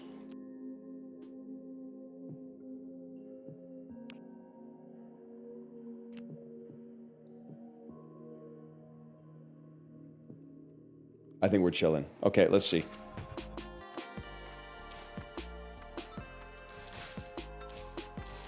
Short that baby. I did love Space Warlord Baby Trading Simulator. My only thing is I don't think it's endlessly replayable, bro. I don't know if it's one and done, because, you know, there is some replayability, but it's clearly like a more campaign-focused game than roguelike game. I think it's... You get out on that one while the getting's good, to be honest.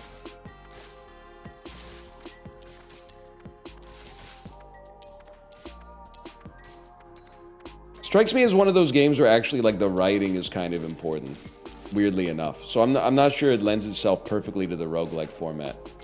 Also, not everything has to be a roguelike. They could just work on something else, but it's just one man's opinion.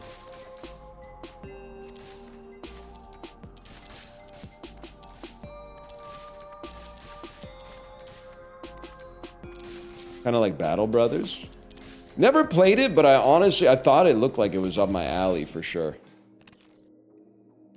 Acedia Scroll. Lizard Totem. Better fire damage, minus 25% to everything else. No shot, bro. Give me a common assembler Tua.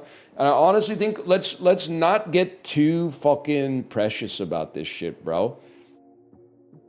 We got an assembler Tua. What am I gonna do? Far from the mucky muck. I'm going to put 2 sources and combine them. And then feed the fucker into the beast. What are you making? Does anyone know? Ice Spike. That's fine. Reroll me. I want sources. I want 2 assembler 1s. So there is a part of me that's like, okay, what if you were to go to Ice Spike?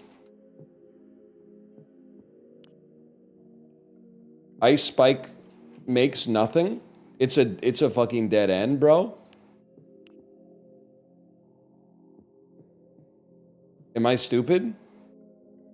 Icicle is made of 1 Spiritus.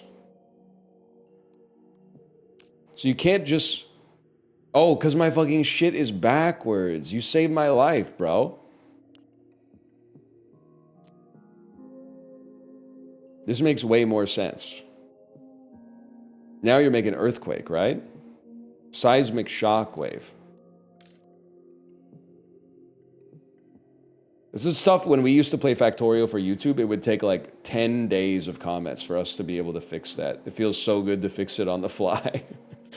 Earthquake is made of 1 seismic shockwave. That's huge. So you make an earthquake here. But then is there anything made from earthquake? It appears not. Okay, that's fine. In that case, while we're here, why don't we just... Oh, that's not where that's supposed to go. Why don't we just put some more shit on the conveyor to get some DPS? He will place it in the right spot. It will happen. Nope, not that one.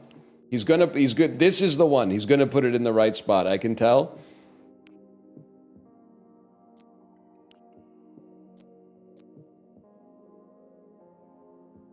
Now we got another arrow coming out. Okay.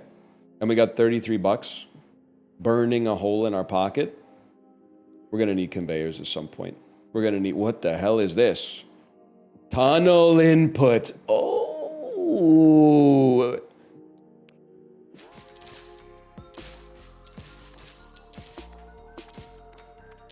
Dream build. Earthquake lets us farm in place. Why did that sound like Skibbity Biden? Earthquake lets us farm in place.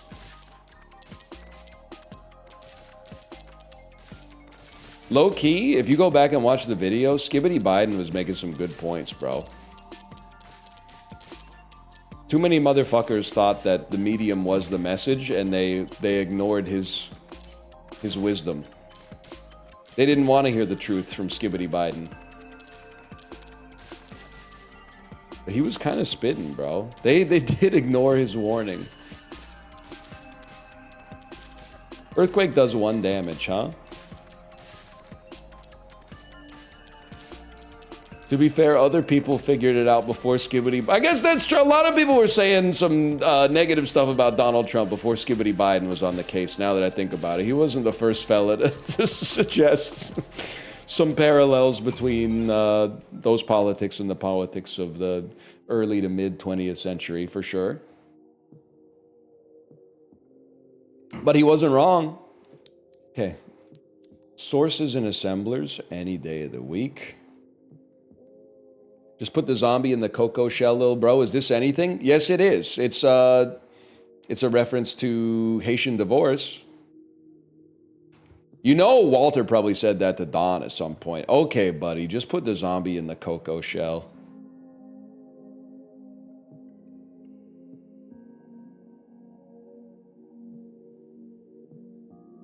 And what the fuck am I going to do? I'm going to fucking re-roll. Tell you that. We're going to buy an assembler Tua. Now, do you think Earthquake and Arrow or anything? No, because Earthquake, we realized Earthquake is like an end product, right? Or do you have to experiment? Does anybody know? I feel like Earthquake plus Arrow makes no fucking sense. You have to discover by being zany? All right. I have a hard time believing that this could possibly work, but if it does, I mean, if we could... Projectile Earthquake would be pretty fucking potent. Also, we broke it. We put it in the wrong spot. So it's just spitting out nothing. What? Oh, it's a fucking splitter, bro. Holy shit, I didn't even notice.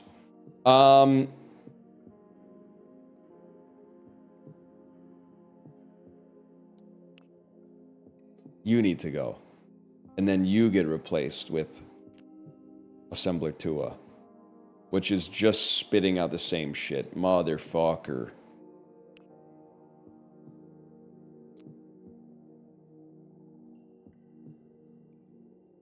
Okay, that's fine. You kind of fucking suck. What happened? Hear me out here for a second, chatters. What would happen if a beast like me was to put fucking 2 arrows into... So, I mean, am I just recreating boomerangs all over again? You're making an arrow. 2 arrows into an assembler 2.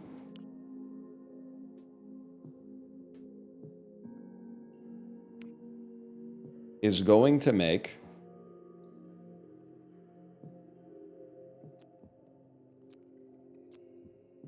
something beautiful. A spear. And then if you go to your recipe book, spear...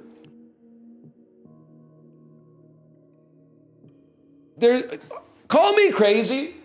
I don't think there's a world in which spear and fireball together doesn't make... like a fire spear. It has to be, bro.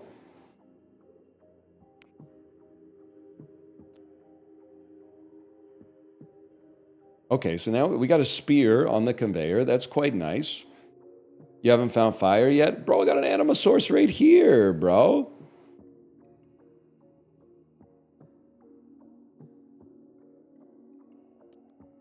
Take me back. I would need another assembler Tua to make that happen. So let's go anima, conveyor in, assembler 1 for a fireball,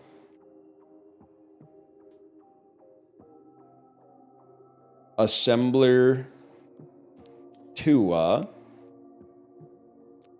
to hopefully make a fire spear.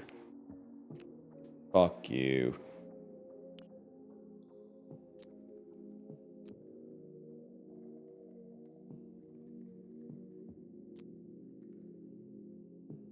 Can I be honest with you, bro? You're kind of pissing me off.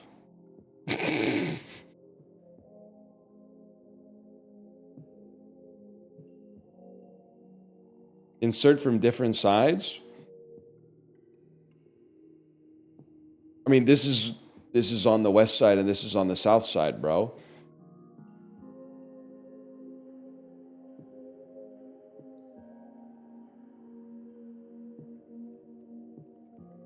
Yeah, you got it? What are we talking about here then? I guess I'm kind of confused. Either way, I mean, you can obviously go. At least, we got some more shit coming out here. There is that.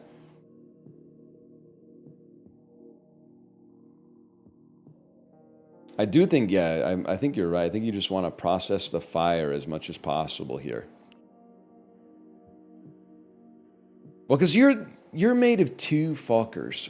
So wait, maybe the secret is, and you're right, this does look fucking horrible. Maybe the secret is you are a secondary product made of a primary refined. You're made of 2 once refined primary products. So maybe we also need to make two tier 2 A's to be on the same product level. Imagine, bro. Well, in that case, we're going to need another anima source, man. Holy shit. Okay. That's what we've been saying. You've literally just been typing COD over and over. Like, let's not be ridiculous here. So, 2 anima sources that then both feed into assembler 1s. And we're repeating the same mistakes that we made above, but so be it. Just see if it works.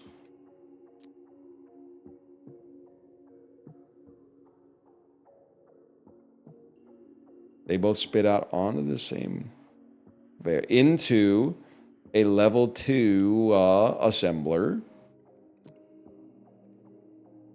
which is making a fire whirl. Okay. Which has also given us the recipe for a flamethrower. And then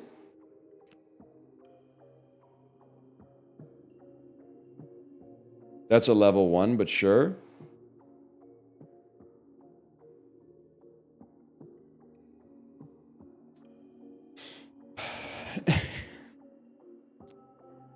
You're right. You're right. But then I need an assembler 2. Delete this. Place the assembler 2. A spear and the fire whatever makes nothing. I'm gonna fucking freak out, man. I'm gonna fucking freak out. That was level 1 again. Okay, sorry, y'all. My bad. Clicked on the wrong one. That's level 2. It's got 2 smokestacks. It does nothing. Okay, fantastic. After all that.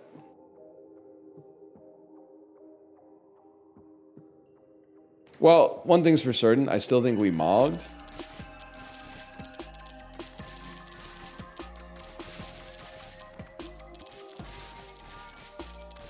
Maybe assembler 3. Assembler 3 just means it could take 3 products. But maybe, I don't know, maybe. Could be the case. We're doing a lot of damage at the very least.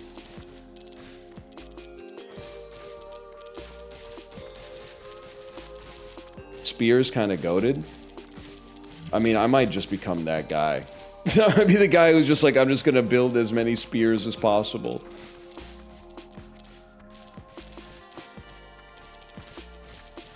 When you create the correct combination, the spells will open up in the recipe book. Maybe I'm just too pea-brained for the experimentation aspect of the game, but what's this hex gonna be? Corpus sources within here will be deactivated, but borderline meaningless to a fellow like me. Now, what am I gonna do with a splitter? That's a great question.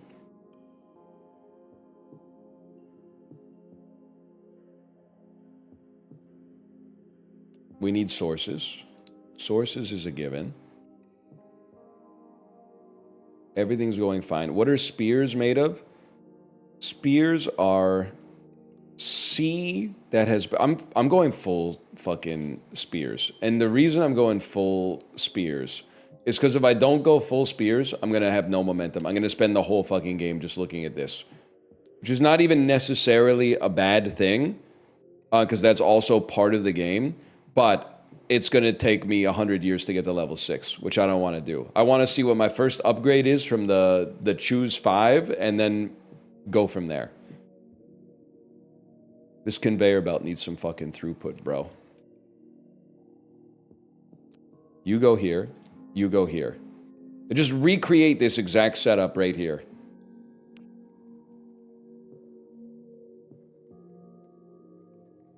You guys both feed into assembler 1s.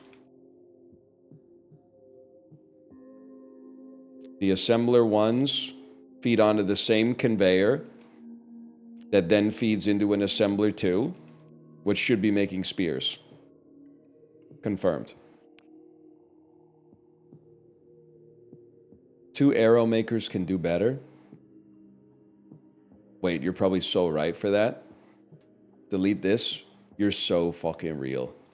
You just saved my fucking life, bro. You could do it like this. And like this. And then like this and like this. And just have a 1-to-1 ratio. And then they're making more spears. Okay, the belt's getting a little clogged, don't get me wrong.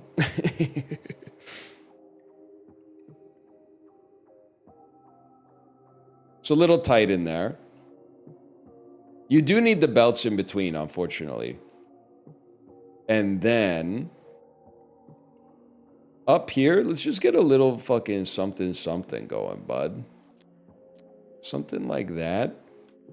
Like the exact same setup, but for S instead of C. Maybe I could just be a refinement merchant.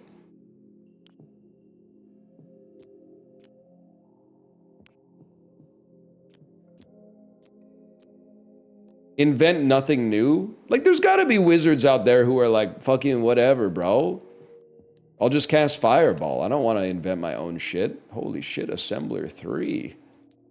I need an Assembler 2. Don't really care for that. Give me another anima just in case. Bro, are you trolling me? 16 for a reroll? I need an assembler. I need an assembler 1, bro. All factory speeds up by 5%. We gotta take that. Fuck it. For now, we just chill. Give me Miss Conveyors. Is there a Mr. Conveyors? And then honestly, for the moment, fellas, just do your best. We'll refactor this bitch later.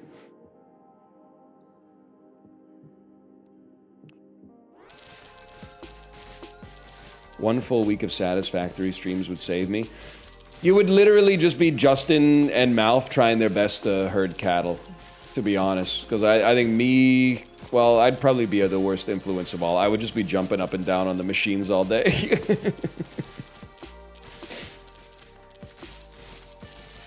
I watched Justin play a lot of Satisfactory. Didn't I bring Satisfactory to Team Unity once? I feel like it's a traumatic moment for me.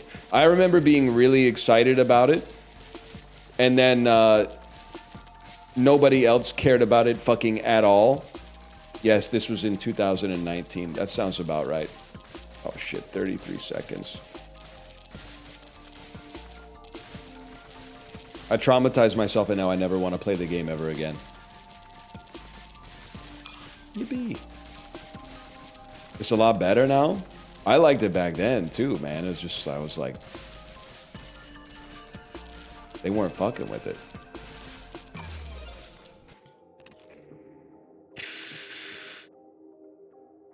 No Assembler 2s. This is a sick fucking joke. Assembler 2. This is the best day of my life.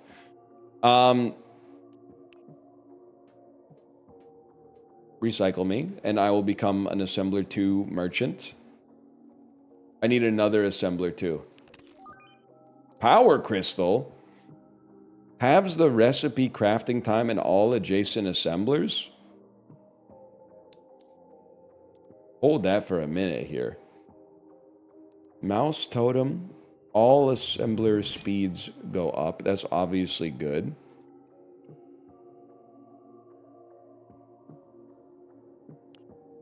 Do you move, bro? That one doesn't, but that's fine. Spirit of Source Assembler. I need an Assembler too. I need an Assembler too. Another Power Crystal. Okay, that's kind of crazy. Mayfly Totem. All factory speeds get... Okay, but then it gets destroyed. Assembler pack for 30 bucks. Now we're fucking talking.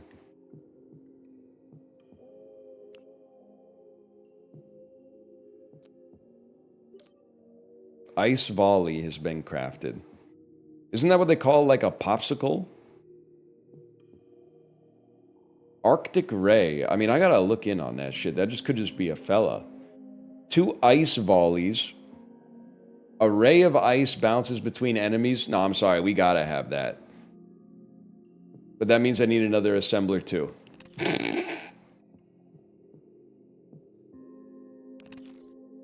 Yes, it was worth it. It was worth spending all my money.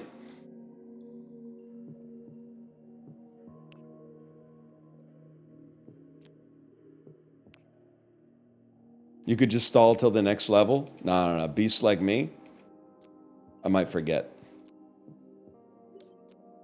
Arctic Ray has been crafted. Look at that. Spaghetti who? Fucking spaghetti who? It would be nice if you crafted a little bit faster. I'm not gonna lie to you, but whatever.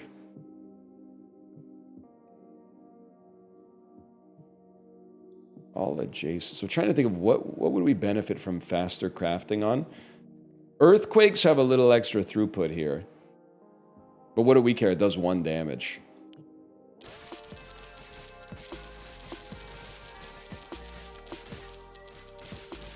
Power Crystal? Yeah, but I have to find an adjacent spot. Every adjacent spot is sadly full, and refactoring sucks ass.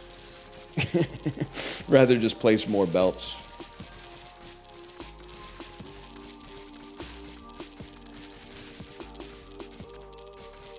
Between the 2 spears? But then, like, that belt seems like it's fucking full, man.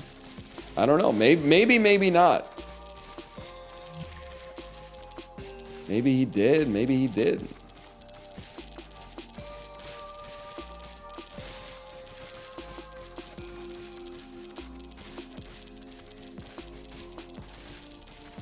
I quit Enfield because I didn't want to refactor. I'm so glad that I enter or earn 25% dash cooldown. I mean, a faster dash cooldown would be awesome, bro. I think I'm going to take the ore on that one. I'm so glad I got out of gacha right before a game that is described as Death Stranding meets Factorio, but also they want you to put your credit card into it came out. I probably saved myself, bro.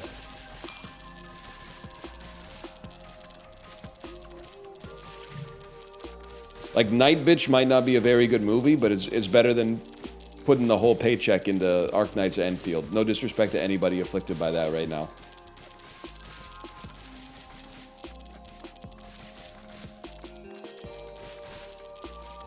You're rich, though? I know, bro. That's why it's dangerous. I got more to lose. Where's my fucking portal? Admit it, you got mogged with that one. You got mogged with that one.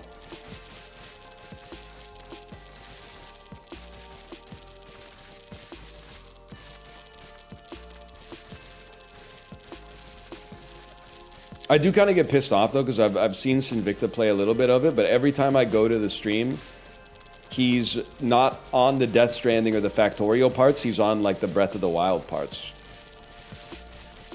And I'm like, I don't want to see the Breath of the Wild parts. I want to see him as an anime hottie in like a fucking huge factory right now, trying to go and what the fuck is this? What the fuck am I doing? I want to see that, man. Goldfish totem. Totem gives $4 for every totem, every level up. I mean, I got $1,700. I've decided I don't really give a fuck about $4 from each totem now and then.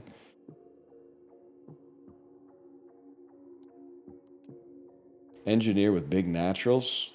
I mean, I guess they're natural in a sense. They're animated, but I believe that it's canon that they're natural. I was gonna say I haven't actually seen much Enfield. They might not be doing that shit, but then I remember that it's a gacha game, and I know that they're doing that shit. Obviously. So you're about to be deactivated here, but that's okay. Big digitals. Oh.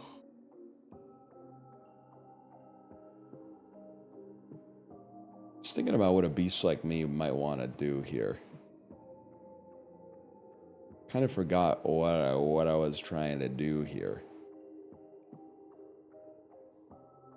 Crystal me only works on the adjacents, bro. Oh, you know what?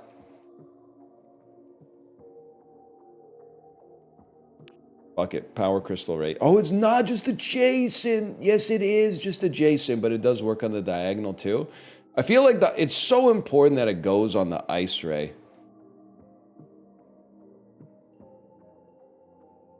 Here's what I'm going to do. Recycle this. Recycle this. What are you anyway? Assembler 1. Recycle you. You're going to become an assembler 1 that spits out downwards. And then takes a little... that's fucked.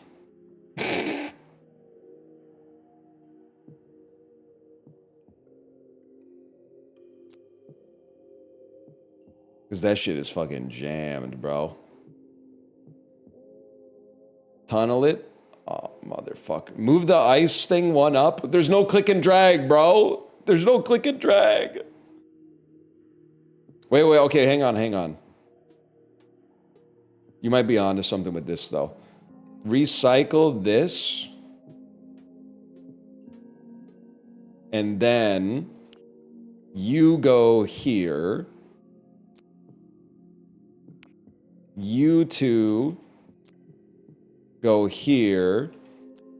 You spit it out like that. And then all these beasts are going 50% faster. You're already going as fast as you need to go. And then you need an assembler 1 back here that was doing what it did before. It feels so bad to have just one shitty spell dumping straight into the sink, but whatever. And then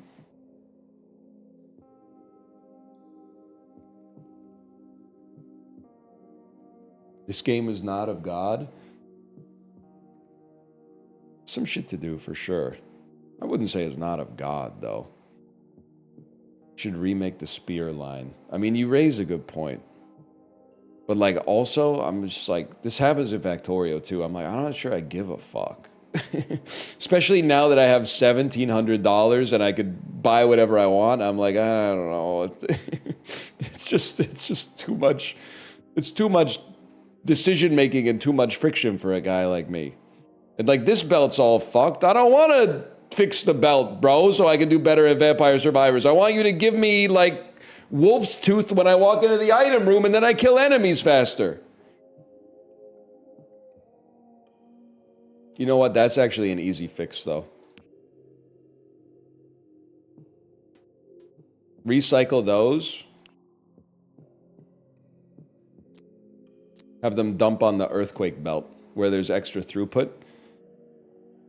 That was a smart decision, chat. You were on point with that one.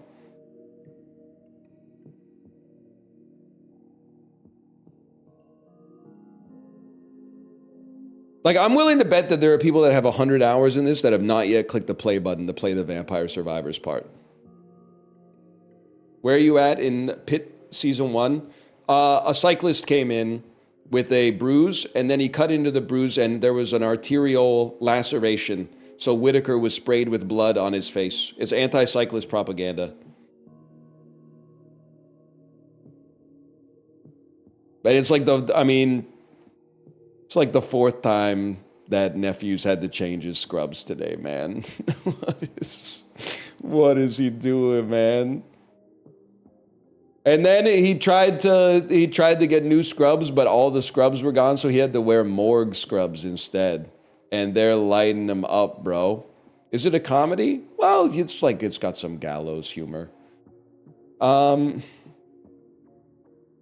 Sorry, I'm willfully distracting myself. When in doubt,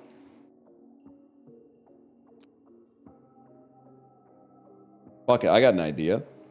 When in doubt, beast mode, bro.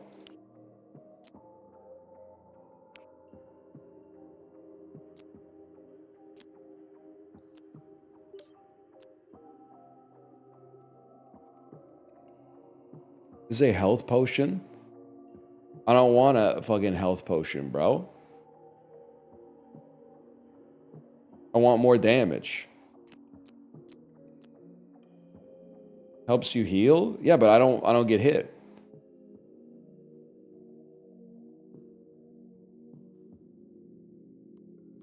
Recipe book.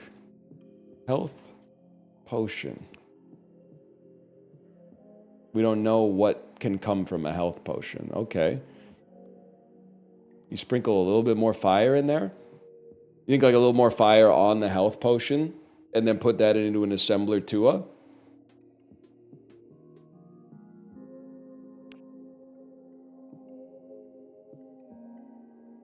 Nope. I mean, technically I could, I guess, if you give me a second here. But it's gonna piss me the fuck off. I've decided not to do it because I don't care. I have decision paralysis. Okay, whatever, bro. Let's see how they're doing.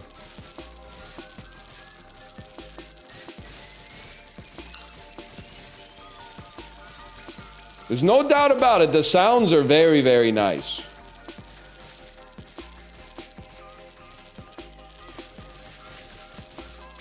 Thoughts on diarrhea? Literally could be worse. I might be an IBS-D baddie, but at least I'm not IBS-C, bro. That sounds like hell.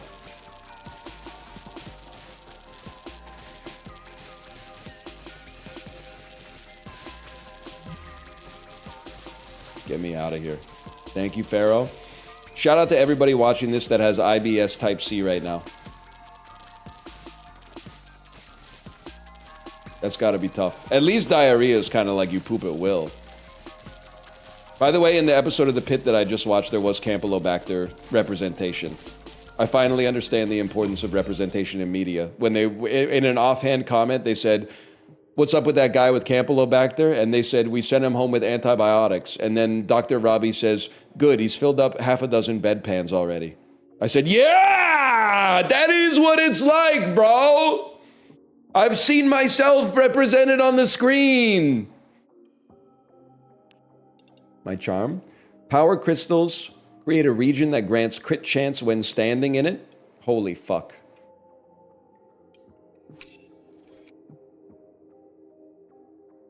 And we have another power crystal. We just need to figure out where the fuck to put it. I don't give a fuck, man. Put it right there. See if I give a shit. Now we got more health potions, but now your throughput is fucked. God damn it!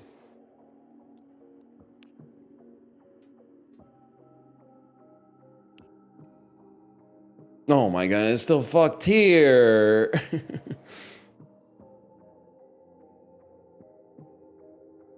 Alright, okay. How about a fucking splitter, bud?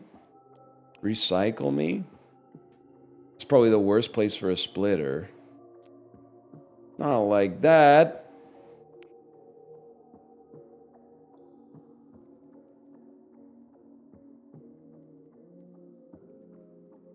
Jesus Christ.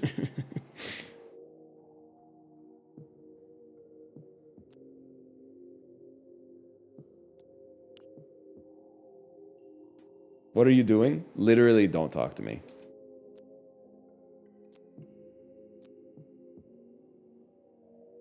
Why would this help at all? And then you're just gonna go dump it on the same fucking conveyor at the end of this. There's absolutely no reason for this at all.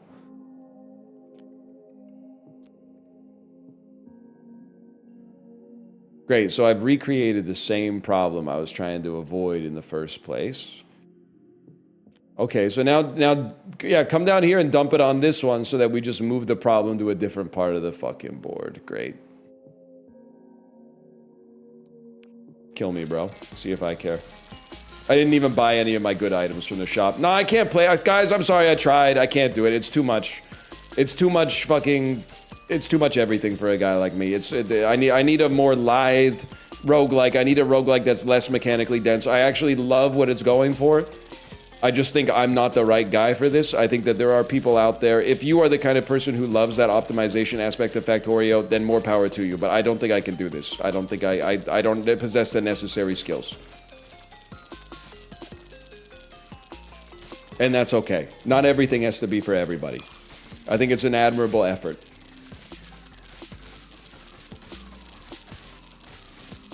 This and Mega Bonk are on opposite sides of the vampire spectrum. Yes, and Lord is in the middle, but I'm the only motherfucker who likes Lord. I don't know what happened. Lord devs, if you're in chat, I'm so sorry. I thought it was really good. I don't know why nobody else likes Lord. You might have been flying high when I played Lord and liked it, and then everybody else was like, well, why is he playing this? I don't get it, man.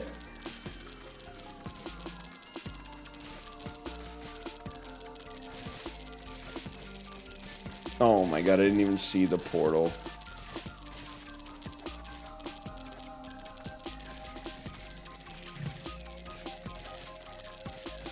Are you trolling me? Now you know how Jeff feels about High Guard? The High Guard shit still pisses me off. It's not pissing me off that you're being negative to the game. It's pissing me off that, like, for 2 weeks before the game came out, people were like, it looks peak. And then it came out and it fucking sucks. And now people are like, we never said it looks peak. Bro, I've got your Discord logs. I can look up everything you've written in my Discord with the tap of a single keystroke. Not a single person said that. I can bring up the logs!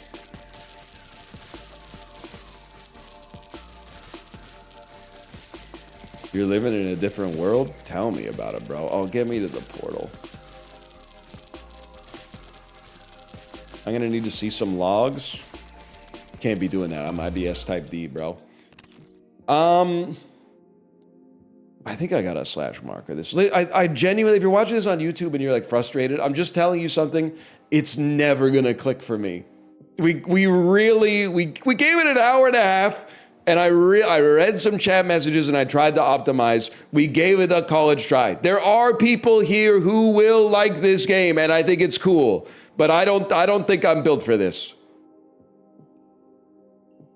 Slash marker Rogue Factory. Thank you for saying it's a good try. That's very nice of you. Another El Chibli rec? Excuse me, that's not a Chibli recommendation. And Chibli's recommendation was Gas, Space Baby Warlord Trading Simulator.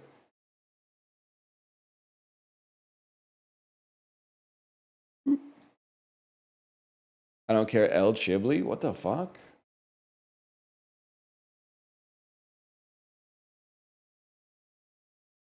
I made a House of Commons dull if you want to waste 10 minutes. The thing is, I don't trust myself to not accidentally reveal the catchment in which I live. It's like a 0% chance I see a picture of my MP and don't go, that's my MP, immediately.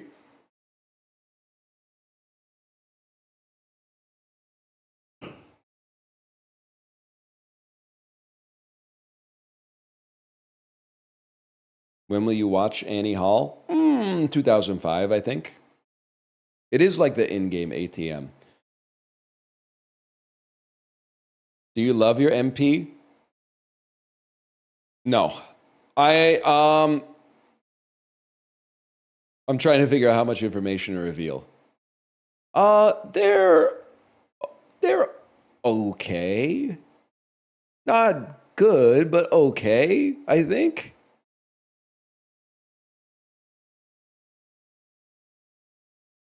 Fuck your mayor? I'm not fucking with Ken Sim, I'll tell you that much.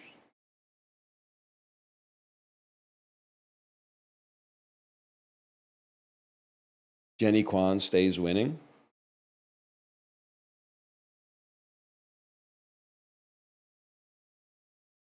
I don't know enough about local politics. Jenny Kwan she's like East Vancouver Kingsway, right? I watch all the Justin McElroy provincial, municipal, and federal election coverage. I know the names of the ridings around me, bro. And perhaps I'm still represented by her, but I was represented by her for a long time. I'm definitely not fucking with Dr. Heidi Fry, who I know I've said this 100 times at this point, but A, is like 91 years old and has been in the House of Commons since 1993. But also, Ebby Fry does sound pretty fucking tasty right now. Maybe I'm rethinking this right now. But also, during the pandemic, she made like a press release that was like, vaccine uptake in 20s and 30 somethings is so low, like 20s and young adults, you need to go out there and get your vaccines. And she did this shit before we even had the vaccines, man.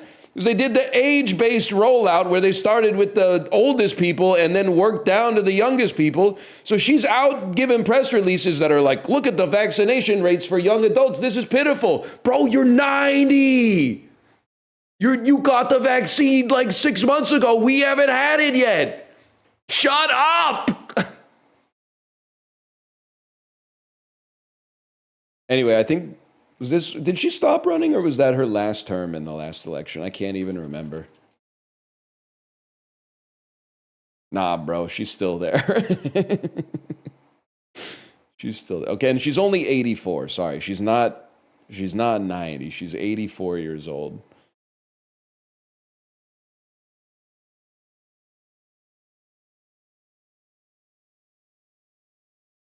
I mean, good for her. It is fucking me up. Never mind, I can't say that. Got the Sebastian Stan stuff already. Queue up real Minesweeper. I mean, it's 153. I think I might go straight into chicken potato, to be honest with you. What's your House of Commons, though? I think I would be safe on the House of Commons, though. But I definitely cannot do a Victoria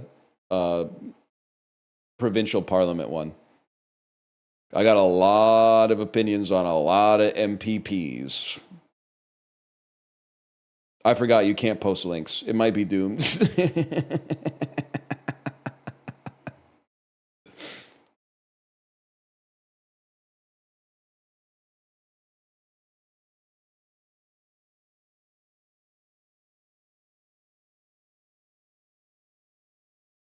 Well, we can't. We tried. We tried. All right, I'll send you to my wife's stream. I'll see you tomorrow. I think we might be playing CS2 tomorrow, bro. It's a little bit confusing because Chibley is going to a music festival on Thursday. So he was like, I can't play CS2. And we were all like, Mwah. But then I was like, isn't your Thursday our Friday? And he went, oh, or vice versa. Isn't our Thursday his Friday? And he went, oh. So I would say there's like a 70% chance that he's going to be a part of it, if I had to guess. The festival's today. Okay, and tomorrow's Thursday, so we're chilling. Anyway, see you then.